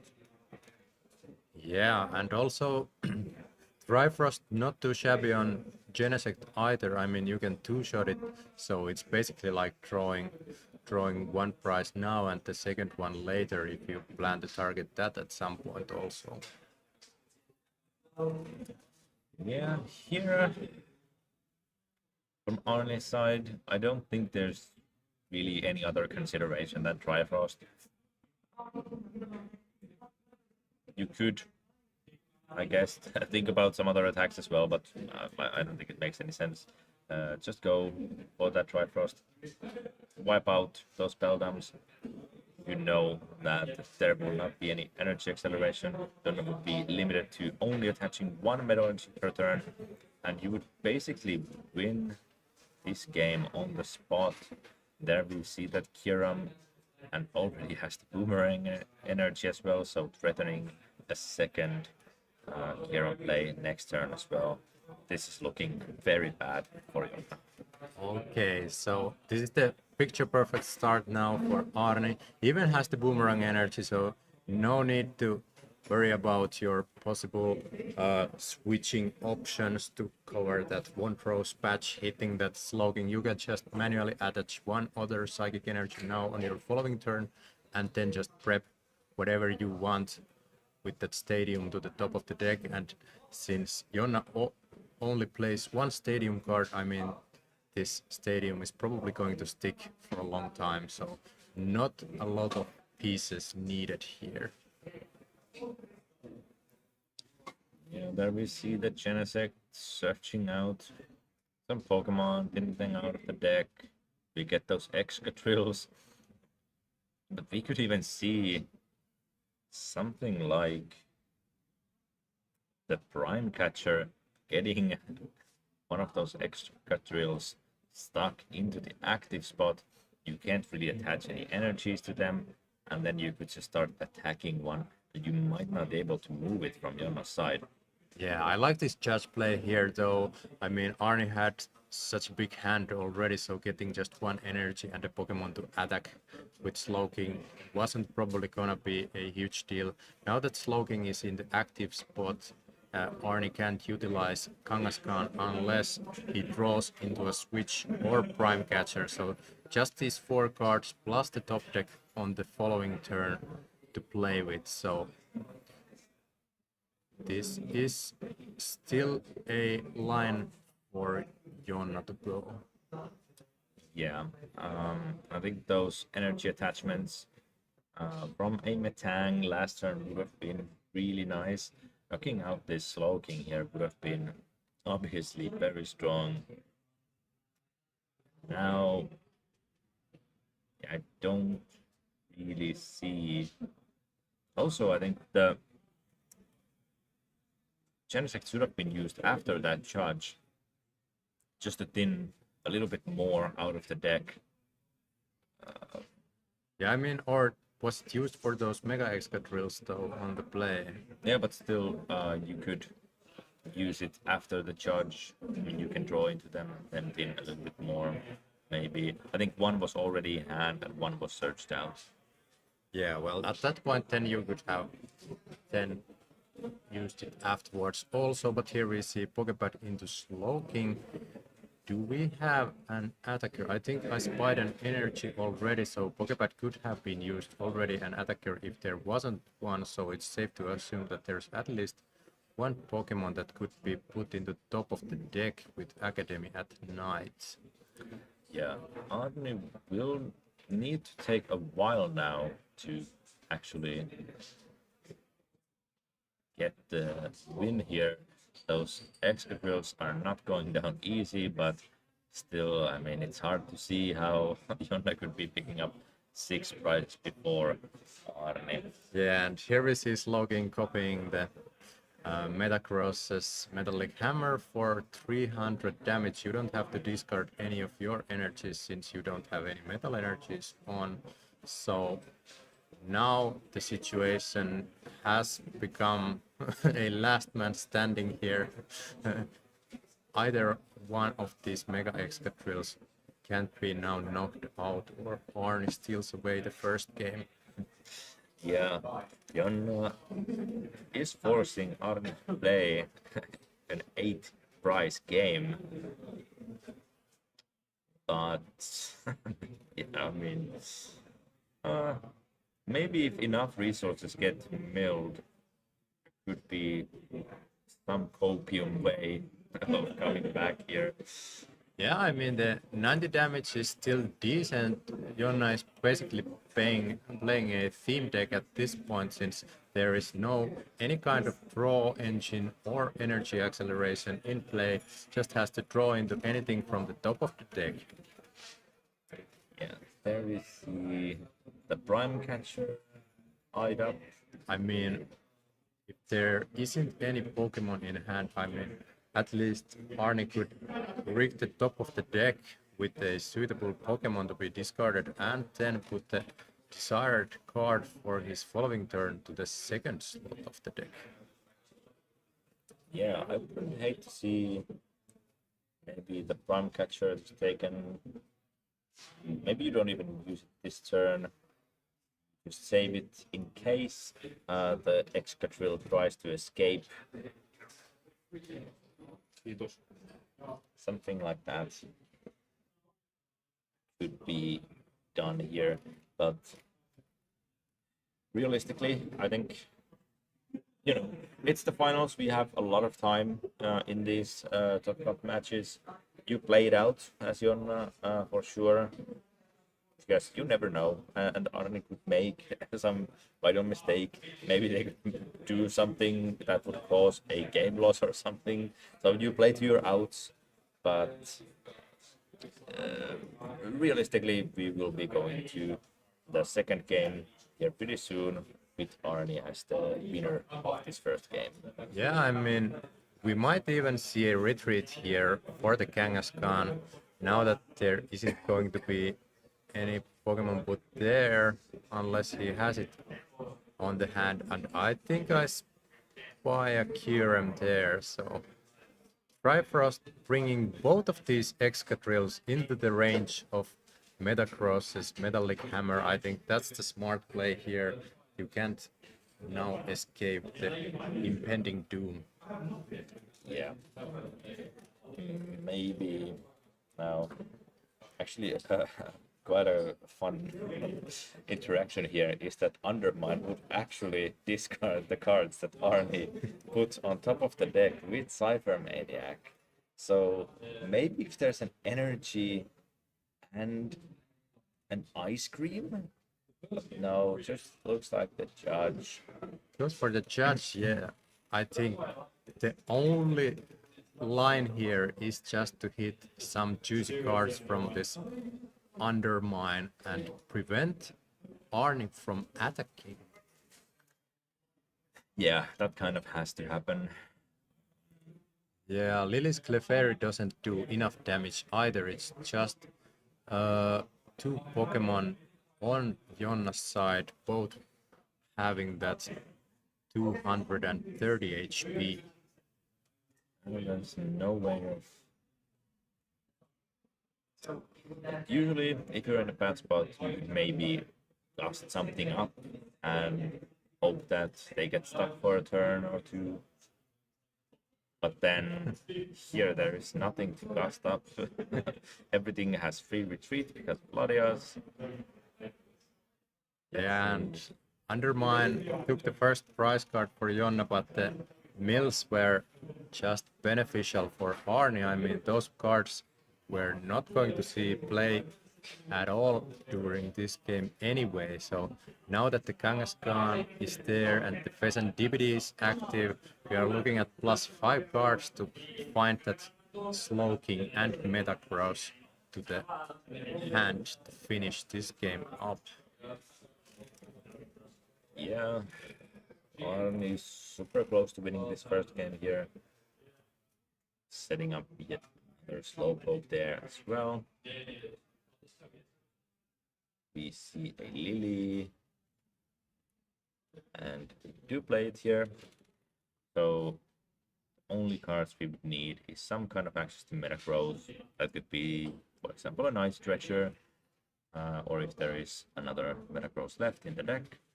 And a Slowking.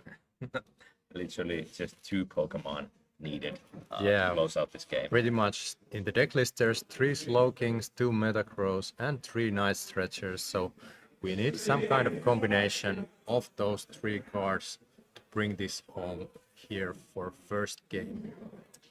Yeah, I don't think we have it here. I'm sure Arnie would have laid it down right off the bat. We do still have those Kangaskhan draws, so there is still the possibility of drawing into those cards. I think we do need to find the Night Stretcher to get the Metacross back.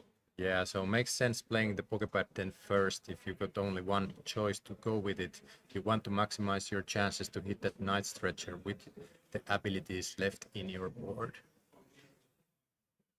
Sure. Oh, and we still have the Festro as well. Very nice. I don't think we found it there. See if we can with these Kangaskhan draws. Okay, Boomerang Energy and Pokepad. I think that's a whiff actually. Yeah, I don't think that there is a Metacross left in the deck. But we could see a Dangletail now as a line here for Arnie. If you don't evolve either of your Slowpokes, there's really not a target for Jonna to go after. Yeah, and with Dangletail, you can straight up put one Pokemon from your discard pile into your hand. So, I mean, even whiffing out the Night Stretcher with that much room left to play for, since your opponent has still to take 5 prize cards total, so could be a valid option. And quite a good option, I think. Since you're realistically okay not going for it. Probably respecting the special red card. I mean, if you're not... Here we see the red card also. Arnie with the heads up play to include 1 card from his hand to the top of the deck with Academy at Night means that he at least got to keep one of those.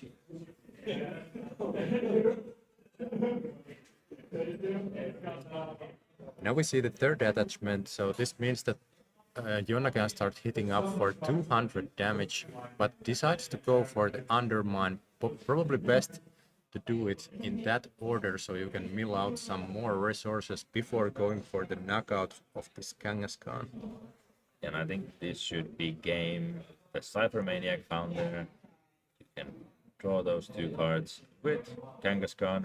So that's gonna be the Slowking and the Night Stretcher to find the Metacross. Yeah, we're gonna see the run errand here for the 2 selected cards in the top deck that Cypher Maniac just provided. We have Slowking and Night Stretcher. Metacross going to be searched from the deck or the discard pile, put in the top of the deck. Jonna realizes that's the game, so they move on to game 2. Yeah, pretty decisive win there from Arne. Jonna deciding to take the risk by going first. Not sure it paid off there.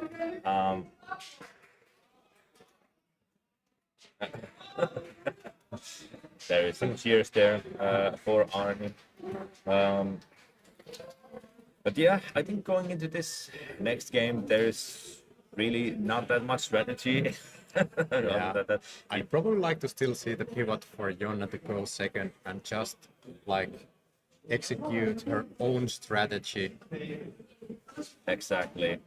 Yeah, because there, I mean, yeah, you get the chance to set up beforehand, but at the same time, what if you don't? Then Arden basically just gets a better turn one themselves. So I think stick to your guns, go second is what I would do. But obviously, Jonna has played this way more than us, so Yeah, and I mean, if you go second and Slowking whiffs the first turn without supporter, you can also have this kind of cheeky judge plays there if you manage to open up with a roll trolley or then just post something else up to deny that Kangas can't draw for one turn. I mean, there are still plays here that you can make to cling into this nationals champion title. yeah. Um, Something also to note there is that we saw the undermine being used quite a bit in that game. Now, nothing meaningful was really milled, but if you start hitting into those night stretchers or potentially some of those attackers, it could get a bit more dicey. There are a lot of resources, but these Pokemon also have a lot of HP. So we could see maybe if Arnie has a slower start, these undermines could really start undermining the game. Exactly. Nice one there. Well, let's see how the players are doing. I think we are about to be soon setting up for game 2, and if we are ready, we can dive right in. Yeah. So, hopping on to the see. table, both players have already found the basic Pokemon for their start, and we still have Jonna going first. Yeah, looking very similar to game 1 there. Finding petrol there. I don't think I see a trolley in the deck. Arnie opening up with the ideal starter here. The Mega Kangaskhan is definitely something that you want to see at the beginning of your first turn, so you can just start making the turns happen with a sizable hand. For sure. Yeah, basically a complete repeat of game 1 here on Jonna's side. Only getting that one Beldam there with the energy, not super good. We could be looking at another pretty tough game. And actually, Arnie could win this turn. There's only that one Beldam in play. If we see something like the Clefairy powered up with Wanderer's Patch plus attachment. All right, we actually have a line here for the donks because that's a juicy Ultra Ball, discarding the basic Psychic Energy, and there's a Lilies in hand. We actually could find something like if Lilies were to draw the Clefairy together with Wanderer's Patch and the Telepathic Psychic Energy, it would guarantee you the knockout. Yeah, I think you don't go into it just yet. Yeah, I think getting the Slowpoke, going the safe route, but keeping your options open. Perhaps something like that Lily's Clefairy could be used here for the Dong. That would be a crazy way to end this. The Beldam doesn't have a lot of HP, so yeah, I mean, you need just 3 benched Pokemon, and the base damage from the Full Moon Rondo brings you up to 80 damage. So, already has now enough basic Pokemon here. So, if we see a Lily's Clefairy or some way to search for it, Wanderer's Patch, and any kind of energy, even Boomerang energy works here. That's the game. Like, yeah. you're not going to be sweating right now. Yeah, we don't see that often happening, these donks, but for example, yesterday, with Hide and Sneak, we saw Juuso Toivonen executing exactly that strategy there. I don't see a lot of those cards that you would need for this game plan. Oh, but there's the Wanderer's Patch. And the Pokepad, but Do we have any way of finding the Clefairy? I mean, if you would have just gotten that Clefairy with the Ultra Ball, I think we're Since also you- missing. Gee. I think we're missing an energy. okay, decides not stretcher for it rather and save the Wanderer's Patch for later. I mean, this is great start already, but we were just like seeing the crazy lines here.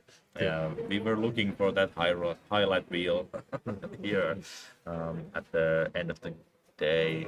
Yeah, but luckily for Jonna, she doesn't get clipped here. And the trolley from the top of the deck.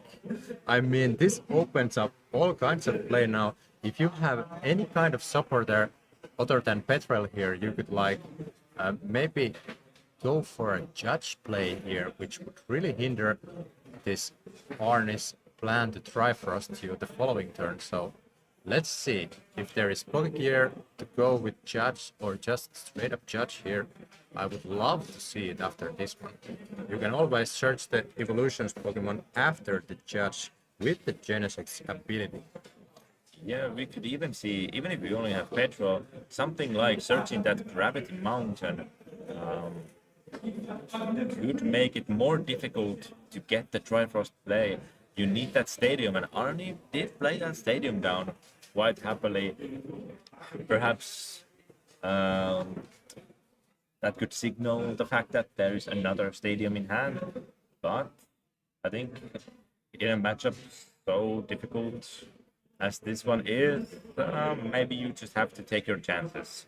Yeah, now we find also all 4 Beldums here, meaning that at least one of them is gonna live through the Trifrost. So this one is actually shaping up to be a proper match here, even if the Trifrost comes through. So then Arnie has to decide what actually to target with that possible Trifrost. Yeah, the Petrol coming out here. Let's see if maybe it's a stadium grab. It could be also just a supporter for next turn, like a judge. What you mentioned earlier. Maybe even a boss's orders could be thought about here. Yeah, and I would love to see the evolve to Metang this turn. Last game it didn't happen, but this time you could actually put some pressure already on Arnie if you start prepping on, for example, Genesect or your Drillbur. Any Beldum is a risk because those are going to be wiped, at least 2 of them. Yeah, I would love to see the evolve as well. Getting some energies on the board, being able to have a bit more pressure. I mean, if you hit a couple energies here off of this, yeah, you could start attacking with this Genesect. Let's see if Jonna is able to find true metal energy. This metal maker, I think the metal... Only 1 energy. I mean, Yeah. you have to put it on your active Pokemon 10. But I don't know. This smells like a 3-price turn for Arnie turn after, so I think actually at this point I would like to see the Drillbur also get knocked out since you cannot clear all of those Metangs. Yeah, no metals were made this turn. Only finding that one, sadly not enough to attack here. The attack isn't like super meaningful, but just having that energy attachment would have been quite important, potentially even a bit more. And I agree with you, I think getting the Drillbur out sounds pretty good. Though, yeah, I don't know. Yeah, I think maybe the Drillbur is the wise decision. There's also quite a nice price map now for Arnie. ignoring the Excadrill completely, you could take out Beldams / Metangs and the Genesect, and that would be enough to win the game. You wouldn't have to go through that huge 340 HP. Yeah, I mean, like, if you Trifrost now, Metang, Drillbur, and the Genesect, next turn, if you Trifrost again, targeting that Genesect again, maybe with Prime Catcher, though, to get a round of the debuff and then 2 Beldams from the bench, that's your 6 prizes. Yeah, exactly.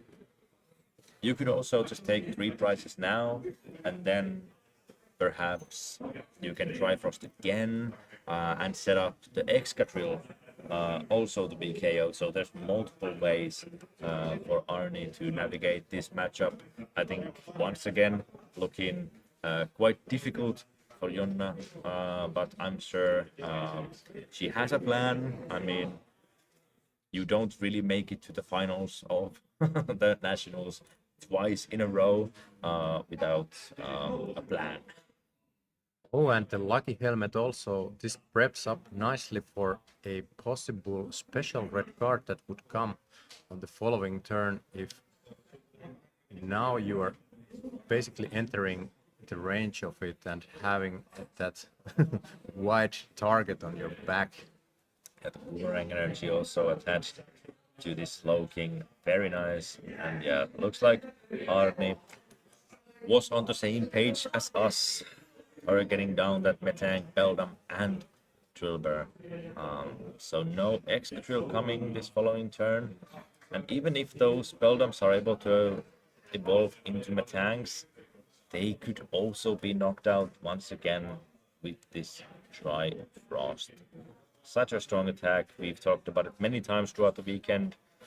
Just an insane crazy attack on a Pokemon, something that you would never be able to use on the Kyurem itself. But these Pokemon that can cheat, like the Slowking or previously the Regidrago, able to use that. Yeah, I mean, it's an exceptional attack, even among the spread abilities, because most of those where you hit multiple targets, at least one target has to be the active Pokemon. Now you get to choose all 3 by yourself, so you could just put all the 3 snipes onto the bench, ignoring the active Pokemon totally. Like if you compare this with the Wellspring Mask, Ogreborn, or even Hydreigon, or Flame Body Cannon from N-Star Manitan, all of those hit once to the active Pokemon and then also to the bench. Yeah, and here, let's see, the judge was played, so here, perhaps Arne's hand can be disrupted a little bit here, but I mean, there's the Lucky Helmet. You get to draw 2 more. Yeah, now the question is, do you even want to attack? You want to establish a Mega Excadrill here, but if you clear out this Slowking here, you give Arnie actually 4 cards more, because the Lucky Helmet procs off, and then he gets to promote also the Kangaskhan to replace the knocked out attacker. Yeah, I'm not sure. It feels like maybe you have to just take the KO. I mean, how are you winning this game if you're not starting to get rid of these Slowkings? It feels like the Excadrill is pretty unlikely to come into play anymore. You can't really bench it, the Drillbur either, because a Trifrost would then just win the game. I mean, yeah, but if you didn't attack, then you would have just prayed that the judge would have given you enough time to evolve it the turn after. Yeah, that is true. But now that we are in the Genesect road, I doubt we'll be seeing the Drillbur hit the bench unless we have the Metangs being evolved into Metagrosses. I think this might have still been the right call. I mean, Arne would have only required access to a another Kiram, either by, I think actually, yeah, would have had it already in hand. I think that Ultra Ball and Energy were drawn off of the judge. So would have just won on the spot. But even now, I mean,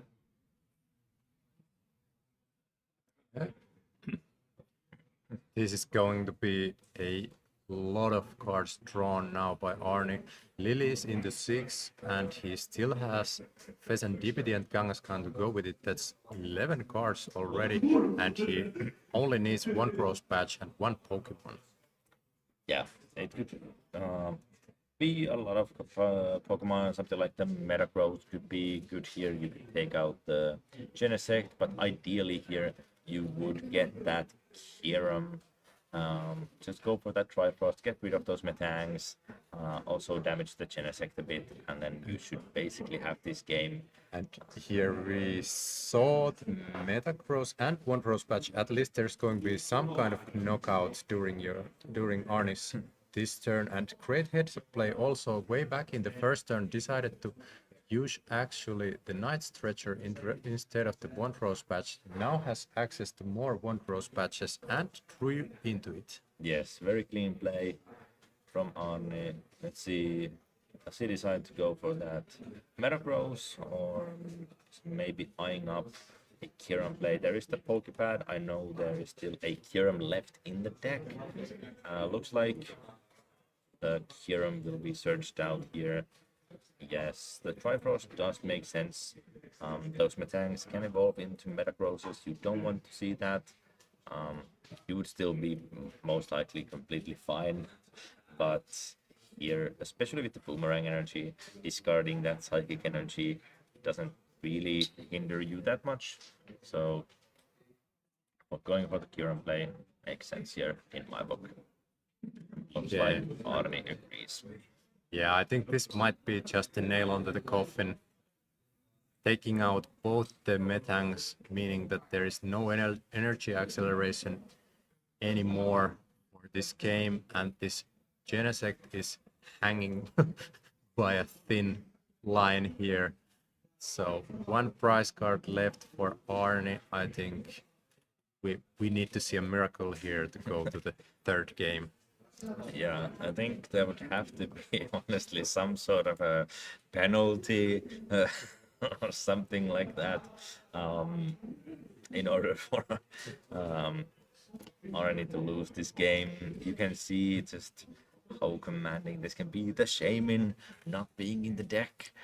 I mean, maybe after this we start seeing all the Finnish players respecting the Slowking.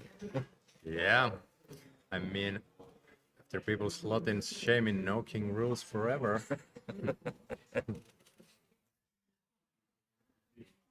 Well, It's like, going to be checking at least the available options. This is key information that how many attacking Pokemon there is left for the deck. Count out all the Night Stretchers and the discarded Pokemon already to gauge that how probable it is to get a Seek Inspiration off during the next turn, but something now has to be benched. This Genesect can't carry the game alone. yeah, I think this is a good time to get that Wilbur involved with the energy. You are at this point just hoping that Arni can't set up another Slowking. Yeah, and taking the knockout here, I think now we need a one Frost patch, energy, Slowking, and a Pokemon to get this play done. And there might be also enough damage with Lily's Clefairy. I haven't done the exact math yet, but with full bench, you would be hitting a 140 damage to this Genesect, which has 80 damage on. I think that is just not enough considering that it has the buff on it. But for example, if you combine that with Prime Catcher, there's a Juicy Drillpool also waiting on the bench. You only need one prize card to win this. Yeah, looks like Arni actually biffed the win this turn. Wasn't able to find the Wanderer's Patch or something like the Cypher Maniac before drawing with Mega Kangaskhan. So you're not getting one more turn here. Yeah, but since there's no energy acceleration, you can happily just leave this Kangaskhan here to draw some cards for you. I mean, prepping for your next turn, you can just probably like, even if the energy is becoming the problem, you can just even pass. Just don't commit to either of these slowpokes yet if you have the Wanderer's Patch available, but the hand is huge. Patch available. That is the only missing piece here. Looks like lining up that Cypher Maniac from the hand. Setting up. Oh, yeah, not using it, just putting it on top of the deck. Yeah, wants to prevent that special red card ruining the play here, since if Jonna doesn't take any knockouts here, the fest won't activate, and if you get red carded at the same time, that's going to be quite annoying. But now we could actually red card and then mill with this undermine, which would be the optimal play and something to keep Jonna alive here in this series. And the red card, though, would give access to that Cypher Maniac. I mean, Jonna obviously doesn't know what was put on top of the deck. This turn would actually be quite good if it was combined with something like Boss's Orders.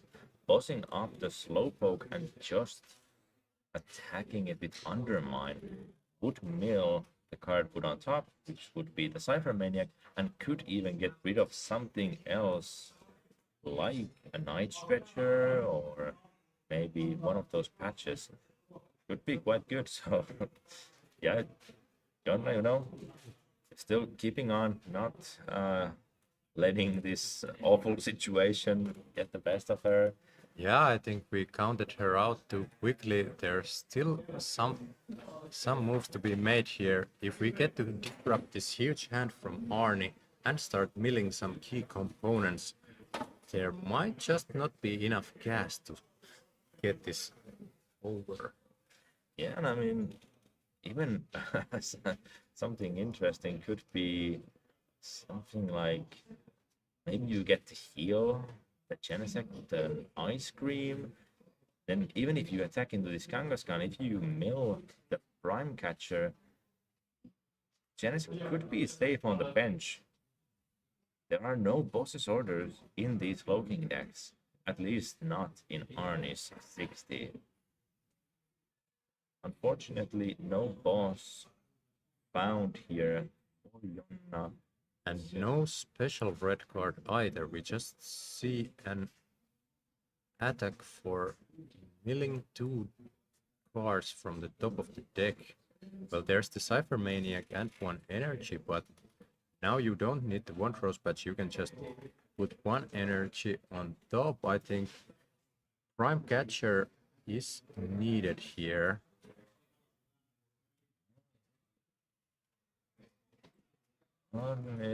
Plenty of cards in hand now to choose from. Yeah, going for Kangaskhan. Let's see what is available in the hand. See a Wanderer's Patch here, prepping 2 Slowpokes at the same time. I think now you are quite safe to evolve at least one of those. But what's the follow-up? Do we go for some kind of a... Is there a chance for lilies here?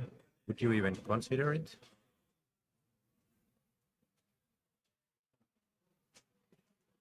This is super exciting here. Just on the edge of my seat. Looks like the Metacross being put on top, so Arnie deciding that just has to attack this Excadrill, and yeah, this is not bad.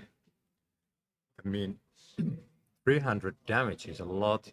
This is prepping you up for that victory on the following turn if Jonna can't now disrupt this Slowking. So we need some kind of disruption here. Maybe the special red card into a knockout or something.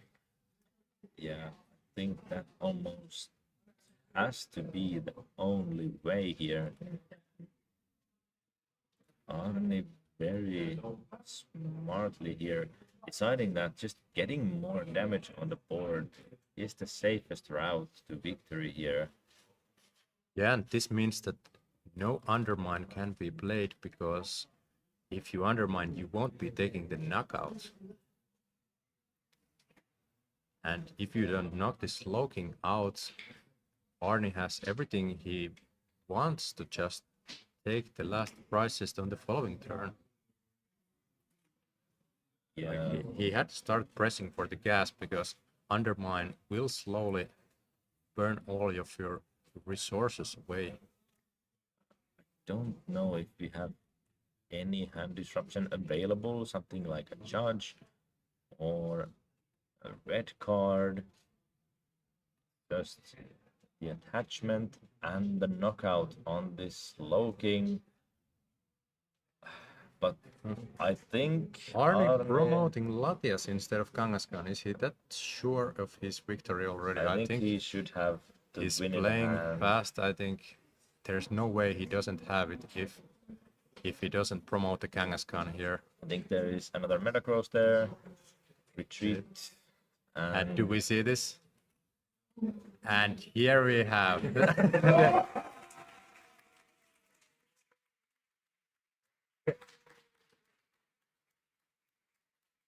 audience erupting into a major applause here for our nationals champion Arni Karjala.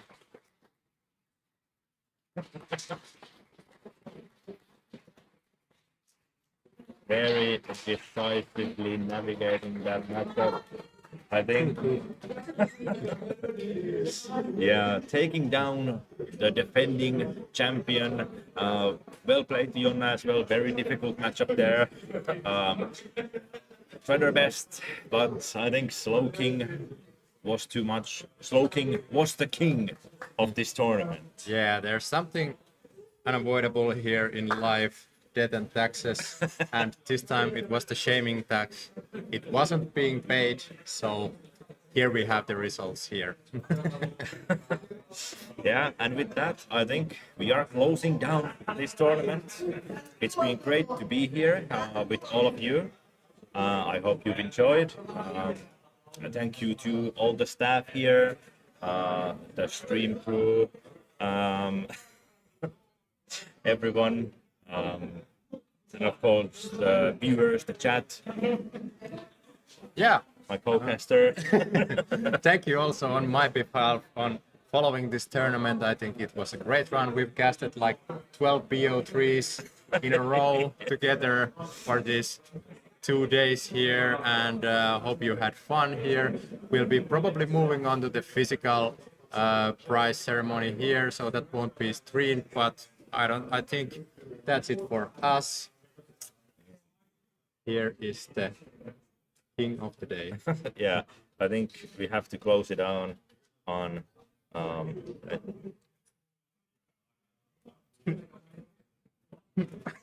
thank you. We love The team you of the all. day.